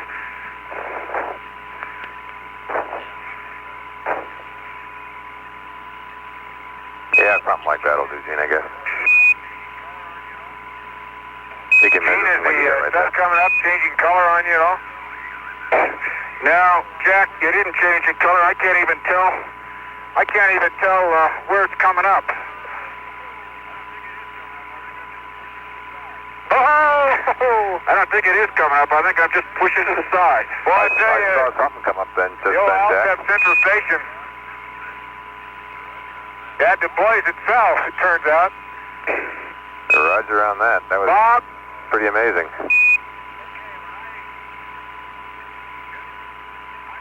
okay, when I finally leveled it in a bullseye. I don't know whether you heard me or not, but it was perfect. So it's okay. It's just got it's got about 20% dust cover on the top. Okay.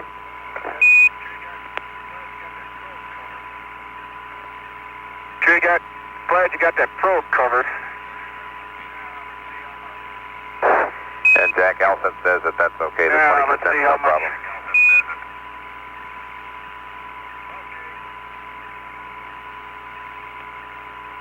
Okay. I put a rock under the northwest corner. Whoops, guess what happened? Just like in training, Gino. What happened? The old Geophone cable caught on the corner.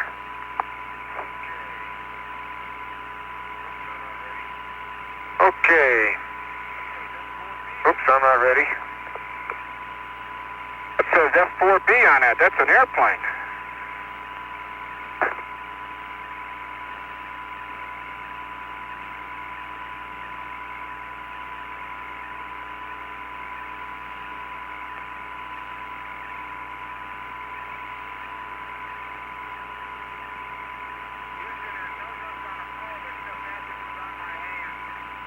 Houston, there's no dust on a probe except that which was on my hands.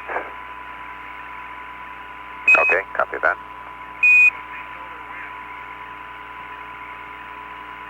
That must be solar wind.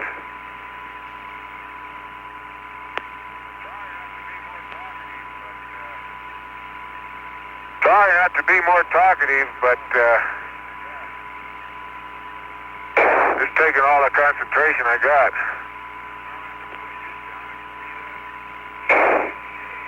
I don't have to push this down, I can see that. Yeah, this top row doesn't hold any better here than it did in train. Oh, don't lose that, Cheeto, don't lose that, don't lose that. Notice how you talk to yourself out here? Who, me?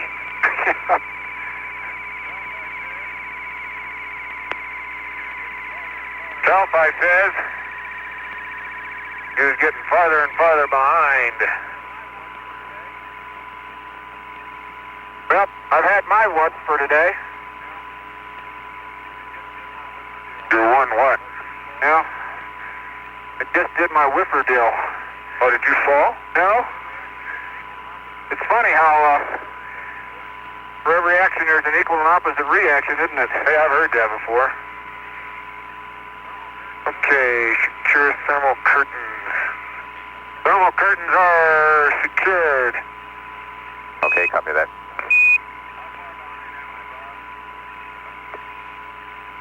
How far behind am I, Bob? Stand by.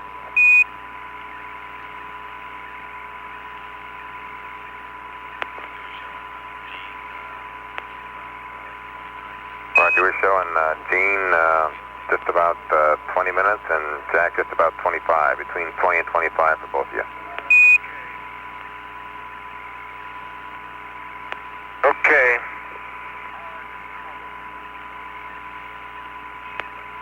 Our consumables. Stand by.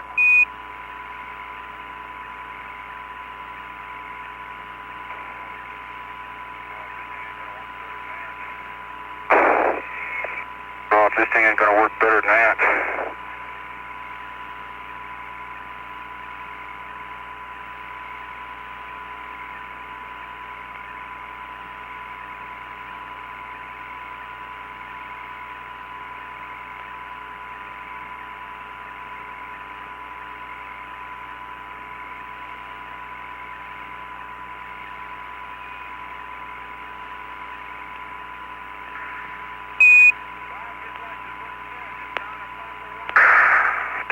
Bob, just like the book says, it's down to Papa 1 and it hooked.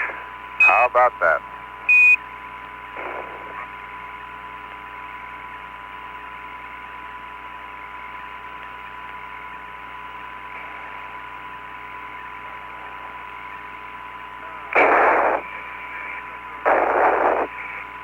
Oh, boy, the old fingers really suffer on these. Take it easy. Okay. I want this one down to F1. Would you believe F1? No, I believe you, Gene.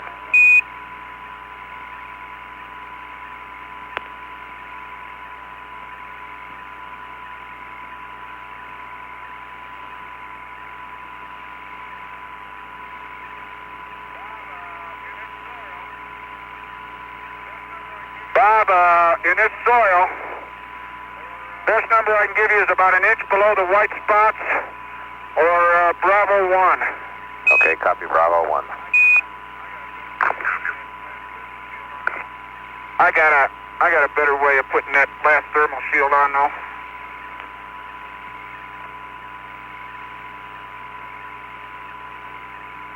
Jack Schmidt working on the Alsep Central Station, lining the antenna, it looks like.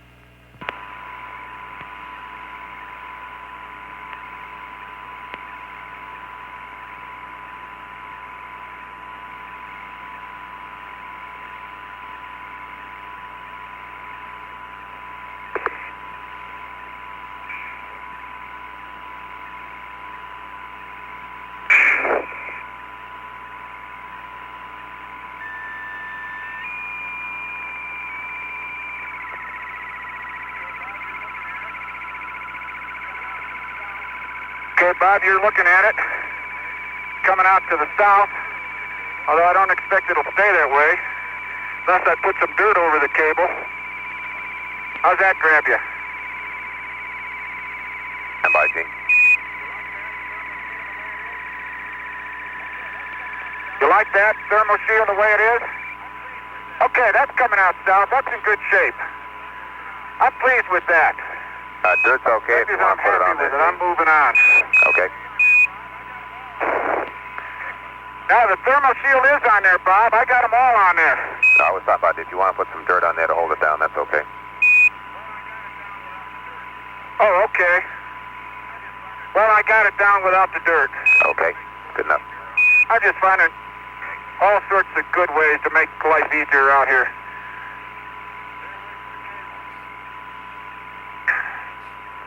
Stay away from the cables.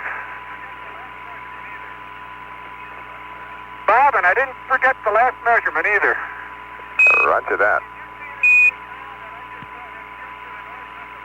Hey, can you see this big mound that I just that's just to the north, not the mound, the depression that's just to the north of me? Roger 17. It's probably behind a Rover. Okay, well, how's that look for the core? Stand by.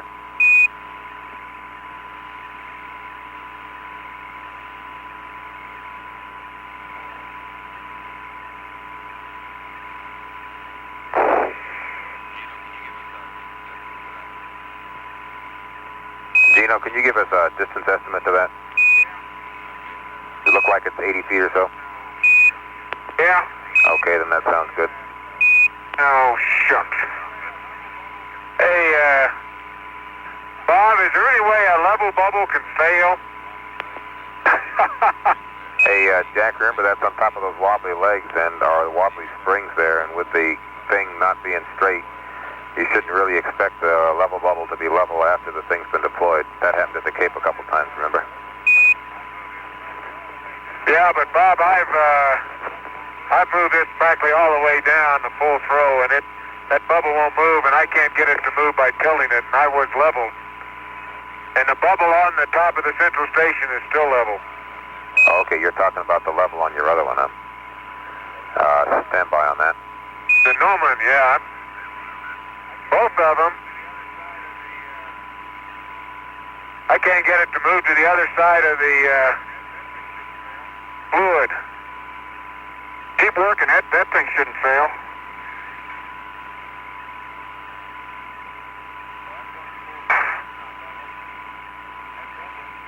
Well, I've gone full throw. That's not level. That bubble's stuck in there somehow. In both of them.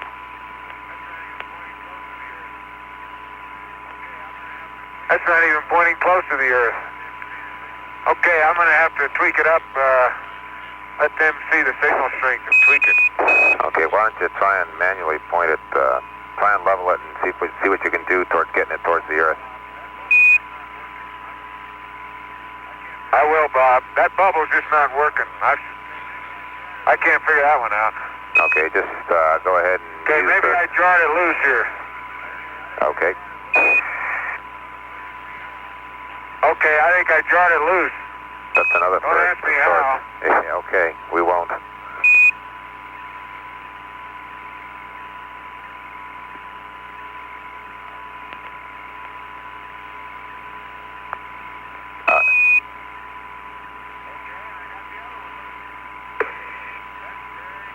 Okay, and I got the other one loose.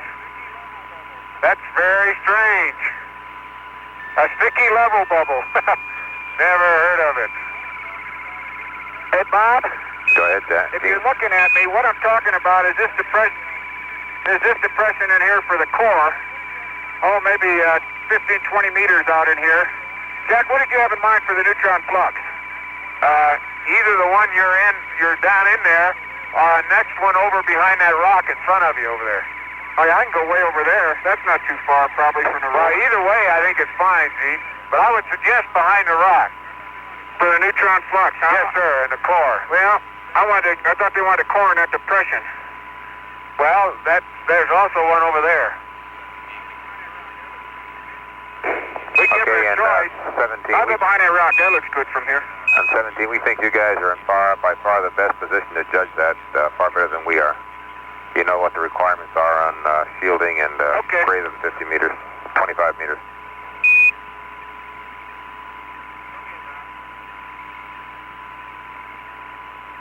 Okay, Bob.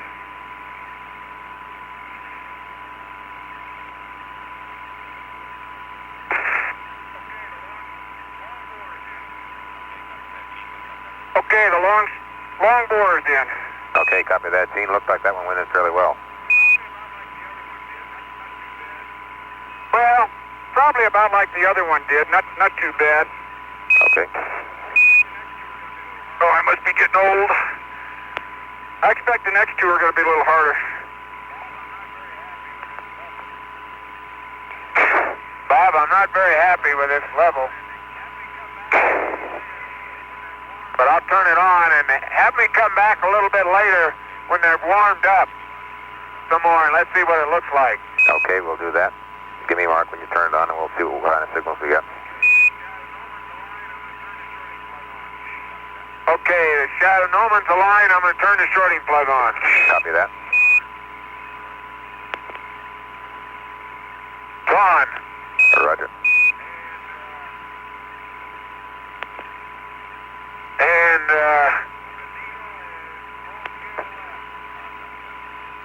the needle is full scale left. Copy that.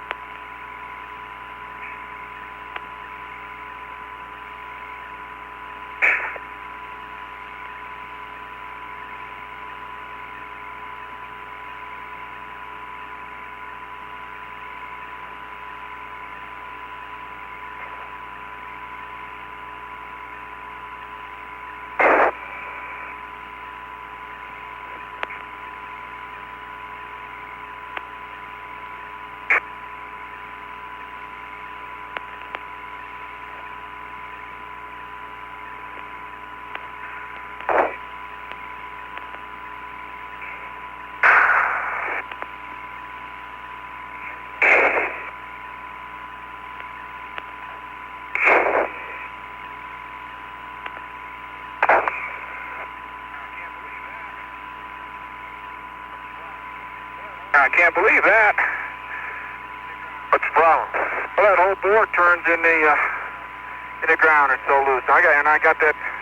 You know, those threads sometimes stick on you a little bit. I got one stuck halfway down, and the whole bore is turning. So now I got to use a wrench on it. Okay, Jack, and we have... Bob, I've got a rock about 10 feet southeast of my limb location. I can move a little more north and we'll get 15 feet from that. Is that okay? No, how big is the rock there, Jack? Oh, it stands, it's a meter wide and stands about a third of a meter high. About a third, about a foot high? Bob, how's that for a third of a meter? Okay. Bob, how's that for soil mechanics? I pulled the first bore right on out trying to get this thing on right. I'll put it in before your hole fills up there, Gino. Yeah. Right now I'm interested in getting this second bore on. Now, let's see if I can get it back in.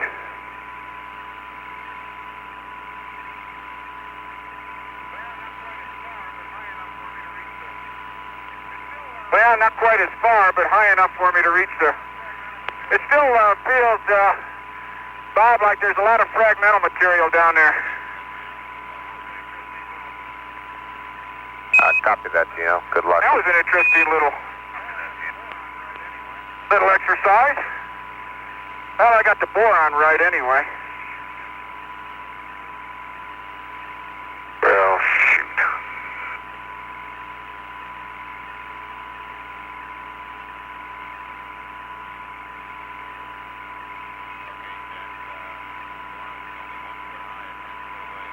Okay, Jack. As long as it's only 1 foot high at 10 foot away, that's satisfactory.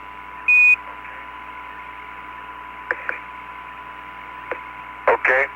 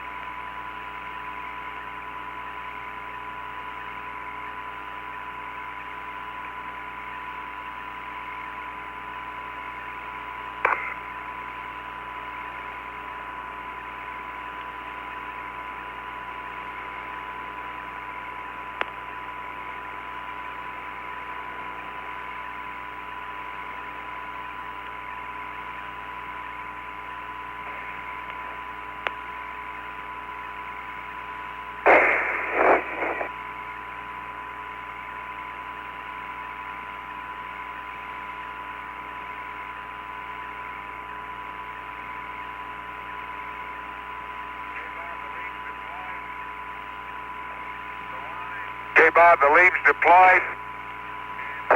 The line and the level bubble is just touching the inner ring. Copy that. Hey, Bob, you get anything from the Alsep Watch yet? that cable, Jack. Roger, we started to tell you that when you had the question, and we're getting a good lockup on the data. Well, keep an eye on it because I'm not happy with the level. Okay, we'll get back with you on that. I'll check it. Maybe check it. Yep. The LEAM is the Lunar Ejecta and Meteorites experiment.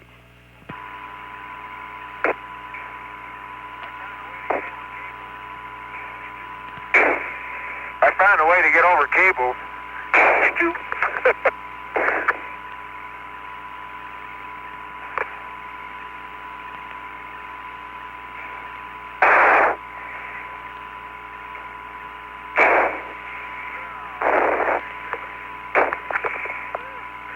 Oh, man, I shove it. Whew, there you go again. I know. I'm going to get this one off and take a bite of candy here. I'm certainly having trouble with UHTs today. They just don't want to lock in when you get dust in there. Hey, Jack, be careful with that UHT on the heat flow because it was aligned. Real good. It was what? The heat flow electronics, when you go over there for that UHT, was aligned. Oh, yeah. Bob, I'm going to take a zap of cold water. Okay, sounds good to me. Whee! Almost looks like it's getting dark out, is it? Guess not. Hope not. Oh, we is in trouble. I got me going the wrong way. I did. I went to min instead of max. Here it comes. Oh, boy. Oh, boy. Man, watch it. Okay, Jack, you're all right. Still deployed. Huh? Still deploying, nothing. You're all right. It's coming out a little hard.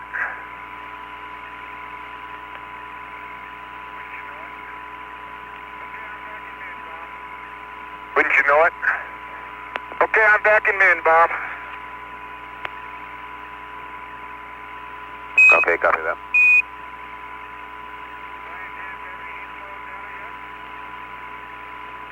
By any chance have any heat flow data yet?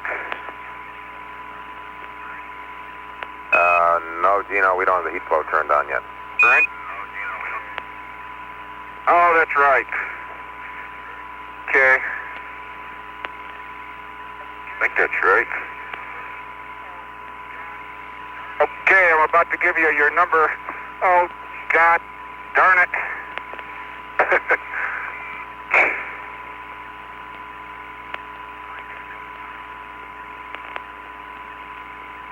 Crank it a couple times.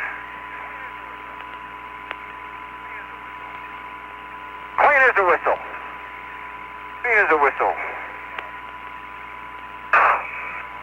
Well, just like like I thought. The antenna didn't want to go in.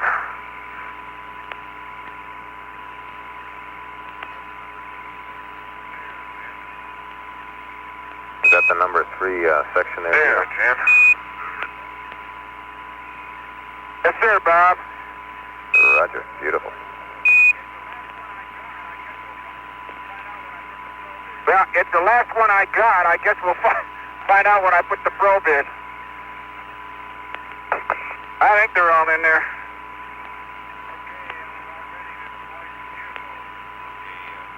Okay, I'm about ready to deploy some geophones. Okay, Jack, did you get the antenna into that sub-pallet? Okay, eventually? Yes. Good enough.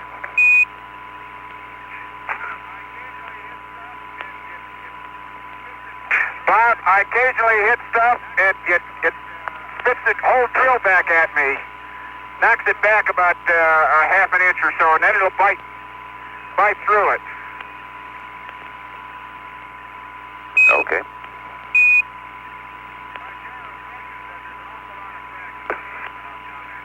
My general impression is that there's an awful lot of fragments I'm busting up down there. Okay.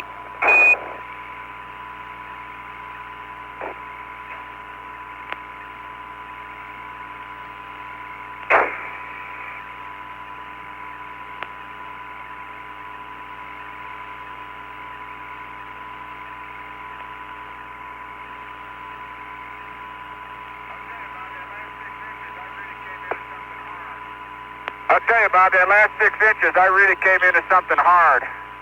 But it's down all the way. Beautiful, Zeno. Oops, there's a heat flow probe. What happened? I messed up. Man, don't hit that. Give me heart failure after all that drilling. No, I just walked too close to it. I apologize for that. I don't care how close you walk to it. Mark does. Mark does. Just don't step on it. I do that. Training, though.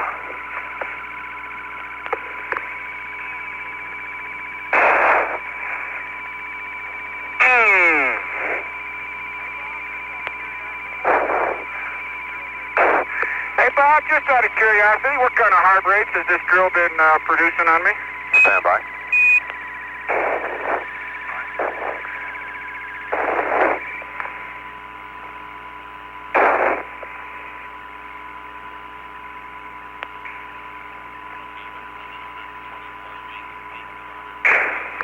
Okay, you've been running 120 flushing with peaks of 140 to 150 from time to time. Okay. And there goes the last heat flow hole on the moon. Oh. Yes, sir. I tell you, if you learn how to use your instruments in this 16G, you take your time and you get around, it's pretty phenomenal. But if you try and bend over without some help, not so phenomenal.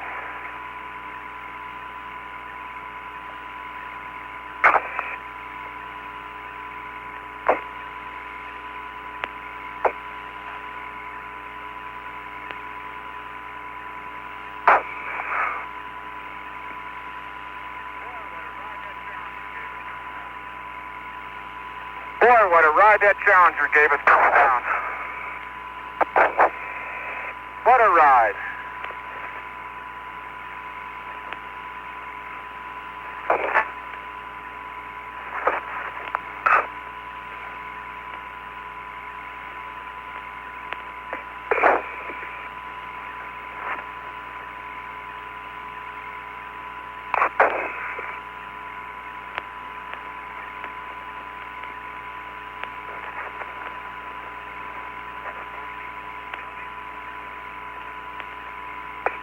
Oh, you dummy.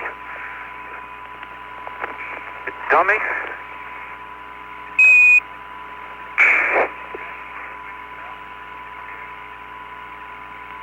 Jack, you still with me? Yeah. Okay. getting dropsy now. Getting dropsy. Don't push it. Getting dropsy. Take a rest.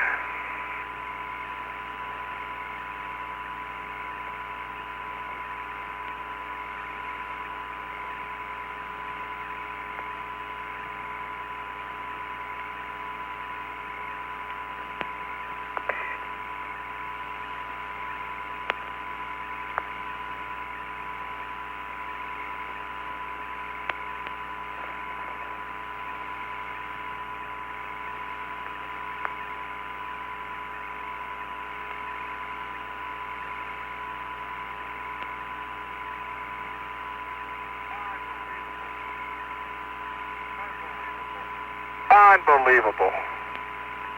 Unbelievable.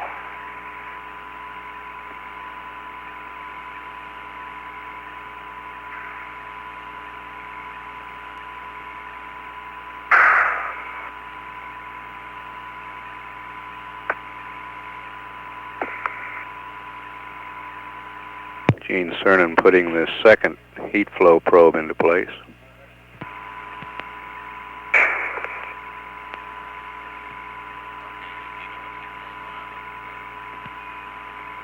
Okay, Gino, when the heat flow's on, looking good.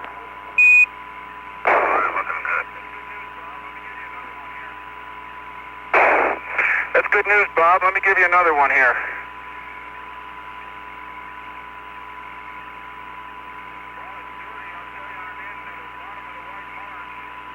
While it's dirty, I'll tell you I'm into the bottom of the white marks.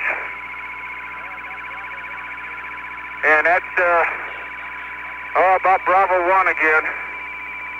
Okay, I copy Papa 1, Foxtrot 1, and Bravo 1. No, sir, Bob. No, the bore stem is into the top of the white marks. I'm still putting the probe down. Okay, copy And that. the top of the white marks is about Bravo 1. Copy that. About Bravo 1. Okay, here goes the probe.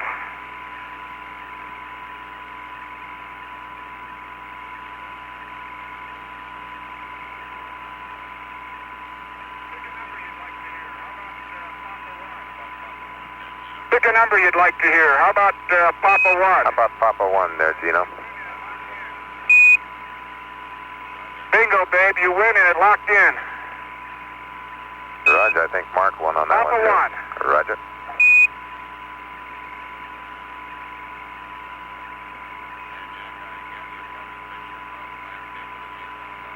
And Jack, I gather you're probably traipsing across the landscape with a geophone about now, right? That's firm. Okay, and let me ask you, you Good said that gravy.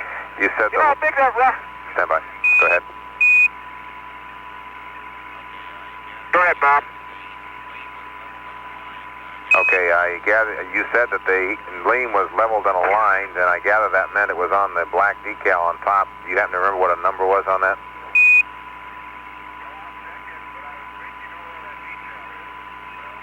Well, I'll check it, but I would think you know where that decal is. Well, okay. Good enough.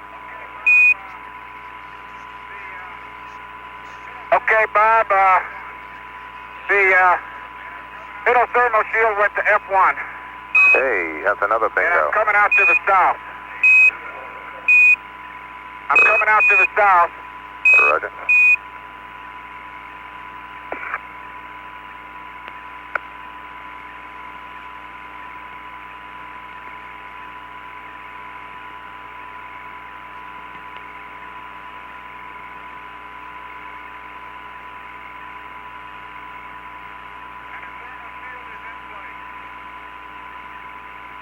And the thermal shield is in place.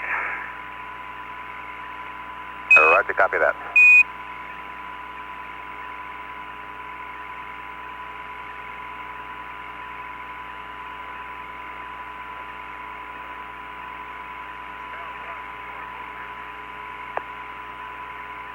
Well, it was until I moved it.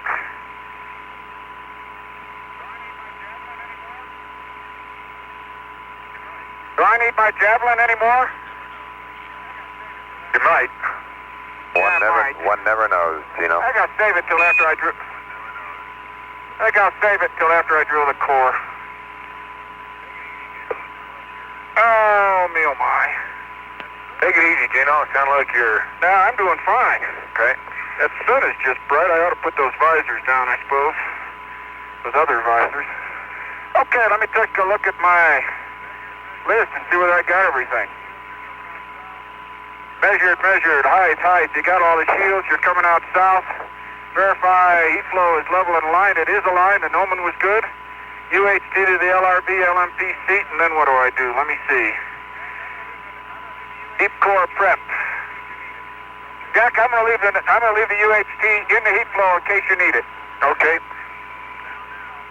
Okay, I'm gonna go behind a rock over there. Down now. In that depression. Bob, you do want the core in a depression, right? Roger, that's affirmative, Gino. Okay, nobody touch my heat flow. The prettiest job I've ever done. Okay, I'm going behind a boulder over here.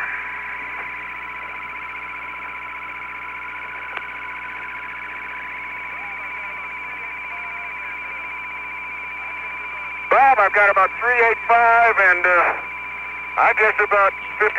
I can't see it too well. I copy that, And no Gino. flags and no tone, and I'm on intermediate coolant, and I feel great. Likewise, and I'm LMP is 5-6%. Okay, What are you, Gino? copy that. Well, I can't see it. The sun was. I don't know, Jack. I can't. Yeah, about 5. Yeah, about 5.5 or 5.4. Okay. Now, this ought to shield that thing from the doggone pressure's 385 on the LMP.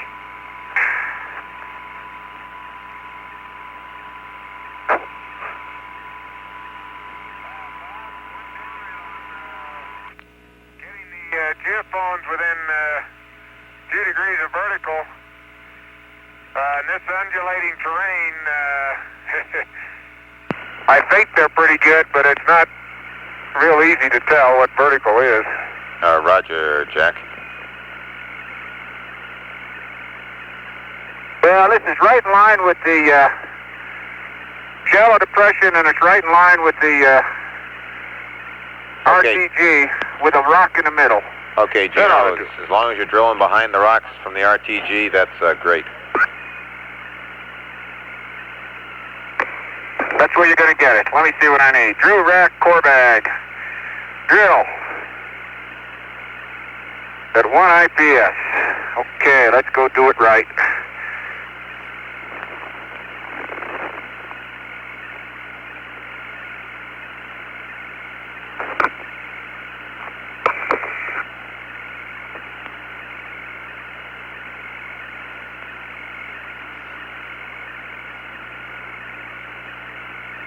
Gene Cernan preparing to drill another hole. These cores will be brought back to Earth, and the neutron flux experiment will be placed in that hole.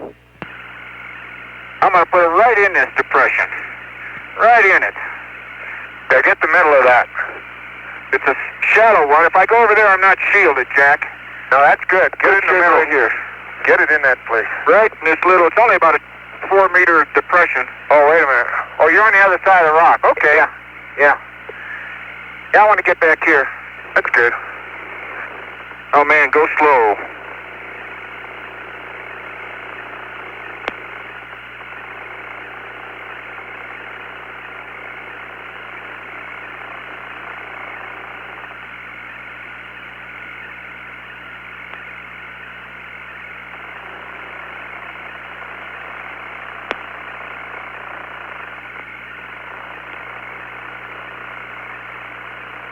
We're 3 hours, 21 minutes into this EVA.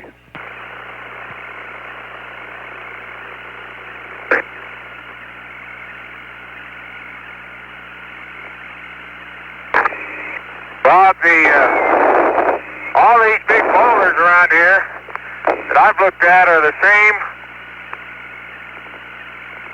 rock type. the geophone module. Can't imagine. Okay. That sounds like the title of a book. A book.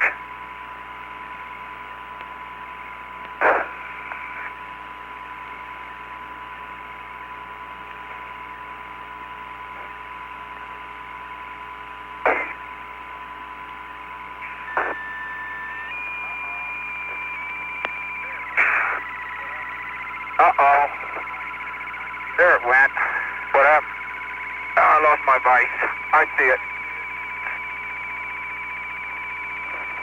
I see it. I took number 1 in the right direction. Yep. Okay, number 4 will be a little hard to pick up.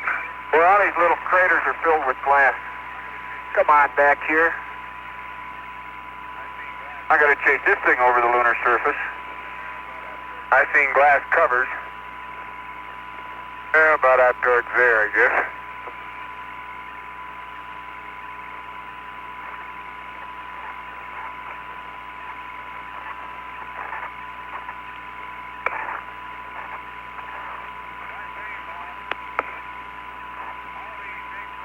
That's saying, Bob. All these big blocks that I've looked at look like the Geological rock I was talking about. Possibly upwards of 50% plagioclase rather than 30 like the Mare. Put an intermediate gabbro of some kind. And one big block there had very sharply defined parallel parting planes. I think there's a foliation of minerals that parallel that parting, but I'll have to check it out. Okay, copy that, Jack.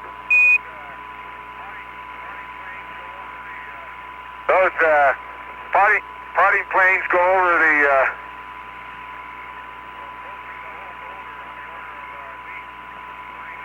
or go through the whole boulder on the order of at least 3 meters long and outcrop.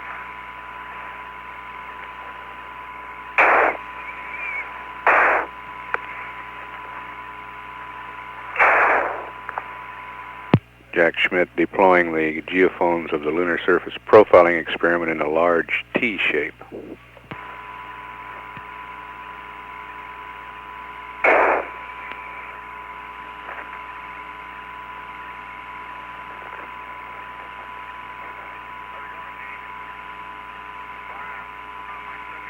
How's it going, Gene? Fine. I'm on my second stem here. Or I'm starting on it. Are you coming? Okay, I'm just about ready to pick up old, the biggie, Geophone 4. Have a good time. Okay, and Gina, how you doing? We've been watching Jack traipse back and forth across the range.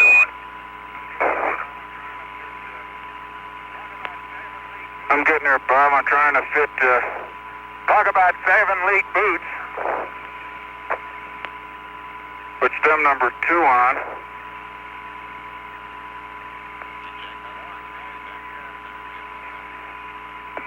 And Jack, how's the visibility back to the center geophone, Ben? How's the biz? Yeah, you Not bad. Okay, you're not having to worry about extra photos yet. No, I've been checking it. Bob, my biggest problem is that the flags don't anchor. Okay, copy that.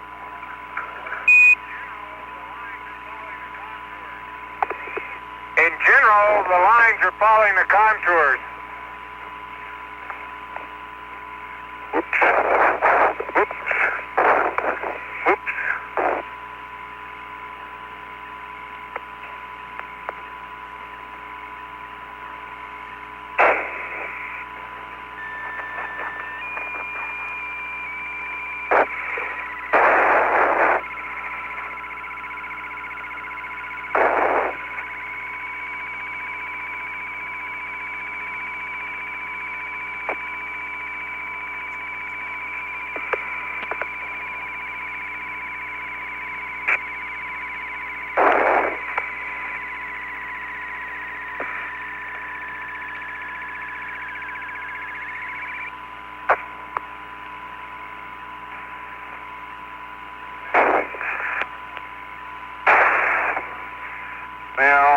try another one.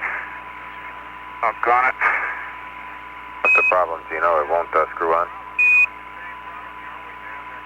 Oh yeah, it's no problem. You know, it's the same problem you always have. You get these threads, get a little side force on them, and you know, with a helmet, gloves, and what have you, it's just you can't. Sometimes they go on easy, sometimes they don't. Copy that.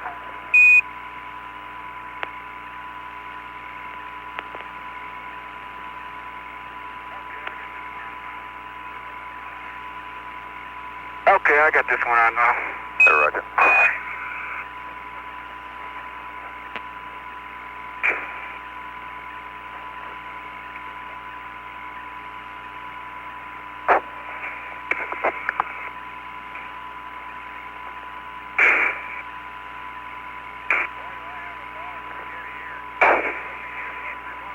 Boy, do I have a ball of spaghetti here. But the geophones are going in the right direction. I hope you don't have an EMI problem. Can the geophone lines cross, Bob? Stand by on that.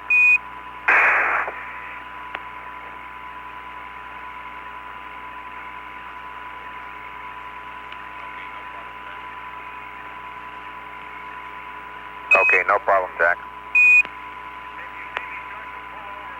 Okay. If you see me start to pull over that module there, hey, don't do that. No, I mean, well, that won't hurt. It's just that it stretches the other geophones tight. Okay, all right, now we're watching Gene. Okay, don't worry about it. I'll watch it.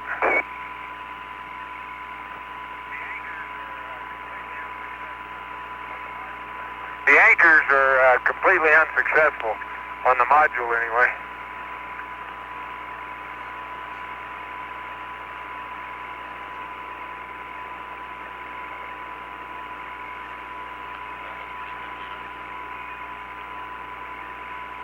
That looks pretty good, Gino. Not too bad, Bob. The first core was awful loose. I think I could have pulled it back out with my hands. That's not the idea.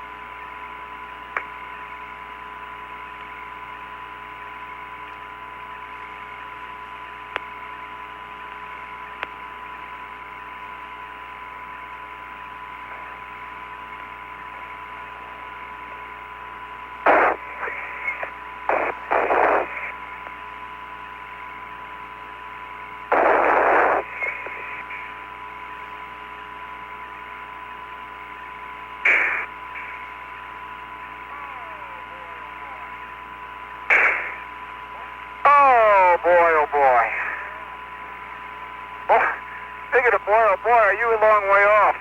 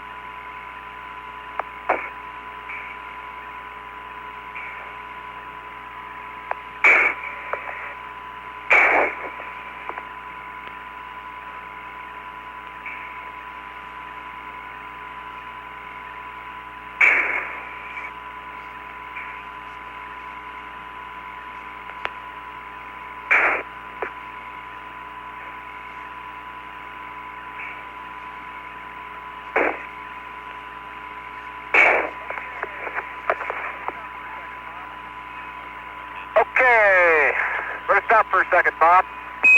Okay, we observe your problem there cutting the wrench off, Gino. Well, I had to get down to get that third stem aligned and get it on there. This is the easy part, but I just got myself behind a power curve for a second. All right.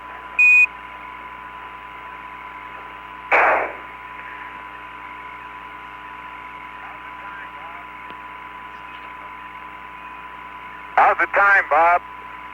Stand by.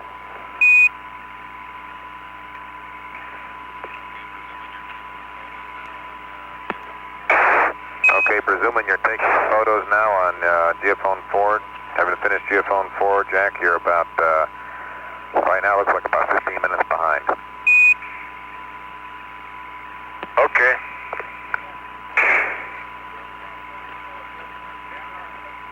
And no problem on the timeline so far. Down up.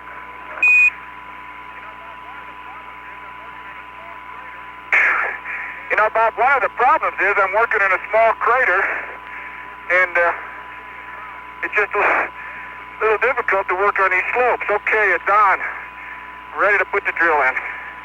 Okay, Tim. Okay. Let me get the dust out of the bit by blurping it. Oh, man, okay.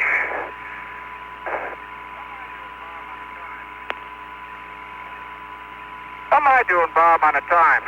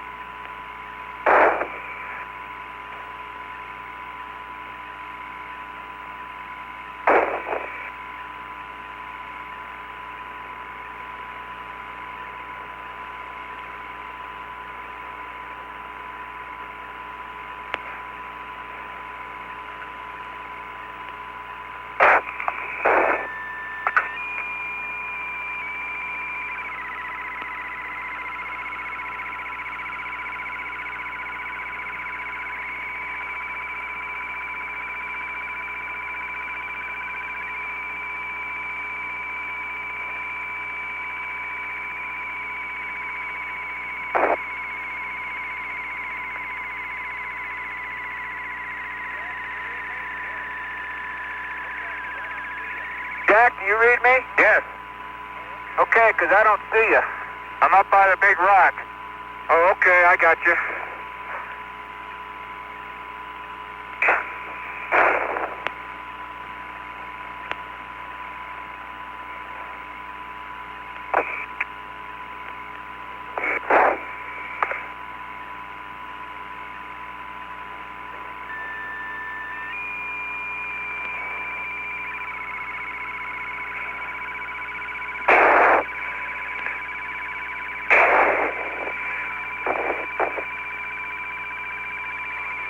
I hope that hole doesn't collapse. I'm going to be awful disappointed.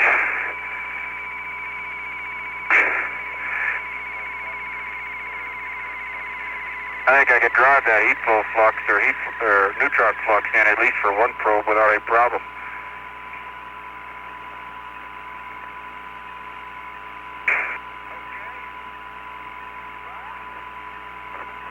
Okay. Bob? If all goes well, the next few short moments you'll have the final unleaded core stem automatic in this area on Apollo 17. On a Monday evening, Roger. Yeah, on Monday evening. That is what it is, isn't it? Hey, who's winning the football game? Stand by, we'll find out.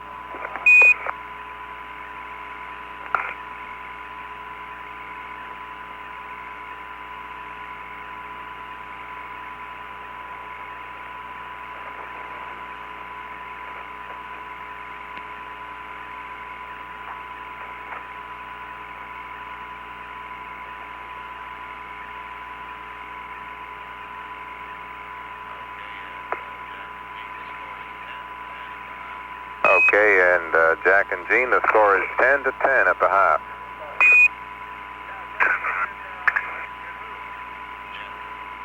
Yeah, it's Oakland and who? Jets.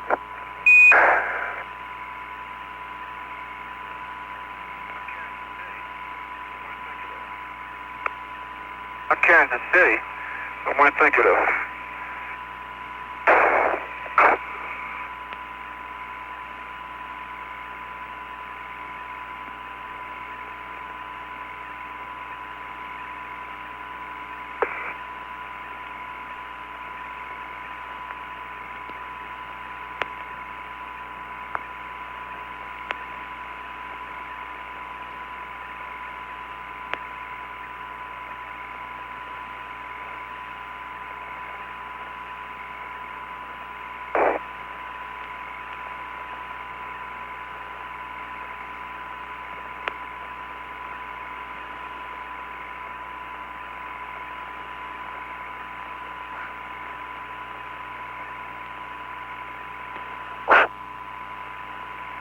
The duration of this CBA will be 6 hours and 45 minutes. The oxygen supply in the backpacks is being used at a slightly higher rate than anticipated. We're 3 hours and 40 minutes into the EBA now.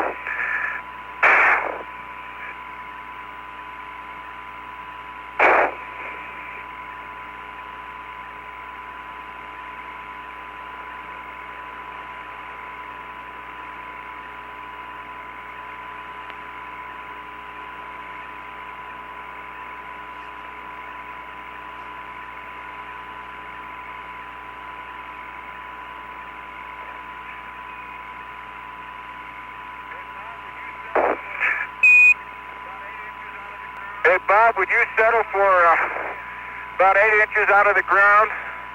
About as low as I can get.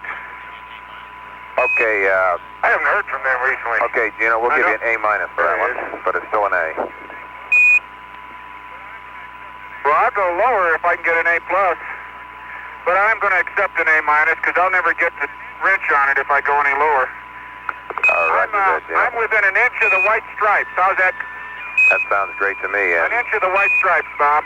Roger, and they're worried up here that you didn't clear the flutes, Gino. You want to tell them that so they'll be happy?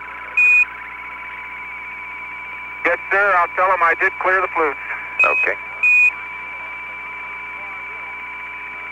And Jack, where are you lost If they on the want me to do plane? it some more, I will. No, if you've cleared it, that's sufficient. And Jack, where are you lost on the plains of Torres Litro there? I'm over here. He's 180 from where I am. Okay. Right across the Rover. Okay, you getting ready to take Geophone photos or Alsep photos? I'm getting ready to enable the old Geophone. Okay, I take it that means you've taken the Geophone photos. Oh, yes, sir, and I forgot the Nomen. Hey, Jack, how about give me a couple of quick readings here to satisfy some people? One, was there a decal on the lean that you aligned it with? There's some controversy down here that there's no decal there, and the question is if there isn't, they want a reading out of the degrees, but we keep saying there's a lean decal and we can't prove it. I'll go prove it, Bob. I'll go by there. Stand by. Okay. What's the other question? And the second question is there a decal and was it aligned on the the shade, the 20-degree decal on the LSG. Was that also aligned? Yes, sir. Okay, copy that An one. orange one. Roger. Agree. As per drawing. Roger, sir. As per drawing. Roger. Don't have to prove it to me. Yes, I do. Okay. Okay, Bob, I was able Okay, and Jack, to pull no the bother to core go. out Okay, go ahead. with the drill. I was able to pull the core out with the drill about 3 inches and it's all jacking material from there out. Okay, copy that, Tino. And we finally got some word from the Cape to prove to people there's a decal on the lean, so you don't have to go back by that, Jack. Just at the right time. Already have. It's reading 30. And there is a decal. Okay, copy that.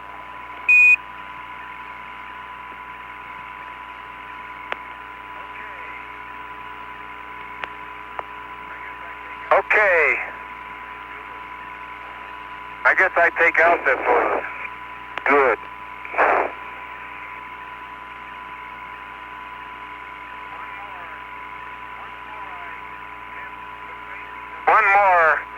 Once more I tempt the fate of the god of the cables. Okay, and Jack, we're getting ready here to try and save a little bit of time, and we're saying that why don't we just take 2 stereo pans for the Alsep photos. First stereo pan will be in the vicinity of the original stereo pan, and the second one they've suggested will be to the northwest of that original one.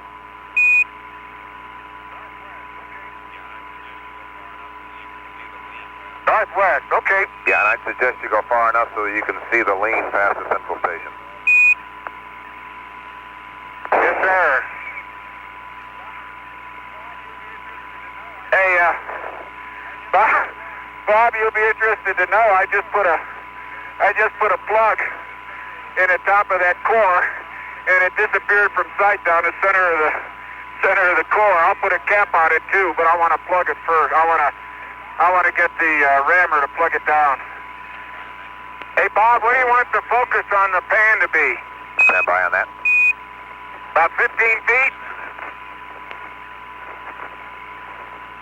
Stand by.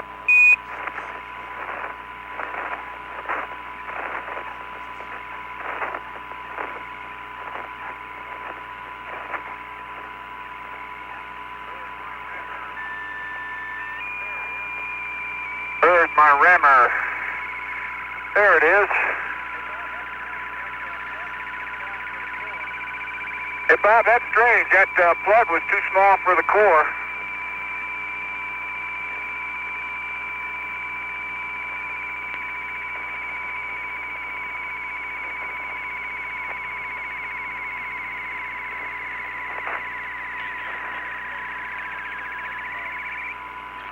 Hey, Jack, you got a focus that's somewhat short of between 74 feet, a little short of 74 feet.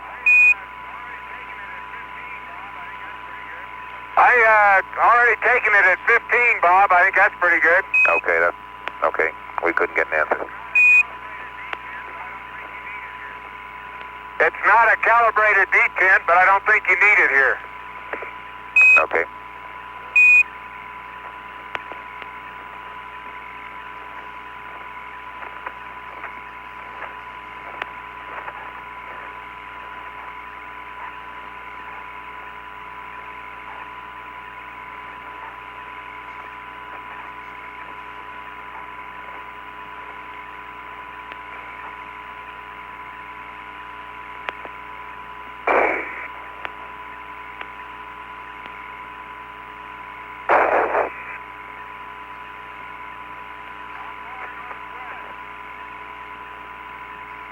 How far northwest? Go ahead, 17. About the same position as the heat flow downsun or upsun. Stand by.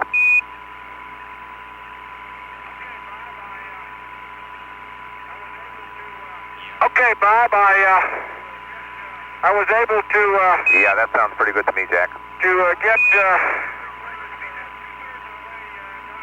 Bob, I ran that plug 2/3 of the way down the rammer, and it hit solid pay dirt.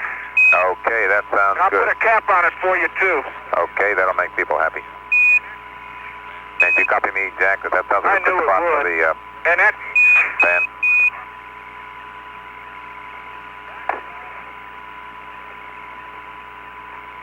Roger, Bob. And Jack, would you confirm for the ground that you got the LST enabled? That's Cap Alpha. No, I didn't. You interrupted me. Good boy. I was on my way and the Leam interrupted me. I'll get it. Roger. Keep after me.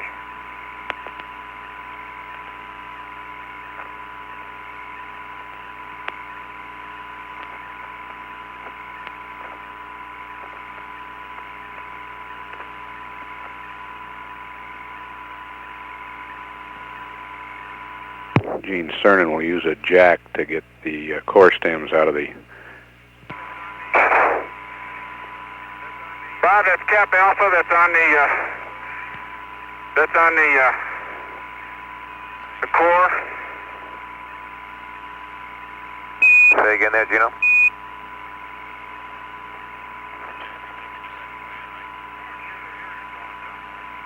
Jack, you're taking your second pan, right? I'm not sure they're hearing us all the time.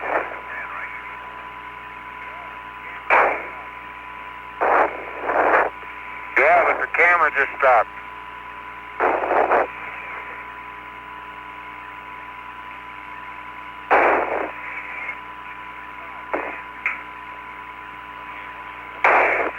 Oh, man. Okay, what was your question, Gino? I just said that was Cap Alpha on the core. And let me tell you, it's coming, but this thing is really in something. Oh. Would you believe I'm out of film, Bob? Okay, I'm afraid I'll have to. Why didn't I look at the number? You want to give me a frame Mag count? Alpha is empty. Okay, copy that. It's 158. Copy 158.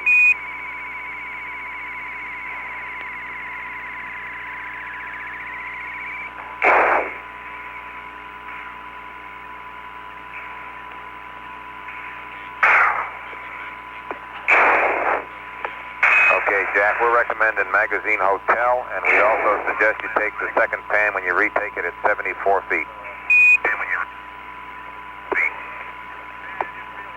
Okay. Man, it didn't feel like this stuff was that hard.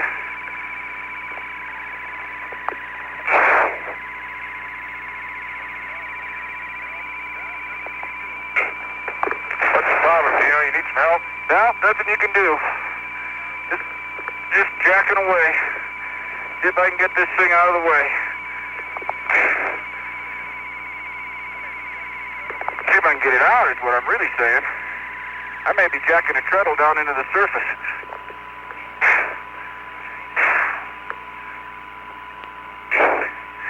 Change hands.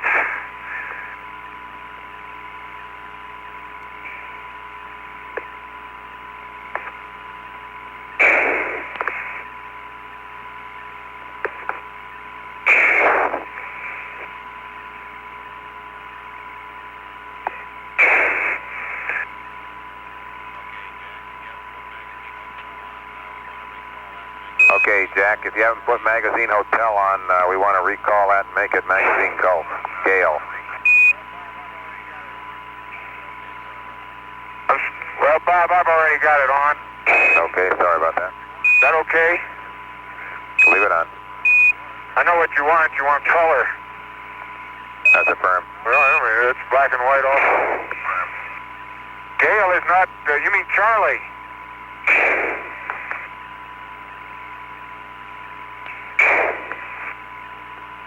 That jack applies about 500 to 600 pounds of pressure. You want color, you want Charlie.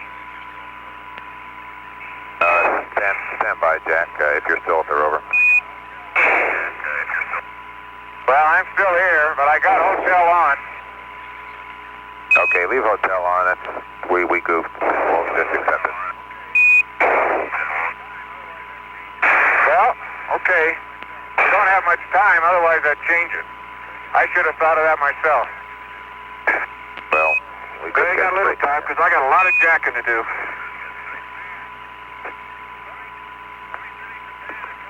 Man. Let me finish the pan and come and help you. Well, there's not a lot you can do, Jack. I'll get the neutron flux ready. Well, thanks a lot. Okay. Come on, baby. I'm gonna get this thing out now that I got it. Boy, Gino, that's what you call getting down into your work.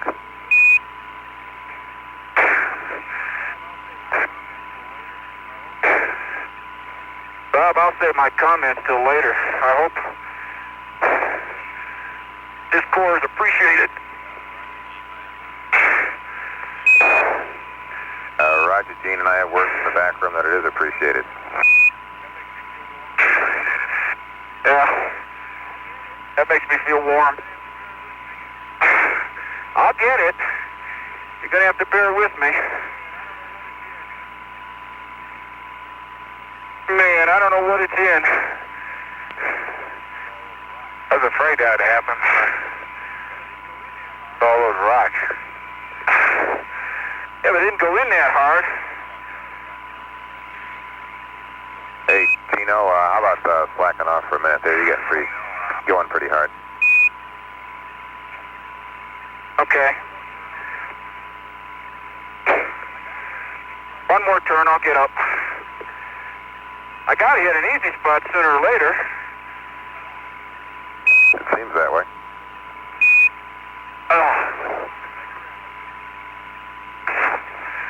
You're right, Bob. I'm gonna take a rest. You betcha. Man, I had to say it, but I had that 25% of the way there. I can feel it ticking now.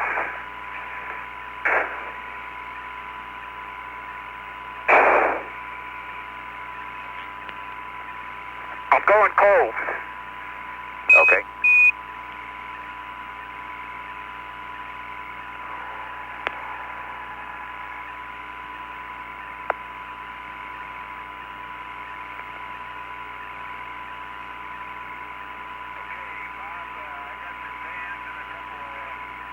Okay, Bob, I got your pans and a couple pictures of the heat flow probes. Now, let's see. Okay, Jack, if you've got the two sets of pans there, we're suggesting that you, since the CDR is still working on the core recovery, we suggest that you sample the large boulders and loose material on top of some of the smaller large boulders in the vicinity. In other words, let's do some sampling in here while Gino's pumping on the old jack. Unless you guys think that... You don't want me to help him? Well, unless you guys... Okay, if you let me finish. Unless you guys think that two guys can do that better than one, I'm not sure. Gene, you want me to spell you a little? Jack, I don't think there's a lot you can do. Come on over here 1 minute. Let's see if I can use up some of my water. Let's see if I can't get a bigger bite. You on one end and let me stand on a treadle and we might be able to get a bigger bite. See, I can't get a very big bite. That's one of the problems. And Jack, can you verify we have the LSPE enabled on? I told you Jack didn't break. No, I'll get it. I knew there was something I needed to get the jack in over here, other side. Let me put some weight here. See if you can see what kind of bite you can get.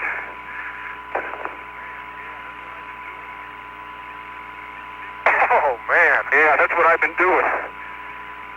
See if you can get a bigger.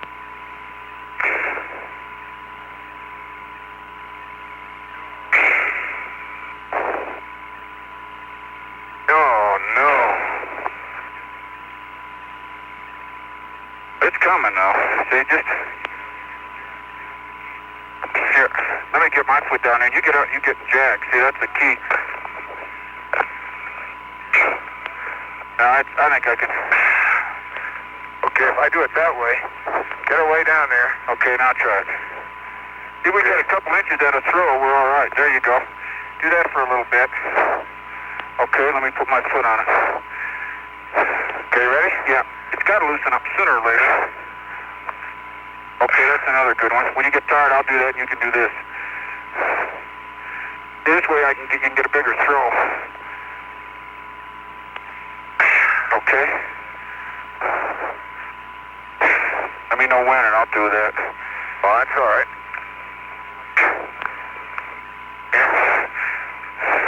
Feel like it's loosening up at all? Yeah. Oh, excuse me. Yeah, go ahead.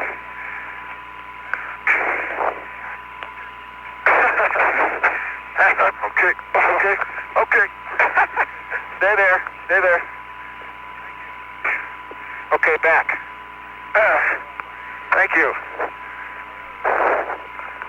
How about my UHD, among other things? Okay, let's try that again. You want to get over here and I'll do that for a while? Well, that's all right. I just lost my balance. Can I hold there? Yeah, you can hold there and I'll hold it too.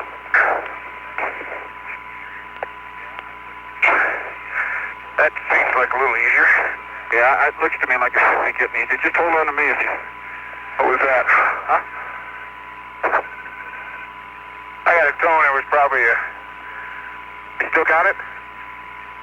Gone. Momentary. I probably got a... You get over here. Get over here, Jack. All right. Now let me get over there. It's coming now.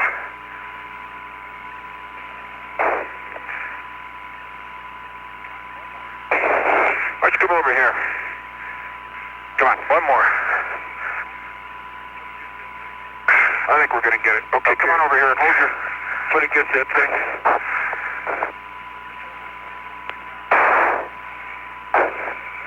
Just hold that little thing down. That's me. Yeah. Ready? Yeah.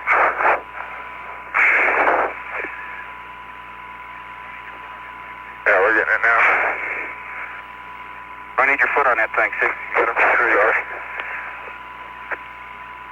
I don't know what kind of hole we're going to have. Okay. Put it... Get your foot down on that thing again. Wait a minute, let me... Okay. I jacked the treadle down about 6 inches. Okay, it's loosening up a little bit. I keep saying that, don't I? No, it was. It changed while I had it there.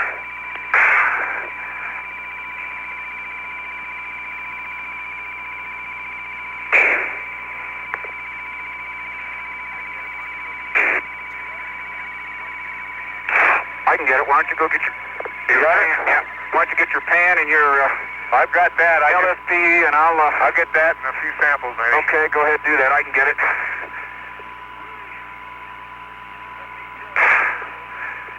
Whee! Let me tell you, Red Rover. Let me tell you.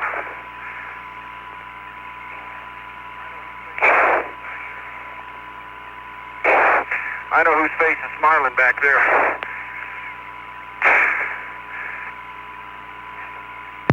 Ron Evans is coming up over the crater Copernicus in his 17th revolution of the moon. He's right on the flight plan, everything going good. Sounder data coming in good. Yeah. Okay, Houston. Mark it. Enabled. Okay, finally, thank you. Oops, I moved your central station. I got to realign your antenna. Stand by, Jack. Wait a minute.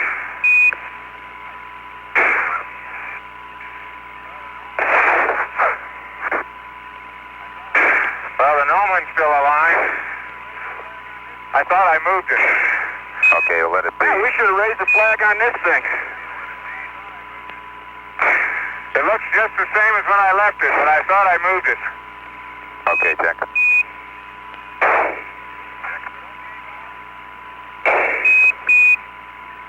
Is it okay, Bob?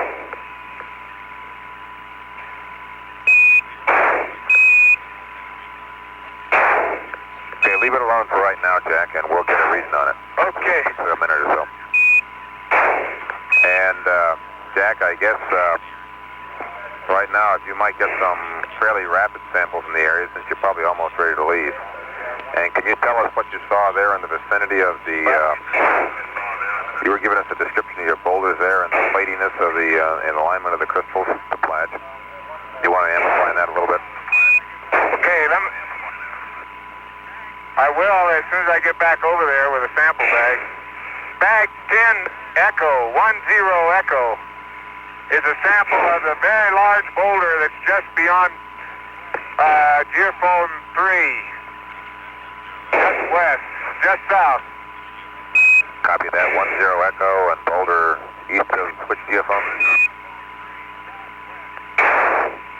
South of Geophone 3, southwest. I got a few photos to document the boulder. I'm not sure I documented the sample though. Okay, copy that. It's the same kind of rock. The same kind of rock I saw near the limb. And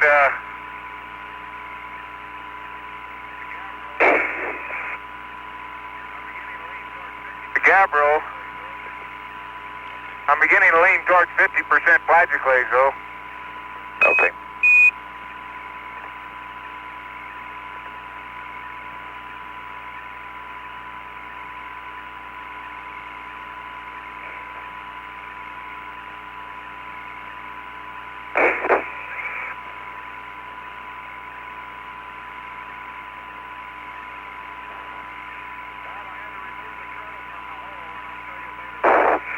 Bob, I had to remove the treadle from the hole, and I'll tell you later why.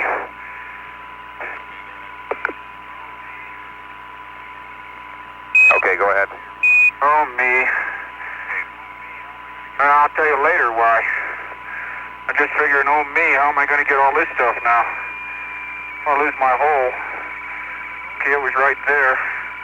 And our fiasco over here, we knocked everything over. Did I ruin something? No, I just got to stoop over to get things, and that's a major effort these days. Can I help you? Nope, I got it here. I got a delicate core in one hand, and I'm trying to get some core caps in the other. You'll be glad to know it's full, Bob, and while I'm the only one to see the bottom end right now, I'm going to tell you, it looks like what I'm walking on, but it's obviously not powdery. It's obviously very cohesive because it's the bottom of the core is not smooth. It's very jaggedy and fragmental-like. Okay, copy that, Tino. Very good. Yeah, I'm being very careful with your core here, but I got to do a few little housekeeping chores first. Okay. Have you got the neutron flux over there in the vicinity, or is it still back of the Rover? No, sir. I already got it. Okay, good enough. Yeah, I've been looking. And Jack, in your travels there while you're doing some sampling, if you happen to wander by in the vicinity, approximate vicinity of the double core, of the deep core, you might get us a Rover sample of the soil there.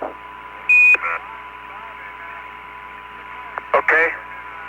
Bob, and the core is filled to within an eighth or certainly less than a quarter of an inch from the bit. Okay, sounds good to me. Sounds like a good candidate for a cap. Yes, sir, and it's got Bravo on, and the plug has been discarded. Copy that.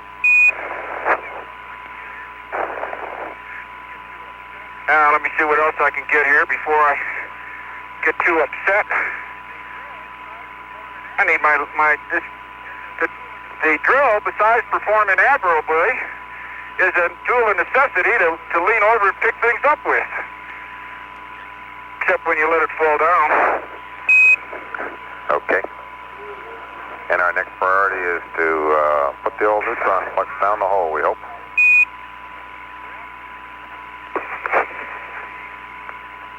Well, we shall see.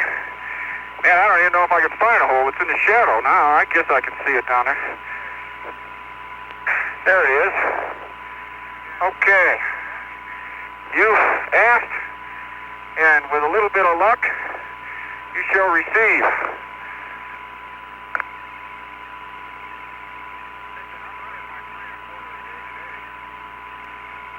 Listen, I'm earning my 3 1/4 a day today.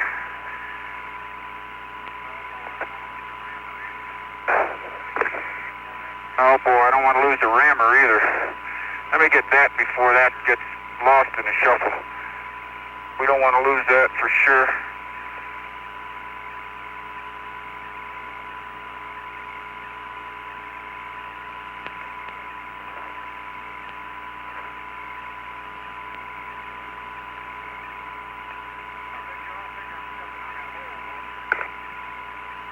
I bet you all think I'm stepping on that hole, don't you? I don't. John doesn't either. Bob, I see no clear alignment of bicyclase arperic scene in this rock. That's the one with the parting in it. It looks as if integrating what I've seen here and over at the big rock, the Geophone rock, that the layering or the foliation or the parting, whichever it is a result of variations in vesicle concentration. The sample 10 Echo is a sample of the more coarsely vesicular rock. I could not get one of the more finely or non-vesicular fragments, but I got pictures of it. Okay, copy that. And do you see any... And I'm having trouble getting... Go ahead. Go ahead. And do you see any evidence of soil on top of some of these medium-sized boulders? There's soil, a little bit of dust in some of the holes, but there's not enough to sample at this point. I may find some later. Okay, copy that. He's picking up the old...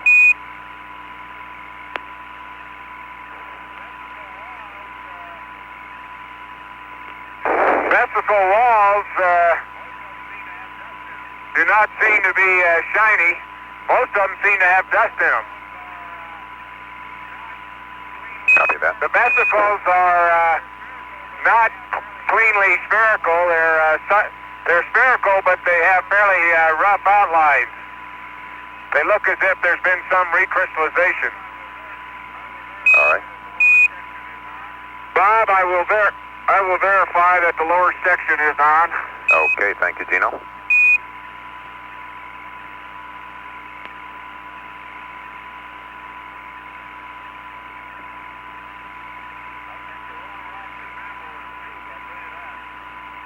I picked the wrong rock to sample with a scoop, I'll tell you that.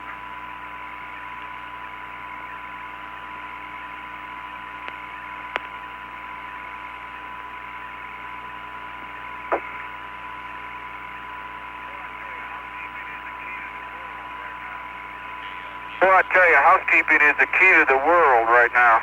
Okay, Gino and... Okay, another key to the world is whether that... Gino, stand by. Hold it. Yeah. Okay, make sure that the top of it doesn't go down the hole too and disappear, either by putting it through the treadle or if you're sure that... or whatever.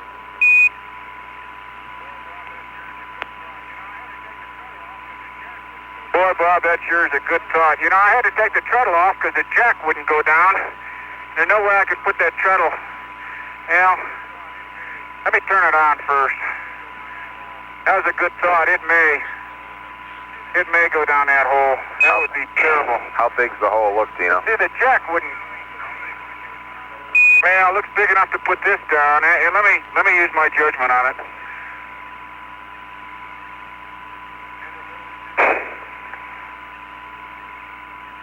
And a little ingenuity.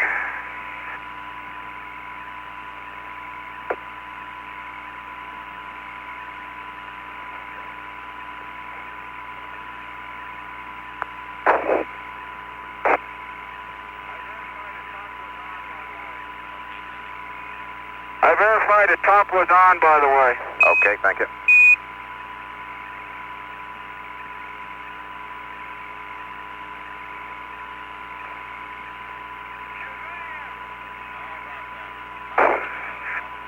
Shazam!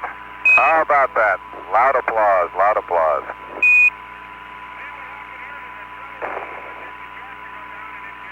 See what happened here to the treadle bulb? I couldn't get the jack to go down, and it made the hole oblong but it's all right now. Okay, beautiful. I mean, it ended up all right. Okay, and why don't we get you two guys together again now and break down the core and press on. And we got a little revision here to the EPA. I'll get with you in just a minute on as soon as I find out what it is.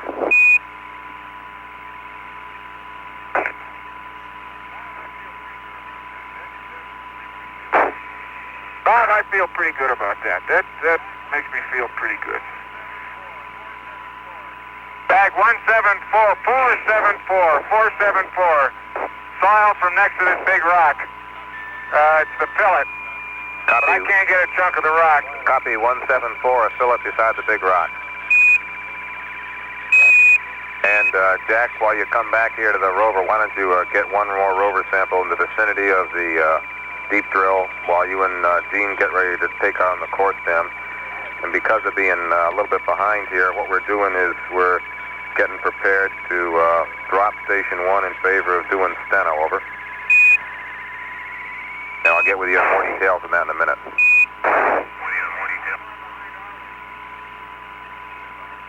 Well, how far behind are we? Stand by.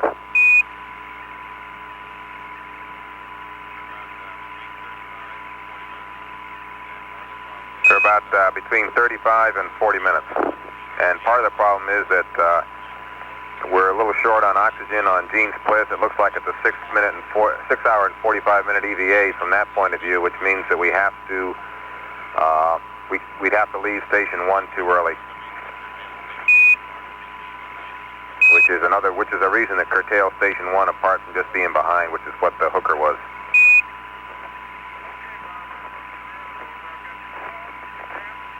Okay, Bob, I'm approaching the rear of the Rover. I've got the core, the caps, the wrench, and the rammer. Okay.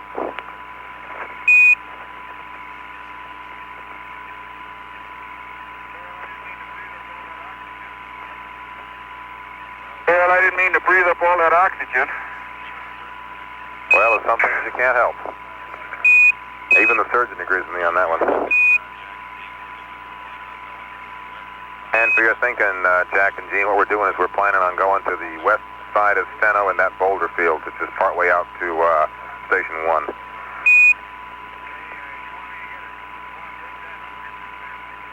Okay, you want me to you want to break that and I'll go get this sample, Gene? Yeah, I'll break this, Jack, no sweat.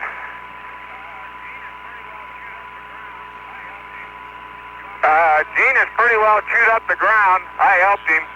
You want me to get a little ways away from it? Stand by. I don't think we're interested in a surface sample in the top little bit. I think it's just in the top, just a surface sample. Stand by, though.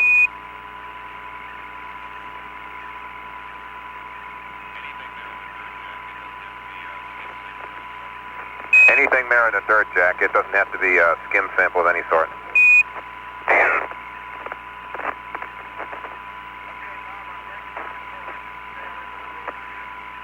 Okay, Bob, I'm breaking down a core at the tail end of the Rover here. Okay, congratulations. Well, don't do it yet. I haven't gotten it broken down yet. But I got it out of the ground with a little help.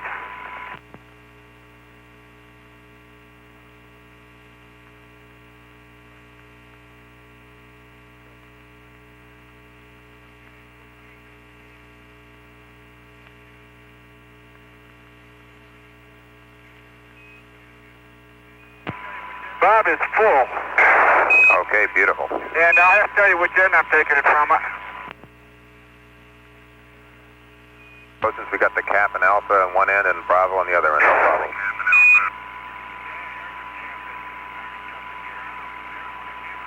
Man, there's a cap that's going to be... Oh, boy. Okay, Bob, there's a mixture of soil and a rock in 475. Okay, copy, 475. The soil came from about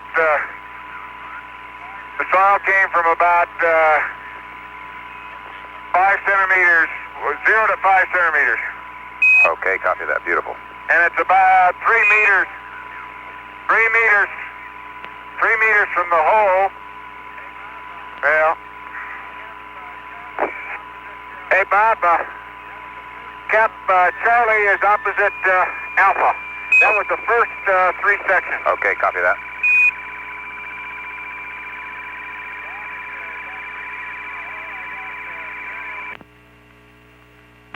From the hole, I got stereo before with at 11 feet and one after at 11 feet. Okay, copy that. And how about a frame count there, Jack? Stand by.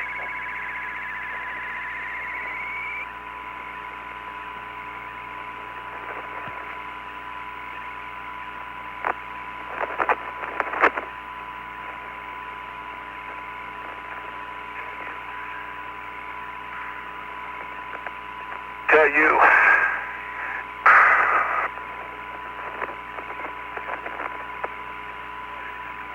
Nope. Nope, I get it. Boy, this system works good.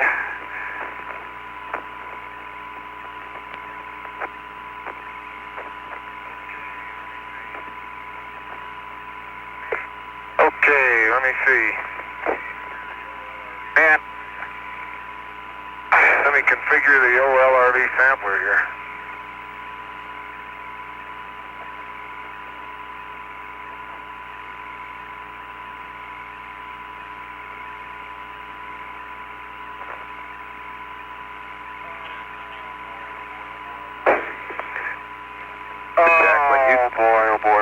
Jack, this is Houston, over. Go ahead. When you took those 2 pans of the Alsep, was one at 15 feet and one at 20 feet? One was at focus was 15 and 74. Okay. There's a partial pan. There's a partial pan on Mag A, which was taken at 15. Okay, understand.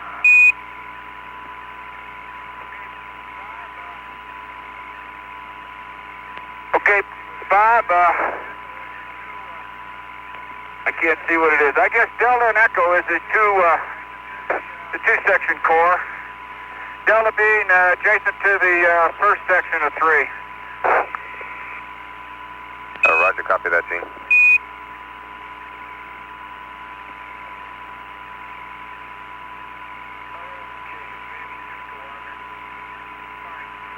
Okay, baby, just go on there. Nice. The last one is Foxtrot.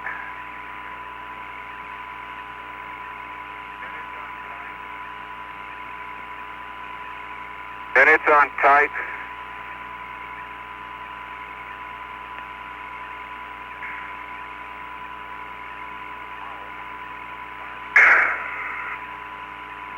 Ow. Arm start. That hurts.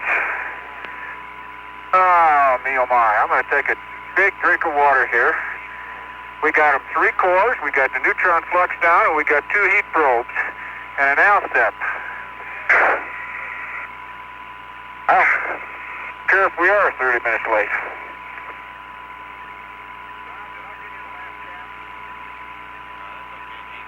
Bob, did I give you the last cap? That's okay, Gene. We don't really need it. The way they're broken down, there's no problem. The 323 stands out, and the Bravo on the bit end, there's no problem there. Hey, what you need, babe? Can you pull that off? Pull this off. Yeah. Rotate it 180 there. Like, no, just the total thing. That's good. There you go. Like that? Yeah. Okay, and 17. Hey, I have to line it up. Go ahead. Okay. I'll hold it. You do it. I got it. Okay. I'll give you a reading, Bob, before you speak. Wait a minute. Let me get it over with. It's 670-002-601. That's 670-002-601. Did you punch grab the second time? That's identical to the first one. I just said to read it. That's what you want, isn't it? Yeah, is that... but you, did you punch graph after the first reading you gave me there at the Alsep? Or you just read me the same measurements you read I before? call them out every time. Bob, I'm reading it right here. Everywhere I punch graph, you've got it written down somewhere. Yeah, and I didn't copy you punching Bob, I did graph not. but the one time. When I went back... Bob, I did not. When I went to get the treadle and a neutron flux and a rammer, I did not punch graph. Okay, so that's the same as the first one. Never mind. Thank you. And, guys, we're ready for you guys as you go along here to do the geo prep and press on. As I say, we'll go to Steno and come back from there and do the SCP. Over. Any questions about that? We'd also like to know if you have the Nomon back at the Rover. No, we're just... Yes, we do. Okay, Lake Oregon, okay. Can you put that in that sampler tool bagger? Yes, sir. We're configuring for geology now, Bob. Okay, copy that.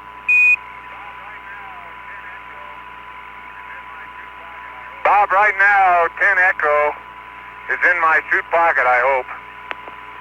Okay. Okay, mount 20 bag dispensers, SCB1. Let me get at them. I've got mine on. Okay.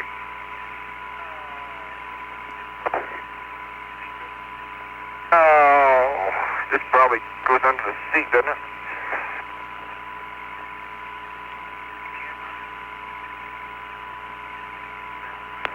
Camera. The hell mine is. Where the devil mine is. Excuse me. Oh, I see the Noman. I put it there so I wouldn't forget it. Okay. I tell you, dexterity is the key. Look at those cover gloves. I guess we can take those off. I don't know whether we ought to or not. I'm gonna leave mine for a while. I changed my mind. I want to look at my gloves before I take them off. Okay, where are we? You got your camera, obviously. This is my camera. I get the back dispenser on it.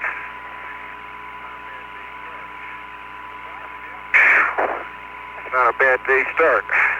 Bob, is the Alsep working good? The last we heard was working great, guys. We'll check again, though. Okay. You got your camera, my camera, the floor pan, cap dispenser, SCB to gate 1. Let me get that. Jack?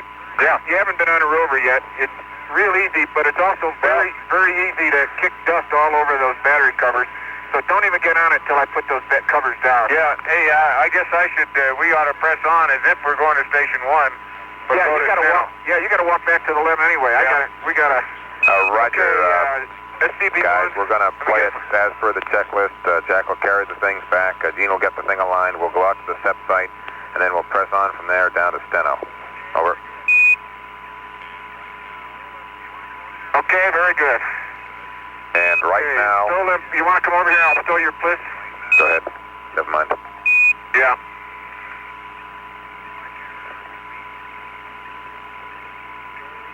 My camera's under my seat. Okay, you can turn around. Oh, man. What have you been in? Hallelujah.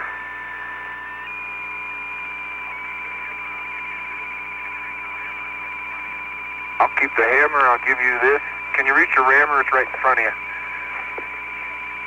On the... Oh, yeah. I haven't got the cap in yet. There it is. Okay, caps are in. And Rammer, come out here when the again. I want to get you might give it a swing count on hotel. Over.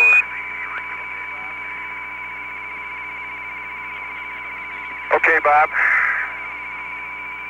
And we're going to hand over stations. You might get a drop-off momentarily. Right okay, rammer, I got the hammer. Turn around, I'll give you a CB2. Okay. Okay. Now, guess who's watching to see how these hooks are going to work?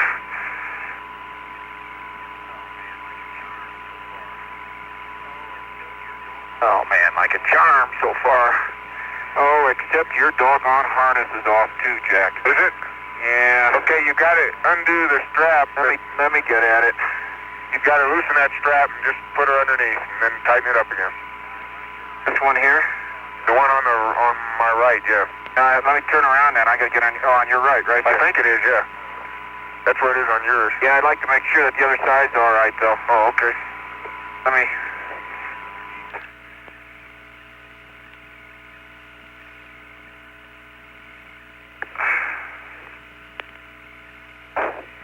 I get so tight now, the rope. Okay, now I got it on. Okay. Okay, now I'll get this hook. That hook's gonna be a piece of cake, Jack.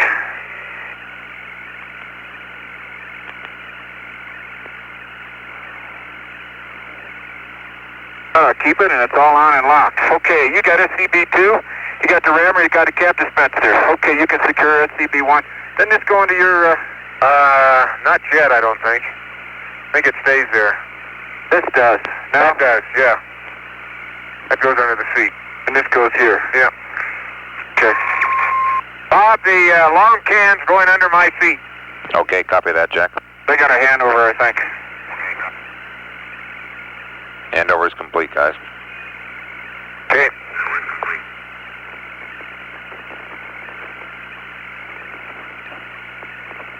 Four hours, 30 minutes into the EVA. Okay, you can pull it off. It's unlocked. It's unlocked. There it is. Usually stiff. Okay. For once I have my camera off.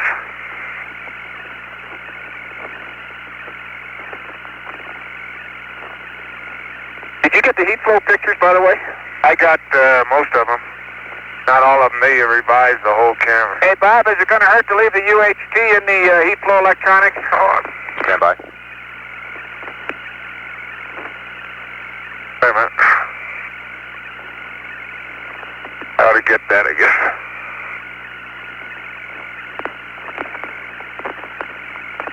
One. Tall. Here, let me lean down.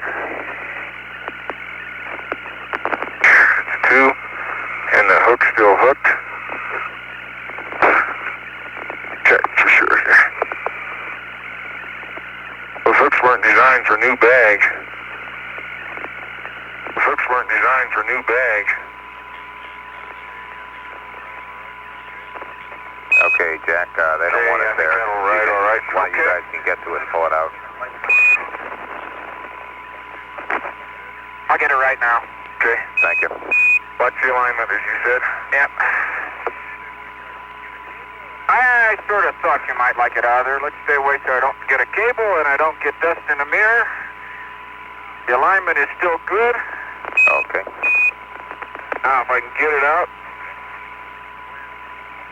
Okay, I'm going back to the rim. Okay, Bob, the alignment's good on the heat flow, and I've got the UHT out. Jack, you need this? You better leave. Save it. I'm going to leave it right here by the Alsep. Save it. Careful. Gee, man, I just threw it right here in this little ditch. Yeah, right. Okay, the other UHD is by the Alsep. We probably ought to have it with us, Tito. For the sampler. Have you got one UHD? Hey, you got one. Yeah, that's all right. Get it on it. Okay, we gather you're on the way back to the limb with the core stems there, Jack. Yes, sir. Okay. Okay, Bob, I'm going to take the TV away from you and get these battery covers squared away before I put the togs and the camera on. Okay, Dino, and you guys have the gnome on in the little quiver, right? Yes, sir. The temperature on the batteries are 96 and 110. Okay, thank you. Can I close the covers? Roger. Can I close the covers? Roger. Hey, you're turning our voice around, Bob. No, I said... We're getting a repeat. I said close the covers, please. That's right. I heard what you said, but you're turning our voice around.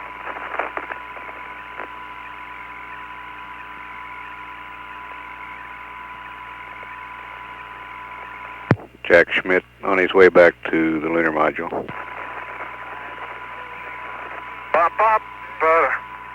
I was strolling on the moon one day in the merry, merry month of December. No, May.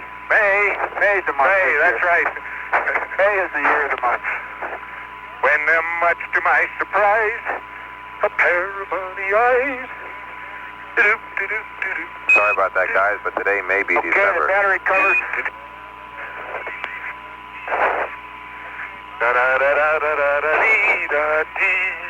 Okay, Bob, the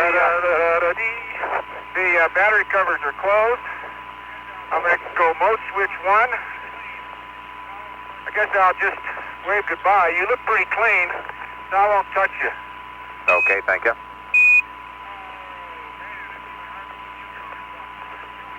Oh, man, it's even hard to move you counterclockwise. Here we go. Counterclockwise, facing aft. Okay, I'm going to go mode switch number 1. Roger, we can confirm that. Leave the true blankets open 100%, right? Roger. That's affirmed. Okay, now I got to mount my camera and tether my tongs. We'll lose TV while Gene Cernan drives the rover to the surface electrical property site about 100 meters east of the lunar module. Okay, mount camera, tether tongs. See if my camera's going to work. Bob, I'm on Bravo, bag Bravo, and frame count 19. Okay, copy that, Jane. Jack Schmidt has carried the core stems back to the lunar module where he will pick up the transmitter for the surface electrical properties experiment and carry it out to the site where it will be deployed. 0.85.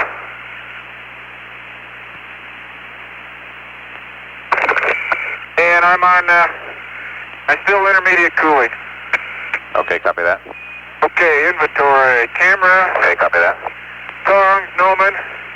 Okay, I'm ready to get on. Ready to get on. Okay, you want us to make the... Oh. That rock by your front porch is really a major nuisance.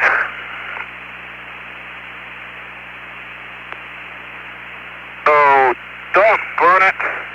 What's the problem? Oh, every time I get on, I get dust around. I haven't learned how to get on yet.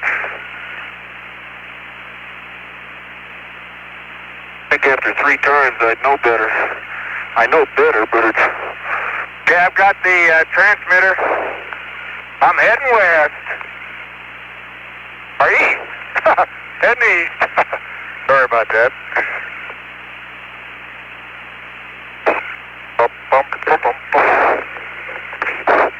Okay, I'm primary. Okay, you want an nav initialize here, huh, Houston? That's affirmative. That's affirmative. By the way, Bob, Station 6 is pretty obvious up on the hill. It's fairly high up. I don't know if we'll get to drive up there or not. Okay, take it you can see the boulder, and that's how you can tell, right? Here's the Okay, shame. take it you can see the boulder, and that's how you can tell, right? Yep, and the crater. Shame not to, well, maybe that's the wrong one. I'll have to check the map.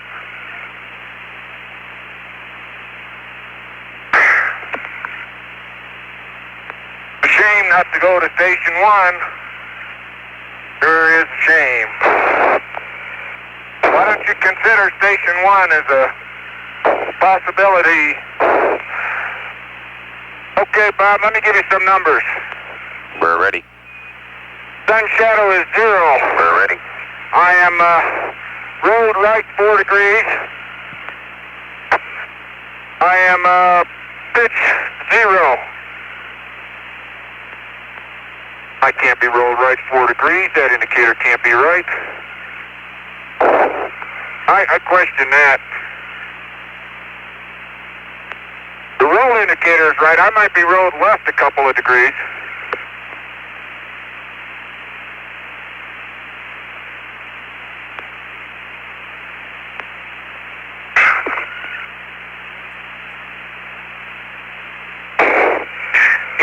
that, Bob? On roll indicator is indicating make it 3 degrees right. 3 degrees right.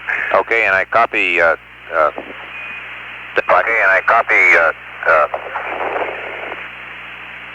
Okay, torque to 279 will be the heading. 279. Okay, torque to 279 will be the heading. 279. Okay.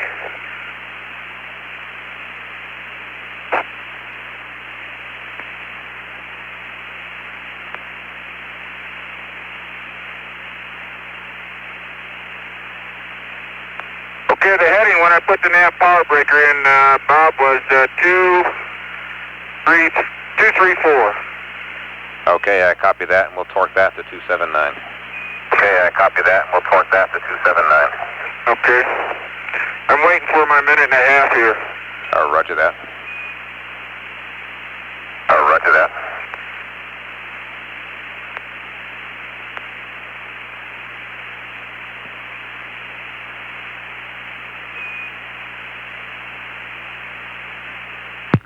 Steno is a crater about 1 kilometer south and east of the lunar module.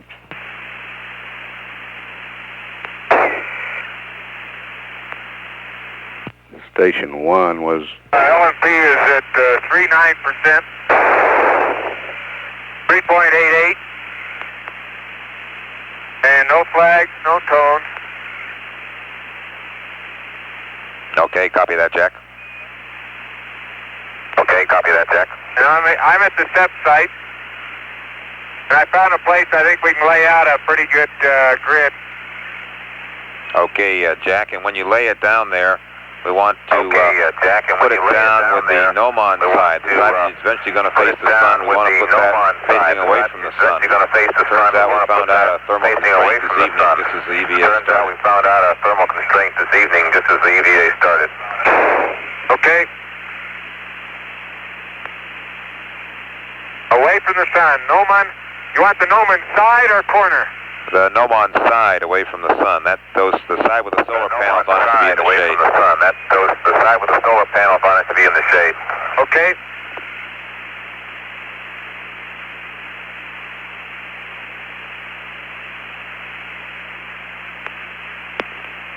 Bob, everything's working fine so far. She's zeroed and I'm torqued. And I'm ready to press on. Reset is back off. Okay, Jack, here I come. Okay. You see me? No, I'm facing the other way.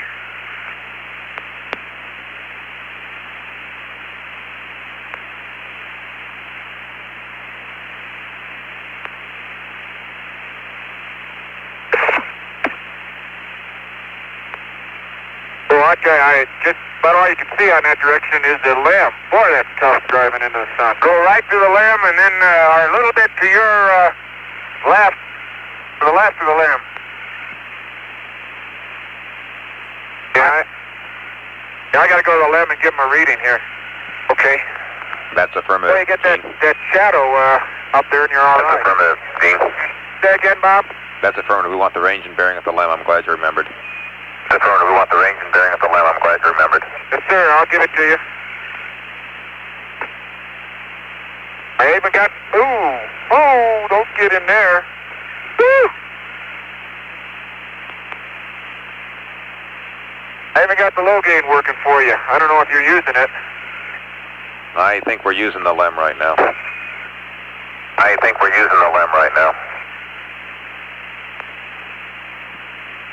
Boy, that limb is pretty. Woo!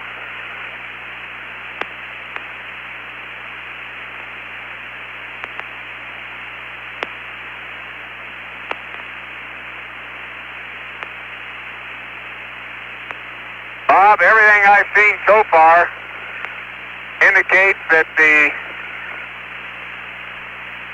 so-called subfloor boulders, if we have gotten that deep,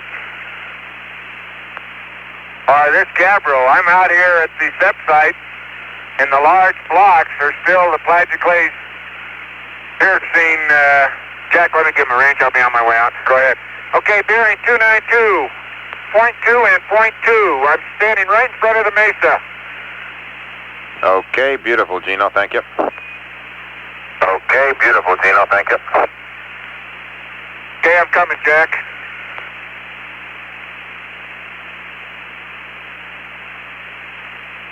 The zap hits nice white halos, although for the most part the rock's too coarse to show them very well. Some of the larger ones have white halos. We may not be down to the subfloor, but hard to say. Hey, Bob, making 8 to 10 kilometers, and I'm barely moving.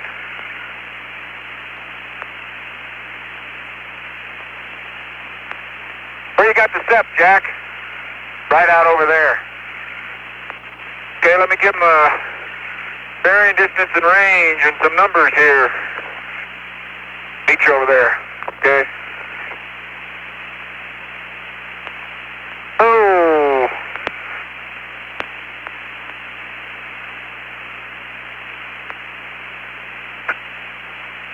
Bob, I did see a dense gray rock that's different than the others on my traverse out here. We'll try to find some of that too. Okay, Bob, I'm reading 278, 003, and 003 at the SEP site. Okay, copy that, Gino. And how about giving me amp hours and batteries just as long as you're there? Copy that, Gino. And how about giving me amp hours and batteries just as long as you're there? Yes, sir, it's coming at you. Amp hours are 112 and 110. Batteries are 9.2 at about 112. Okay, copy that, Gino. Those are all off scale low. Yeah, okay, thank you. Okay, copy that, Gino. Yeah, okay, thank you. Nav is going to reset. Say again there, Gene. You're going to go to reset, right? Say again there. Gene, you're going to go to reset, right? Yes, sir, going to reset. Okay.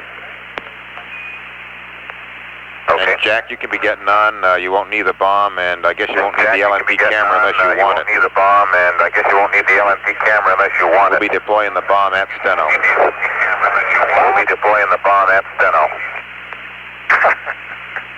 I thought we were playing it by the checklist. You know, here's the bomb. Here, give it to me. I charge. Okay, I got it just happens that the station is at the place we're going to deploy the charge. The station is at the place we're going to deploy the charge. Okay, well, we got it off. Okay, do you know which side of Steno he wants us to go, Jack? Not yet.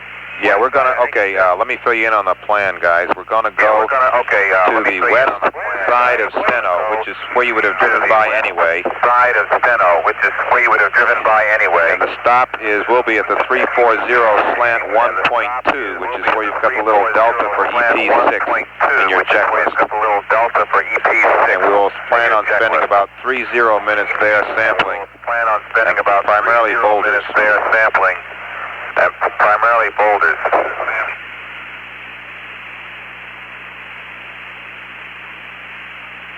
Okay, Gino, west side of Steno then. Okay, I got it here.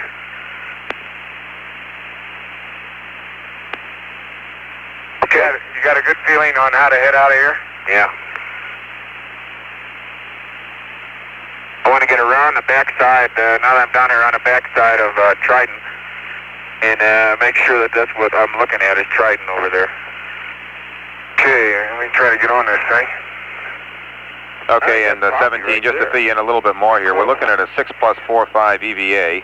We're giving you 15 minutes to drive to Station 1, 30 minutes at Station 1, and 15 minutes to drive back to the SEP, and then deploying the SEP for 2 minutes. And then 40-minute closeout at 6+45.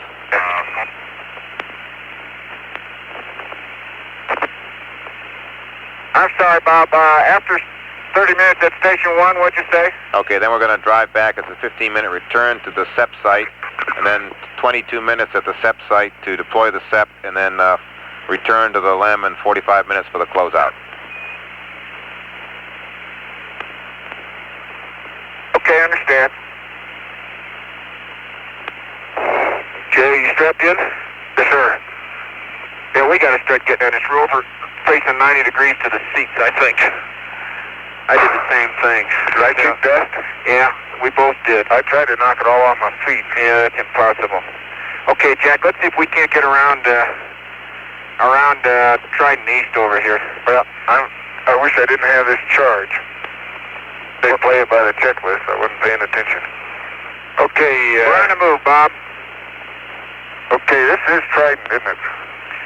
So we're starting out. Well, gotta be. Yeah. So you're starting out on the. You really want to hit about 29. No. No, wait a minute. I want to go southeast. 181. Hey, Let's take a look. 17, we'll start out on the same you were general right. traverse as you've been on. It's just that we'll stop it sooner. Yeah, we understand. We're just Okay. getting our bearings, Bob. Okay, That's good enough. got to be Trident East, right here, Jack. See that? That's gotta be Trident East. That's the big one. On the right or the left? On the right. Yeah. And Pompey was just over about where. Butchers. Yeah. I just want to get our bearings here. You can't look to the east. Okay. I got it. That's an awful big depression over there, isn't it? It says go along this way. Boy, it sure is. Whee! Butcher. Oh, hold it. Got it.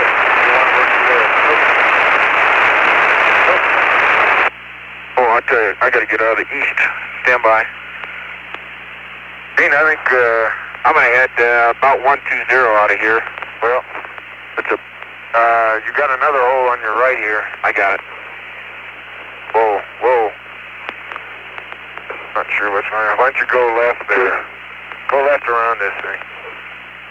And I don't know what's 17, wrong Houston, for your advice, we're trying to use the low gain antenna on this traverse also. Might try and be good guys and turn it for us when you have to. Okay, Bob. That's gentle reminder number 1.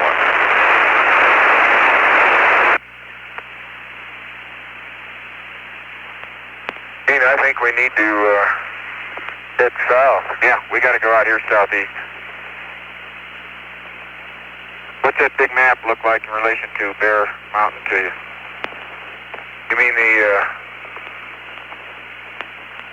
I'm not sure I can get to it. Okay, I want caller for 116 at point 6 if you were anywhere near the SEP. I ended up with this charge in my hand. There's a big. What are you headed now? South, pretty much. Yeah. I think you're getting. That must be station. That must be Emory over there. See with all the blocks in the wall? Where are you looking? Which way? Southeast. Way over there. Yeah. That may very well go. This is very easily Steno right over here. Let's see. We're between the two big ones. This that would be Powell. Paul on the right. You think? Certainly doesn't look like the LNA yet. No, sure doesn't. How about arranging bearing, guy? I think we can help you. Okay, 330.3. Okay, it sounds like you're probably just driving by the East Trident, or Trident 3. You think all that right there is Trident? By God, if it is, that's incredible. That's hard to believe. Well, Larry, you're going to go in the hole with your right. Good enough, no problem. I can't see the lift too well because of the... Well, if that's Trident...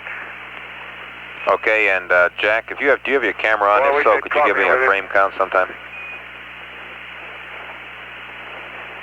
Bob, I got my hands full with this charge. Oh, okay, forgot about that one. It's, Sorry about that.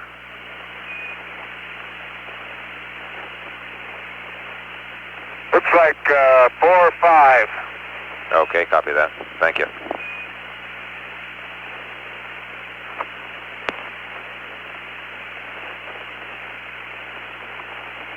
Boy, if that's Trident, woo! Hey, you know, that is... Don't you suppose that's Trident? Well, it sure looks like it, doesn't it? Yeah? We were quite a ways from Trident then. I bet you did. If that's true. Where we're at 342.4, that's about right. We're at half a mile. That's about right. Well, when I was looking at Trident, isn't nearly anywhere near that big. Okay, if that's true, then we want to go, yes, sir. We're all right, 181. Yes, sir, we're all right now. That's got to be Trident. What we were looking at before, I got to stop and see what that is. I got to look at this map when we get in. Well, it's a triplet, all right, with some septa between.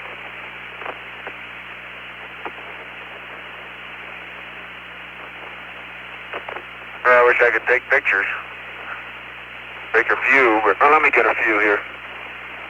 Well, you keep pressing. We can get them coming back. Take a few, but it's not continuous. My hands are giving out. I wish they hadn't said follow the checklist. Okay, we're at 0.5 and 346. And the surface has not really changed except slightly more hummocky and rolling because of a larger number of irregular depressions or craters. The boom. The rocks at first glance from the Rover look very much like what we had around the limb. That's the big ones. And 17, you might be, Jack, you might be expecting water flag and a tone in a couple minutes to go to Ox. Okay. And CDR will be about 5 minutes after I'm going to that. head south here in a minute, Jack, as soon as I get... Okay. I think maybe that might be Steno over there. I don't think we're too far off. Okay, there's my... I got to go to Ox. Can you reach it? Hope so.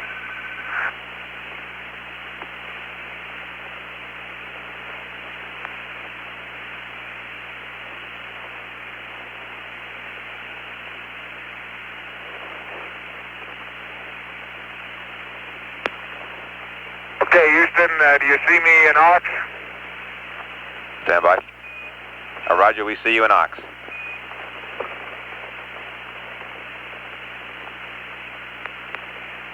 I'm going to hit some of these broadside, Jack, and then we won't get any roll angle.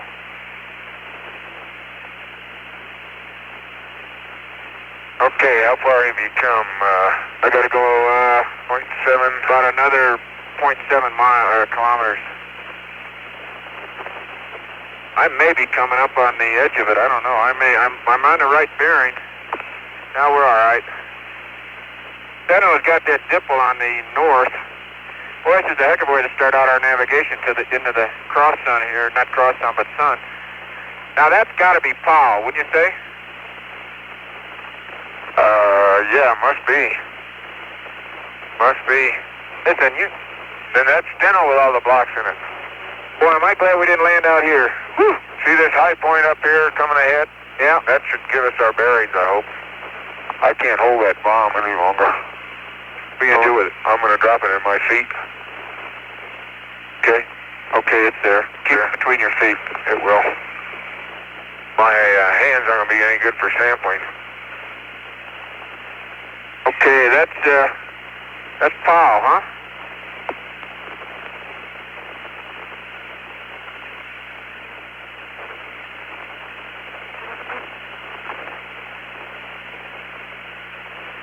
Yeah.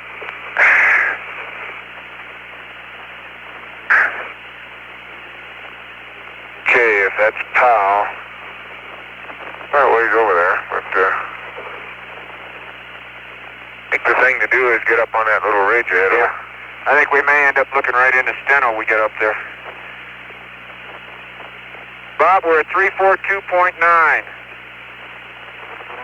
Okay, copy that. 340 and 1 point. Yeah, Roger, beautiful. 340 and 1.2 is where we expect the station to be.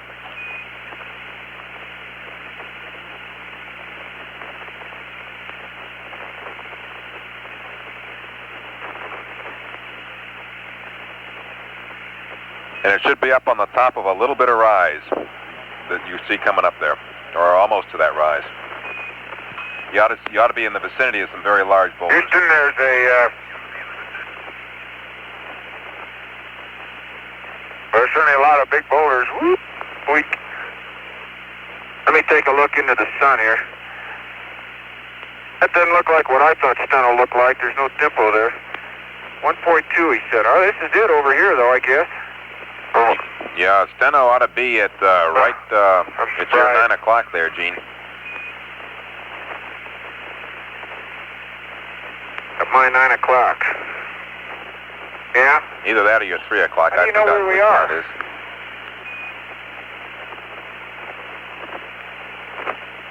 I think you're probably right, although it doesn't impress me as what I saw in the LNA. How much time we got to drive now, Bob? Okay, stand by. I think that's probably Emery up there. That's Steno, I guess. Yeah, You see 7, that, Jack? Jane and Jack, we'd like you to, if you're in the vicinity, we think you're just about there. We were planning on you leaving the SEP and getting to this place at about 4 plus 5, 8, and we're showing about 5 plus 00 right now, so you're right on time. And if you're at 340 and 1.2 or in that vicinity, you must be at the station or very close to it where you can see. Over. Well, it doesn't look real familiar, Bob, as far as Steno is concerned. Okay, I think they can locate us if we work that block field right there. Let me get my water.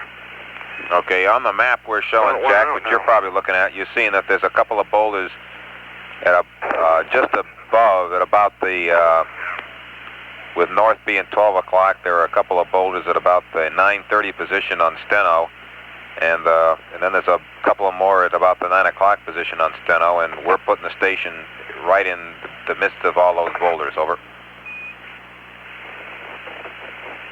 Well, Bob, I don't know. It's hard to follow that that's where we are. I'm not sure. It doesn't look like what I expected Steno to look like. No, me either. Okay, what's the range in bearing one more time? Okay, 346, 1.1. I think it'd almost be worth. I'll bet that's Emery up on that hill.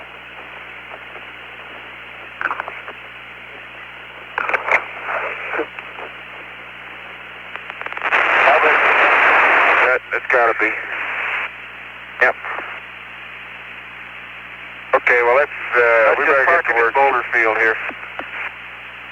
Get in this boulder field. Okay, I mean, I wish we could have gotten near one of the big ones, but let's do it. We're gonna run out of time. Yep. That's affirmative, guys. There's no point in deviating around and spending 15 minutes trying to get to a particular spot or down to a bigger boulder. You must be in the near vicinity. If you're really worried about it, I guess you might drive a little bit to the east to the rim of the crater unless you're there. Over. Your judgment. No, we're okay. We got a good place. All right.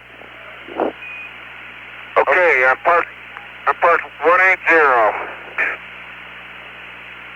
Roger, stand by on that.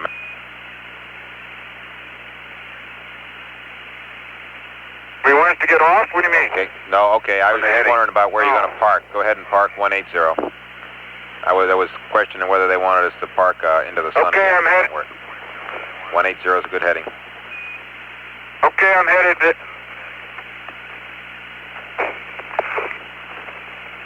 I'm headed 182, 346, 1.2, 1.1, 110, 108.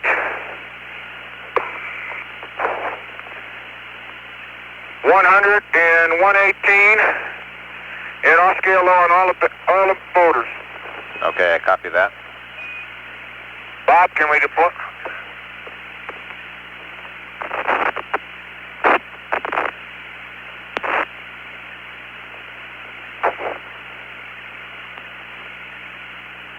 Okay. You want this charge deployed here? That's affirmative, Jack, and I'll deploy it now. You can deploy it right now. That's good.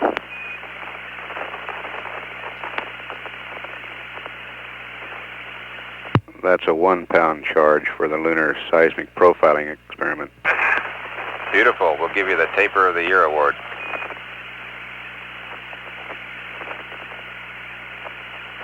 Boy, you're going to have to give me the Dust of the Year award after this. Okay. Ben 1. 2, mark safe. Ben 3, mark safe.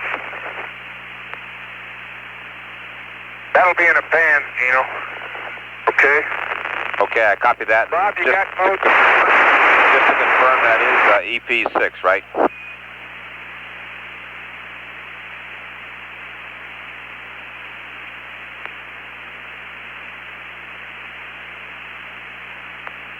Uh, 17 Houston, do you read? Okay, Bob, we're about 15 meters from a 20-meter blocky rim crater. It's about 3 to 4 meters deep.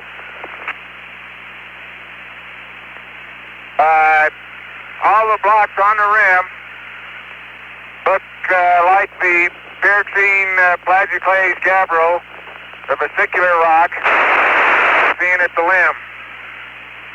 At least all that I've seen so far. Okay, I copied that, Jack.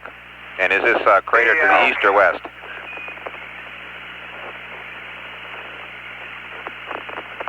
It's to the northwest of the Rover. Okay, copy that. The vesicle population varies from about 2 millimeter to 1 centimeter. It forms about 15% of the rock, 10 to 15.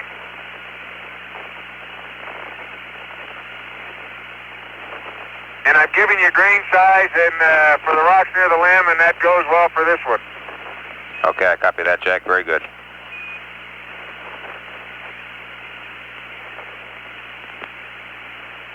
There is the parting that I mentioned, still somewhat unknown origin, and we'll try to get a sample along the parting plane. It's clearly evident in one of the bigger blocks.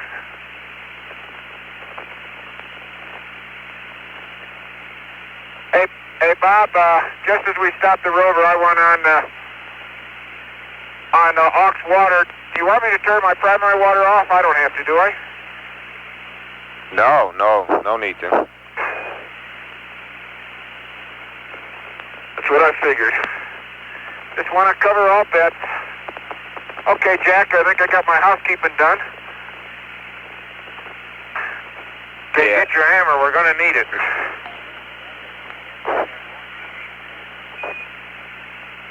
I've been carrying it all day. It's about time I used it. Okay. Bob, you're going to want a core at this site? Roger, we'd like to get number one priority would be some block samples, including any dirt that was on the blocks, if there is such. And then the second priority is a rake soil sample. The third priority is a double core. And then also in there are the pans, of course, and other documented samples. But double core is there, although it is third priority. Okay. Gene, do you think got your Noman, huh? Yep. I got my Noman, and I got to give it a TGE. When you said bring a hammer, I came... I'm sorry. No problem. Yeah, I shouldn't have disrupted. Two go hand in hand. Nothing disrupts your thought patterns more than somebody saying something. Listen, this is my first challenge. You stop. I guess I'm entitled to do that. Bob, you ready for a mark? Roger. Okay. Mark it, the light's flashing. Copy that.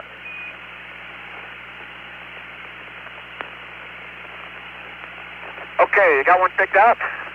Yeah, let's hit this, see if we can work on that one. It's at the edge, but we can chip at the parting plane, and that's one of the things that's come up that I think is of interest, that we've got to figure out why they have that foliation in them. Well, that rock is one of the more vesicular ones I've seen around. Well, they're all about that, Gene. They're either that or mixed with that variety. In the same boulder, you'll see a non-vesicular, a relatively non-vesicular. Okay, that's the, what's your shadow? That's the down sun. Ooh. Located right into the sun. Okay. Right at that, overlapping fracture, huh? Yeah, let me, get where I can maybe save the rock. If you can hook your, that's what I'm going to do. I'm going to try and get it right up on top is where I'd like to. If you hit it on the right side, it'll go this way maybe. There you go. There's good man. He's right there. I get another one, too. Try another one. Don't lose that one. Let me get that one for you. Right here, I get it. Got it? Whoops.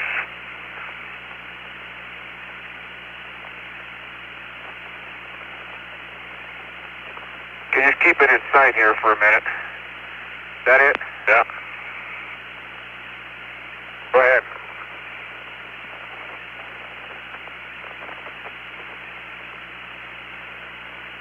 Try hitting, there you go. Can you use the other end against the right side of the rock? I'll press it. It's coming.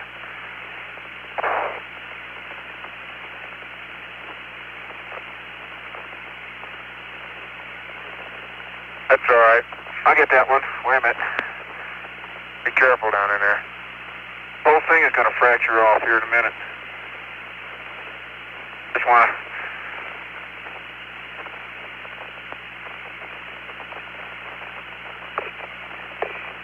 Trying. It's trying to fall. Don't wear your hand out. That's good, Gene. Wait a minute. Let me give one more whack, because the whole thing is No, that's too tight. Let me get that other piece. Okay, bag 476 is the rock sample with a little bit of the soil near it. A chip. Chip off the rock. And it's the... watch it, Gene. Here's the other chip.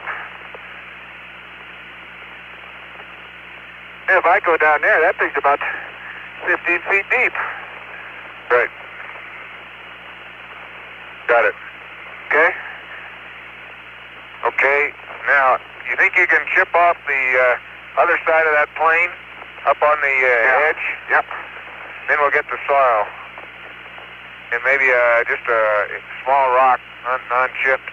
Let me tell you, my hands from that drill. Yeah, I'm sure they are. Really know I've been out here today.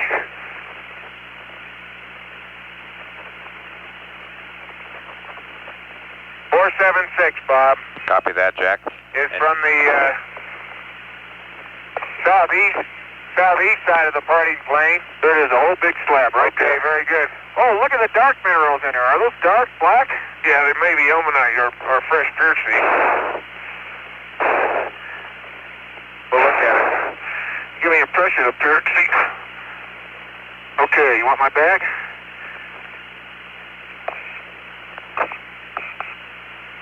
I tell you, if you work on any kind of slope like this little crater,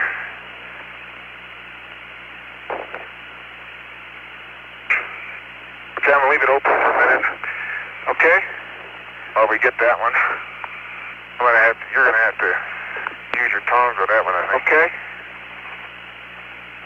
I got it.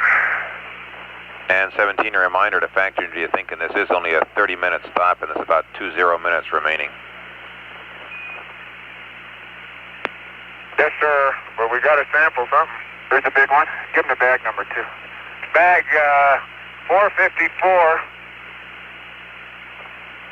Okay, and the flashes are from inside of bugs and recrystallized vesicles. They look like pyroxene flashes. They could be ilmenite. I'll get my after pictures. Okay, let me get in there and get some soil. Okay, let's get it first on the north side. Whoops. Okay, the bag tore around that. It's pretty jagged rock, but I think that'll hold. Okay, that's in yours. Okay. Then Gene's sample collection bag and scoop sample. You got a bag handy, Gene? Okay, bag 455, Bob. It's from the west side of the rock. It's under a slight overhang of the rock. It's in the shadow, anyway. Okay, that's from about 1 centimeter down, deep, 1 to 2 centimeters, and the next one is down to about 5 or 6.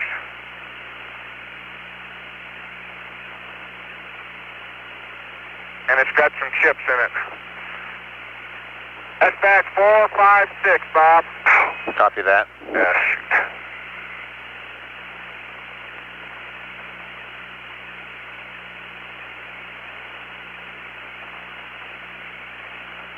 Okay. Yeah, I know. Oh, shoot.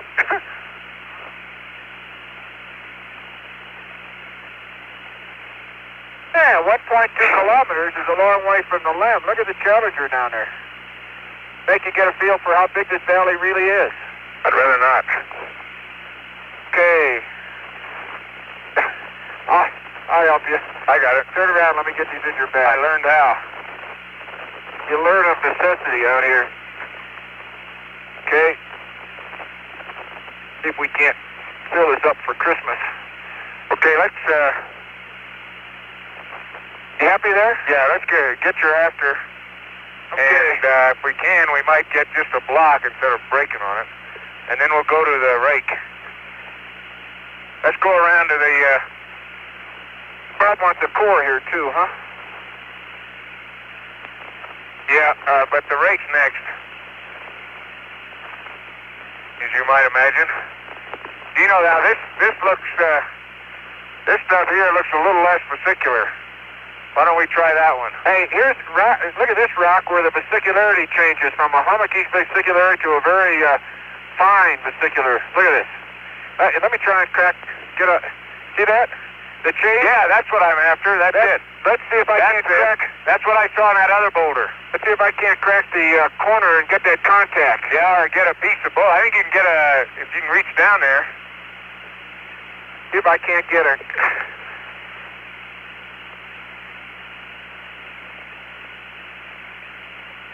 That's a contact in a rock.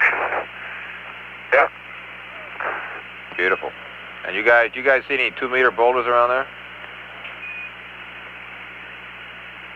We just sampled one. Now, so if that one showed up on the photos, I wonder why those down near the Alsep didn't show up. No, we're not where you think we are. We're not sure where we are. Gene, can you get down into that? Need some help? Yep, just give me the shovel to hold myself with. Give me a shovel.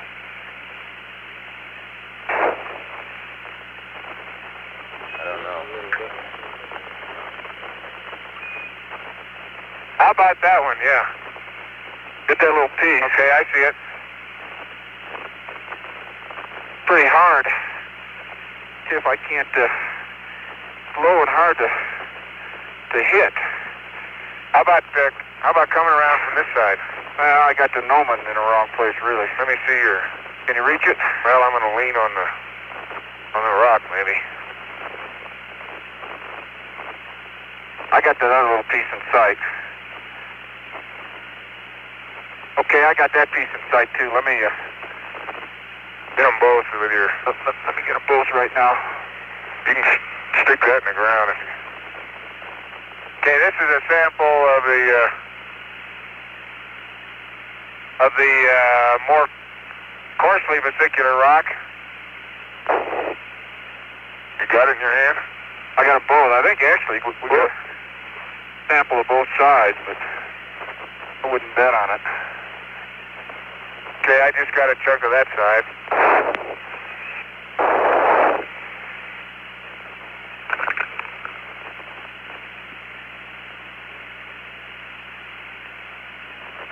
Okay, I got both of these. See that rock right over there in a little mound? Just projecting out of the edge of it? Where are you looking? Right over there. Here? No. No, here? I'm pointing. There you go. You just about touched it. Right there, that piece. Okay, let me get these in a bag here.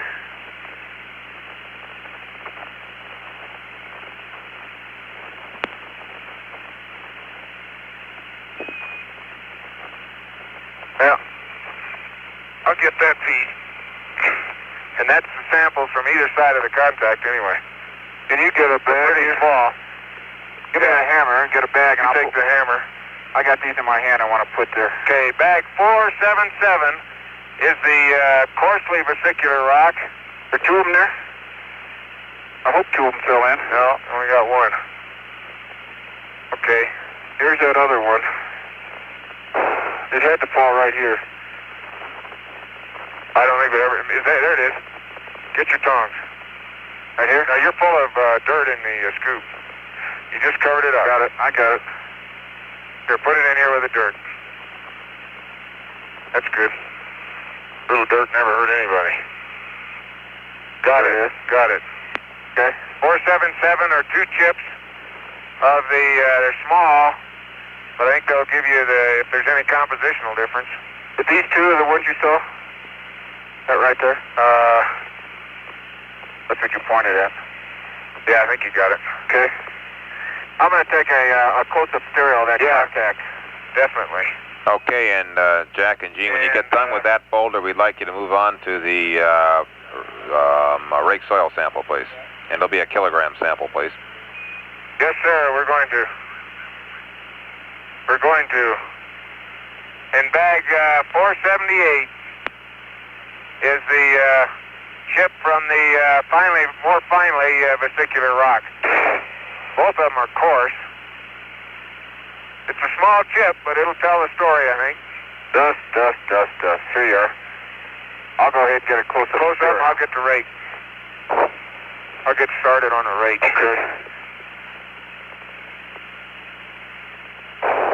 Gene, if you can pick up one more rock in that picture with your tongs, let's bag it.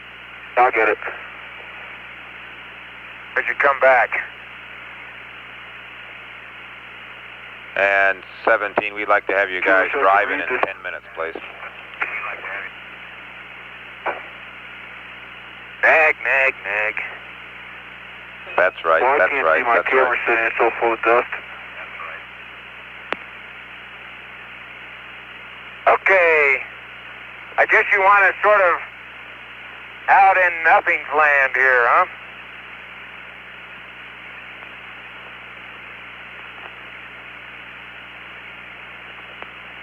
I can bag it for you, Gino. Roger. That's all right. I want to get this close up here. Okay, I've moved about 5 to 8 meters northeast of the Rover.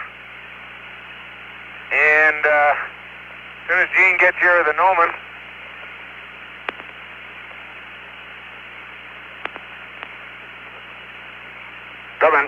Coming.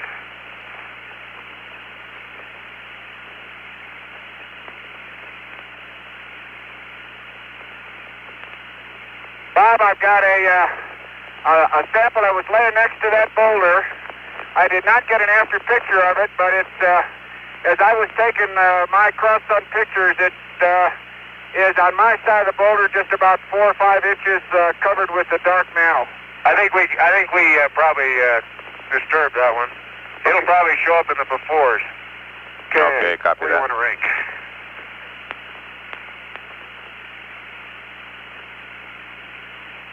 And that's in bag 479. Okay. Gene, let's rake right out there. Look, let's go ahead and bag that one, and I'll get the gnomon out there. Okay. Bob, as you might have seen from the camera up towards where we think Emery is, you got a pretty high concentration of boulders up there. Okay, and I think that's where we thought we were a little bit closer to Emery than you are. Well, we thought about going on up there, although we're in a pretty good area here too, from a standpoint of boulders. Yeah. Again, I think face the sun. I think for the most part, large and small, all the fragments seem to be filleted or even mantled by the dark material. Let me get out of your way. Well, I got to clean my camera. I can't even see. What area are you going to rake? To the your left of the ahead of the gnomon and to your left there. Okay, I got it. Okay, Gene, we copy that. That's a good observation, and I also gather that most of the rocks look pretty much the same. That's what I said. Yeah, except a change in vesicularity Roger. In terms of the size of the vesicles, where I described one as being a more hummocky vesicular type rock, the first time I've noticed any of the dark minerals was when we took that one big slab chip off that boulder. Okay, copy that. I didn't look at it that close to see what it was. Copy that, guys. I'm going to get a pan jack while you're doing that. Okay. Good idea, Gene.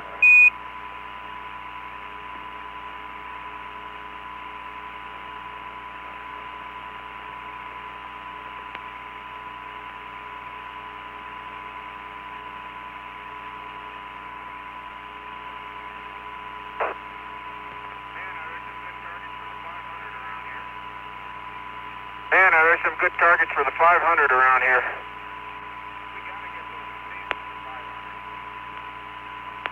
We got to get those massifs with the 500. The double core will be eliminated at this stop. Want to get started back toward the... And 17, again, Bob, remind. I'm really Go only ahead. penetrating. I'm only penetrating about the most 3 centimeters into this area with a rake. I picked up a fairly good sample of boulders, but most of them were within that distance of the surface and projecting out of it. Okay, I copy that. You ready, G? Couple more, Jack.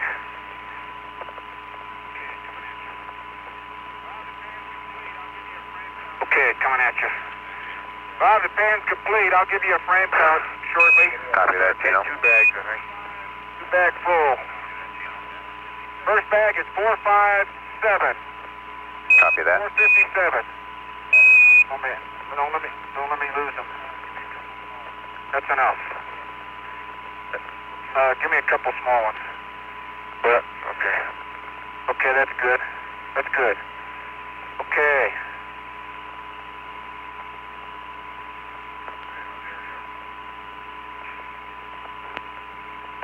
There you are. Okay, and bag 458 is the rest of the rake sample. They're all fragments. Copy that. And then we need the kilogram of soil. I'd say for the yes, sir. Okay, Bob. All the fragments, of course, are completely covered with the mantle, and they are slightly, or maybe 20% vesicular. I just took a glance at them, but for the most part, they appear to be rounded to sub-rounded fragments. Okay, let's get the kilogram.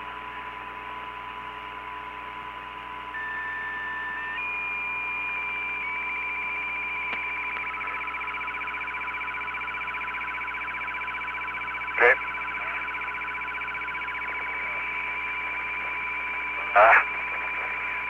Well, shoot. Start all over. Try it again. 459 will get the kilogram, Bob. Copy that.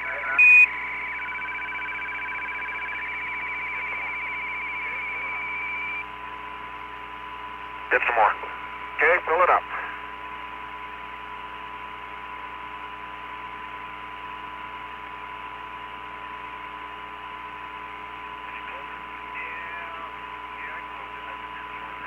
Can you close it?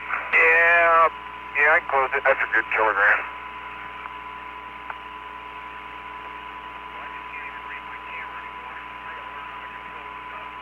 Well, I just can't even read my camera anymore. I gotta learn how to control the dust. Okay, that's it. Okay, you get the answer. I tried to blow the dust off my camera. We could get I think it's going to be hard to get a double core here. We could try a single right there. Bob, we got time to get the core? Negative. The core's been deleted. We'd like you to get your second pan, Jack, and then we'll press on. Okay.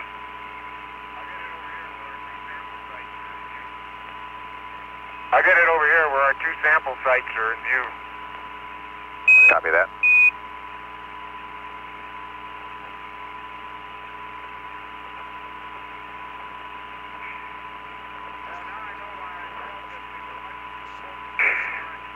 Well, now I know why I felt that we were much too close to Trident than when I thought. We weren't really too close to Trident, because Trident's way out here.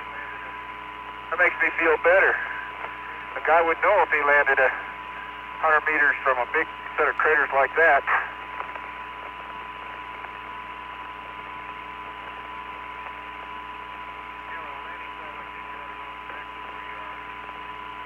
Yeah, with a landing site like this, you ought to know exactly where you are.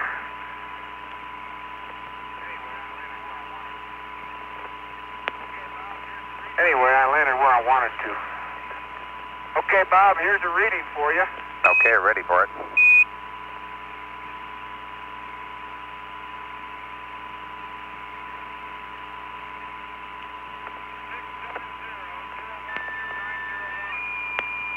Six 7-0-012-901. 670-012-901. Okay, copy that, Steno.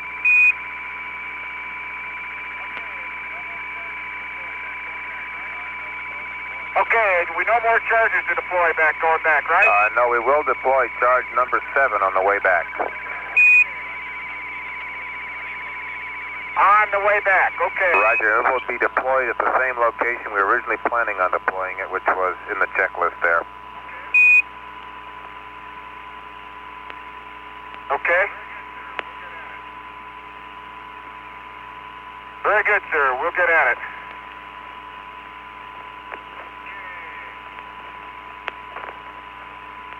Okay. I'm taking your camera. Okay, and Jack, you got the pan, or getting it?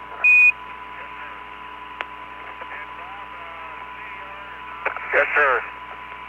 And Bob, CDR is on frame count 60. Okay. Which one? And Alpha B is on 9-5. Copy 9-5. Okay, Gene. And we need EP7, Jack. You got the scooper back on. Okay, get the charge. I'll set the low gain, and we'll be ready to do it. Bob, my impression right now is that the dark mantle may just be well, at least in here, it's indistinguishable from a regolith that might be derived from these other rocks. It seems to be a little dark for that, but that might be the answer. Okay, we'll have to do on that again tomorrow, and EP7 is the charge, right?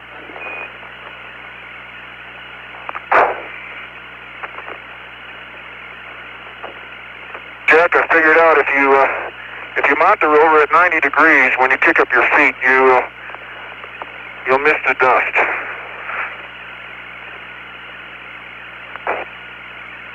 Let me hook you in before I do that. Okay.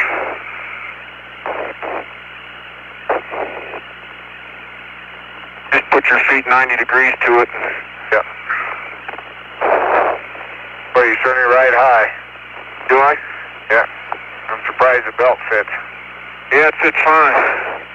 Okay. I'm in. Okay.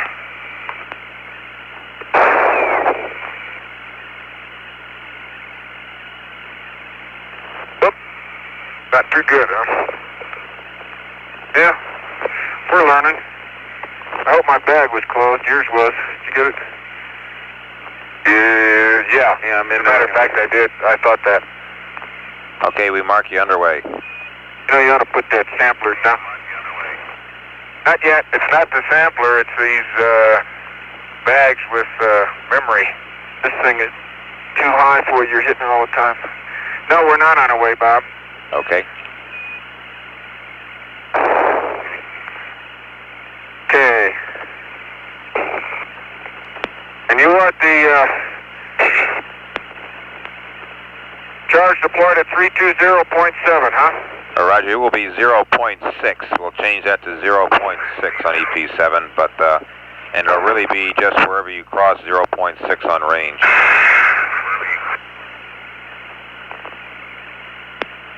Okay. Well, it fit once.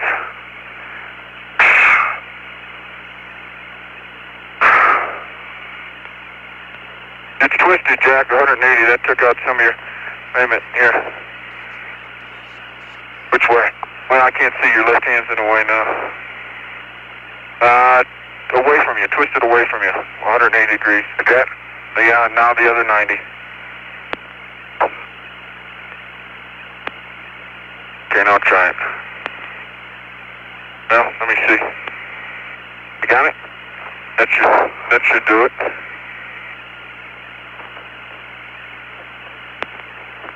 Okay. Here's your charge.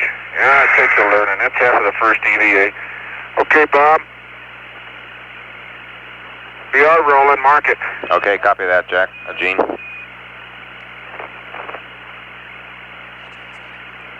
EP7 is a half-pound charge. Floyd? 6/10 of a kilometer. Back, huh? Roger, it'll be at a range of 0.6, guys. Got a block right ahead of you. I got it. Okay, and remember you'll be taking photos coming back here, Jack, if you get a chance. Yes, sir.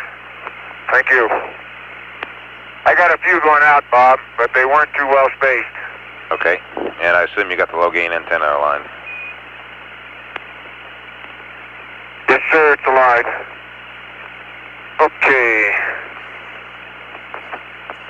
That's got to be Trident, Jack, because that's too big for anything else.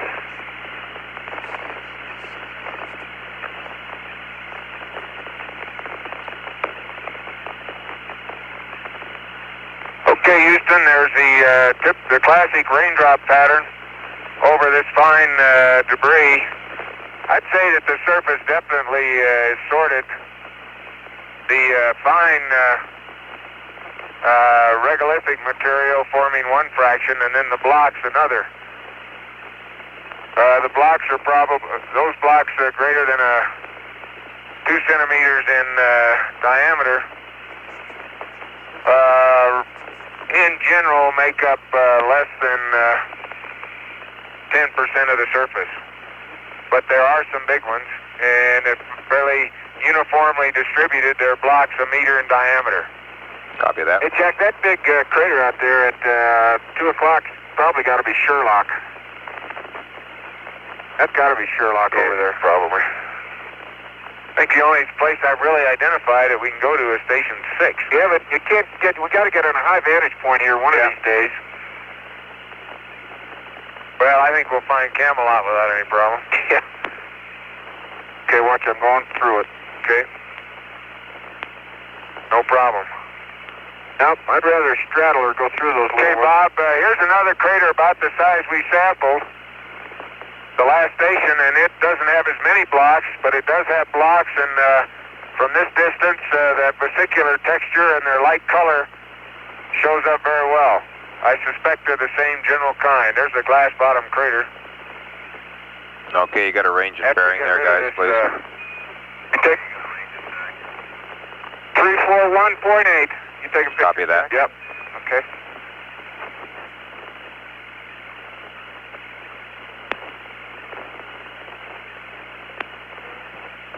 You're pointed right at Station 6, I think, Gene. I think you may be right. There's that borer. I just want to get up here where I can... Not the one with the track, but the one over there to the right of that. Unless the one with the track... You know, I'm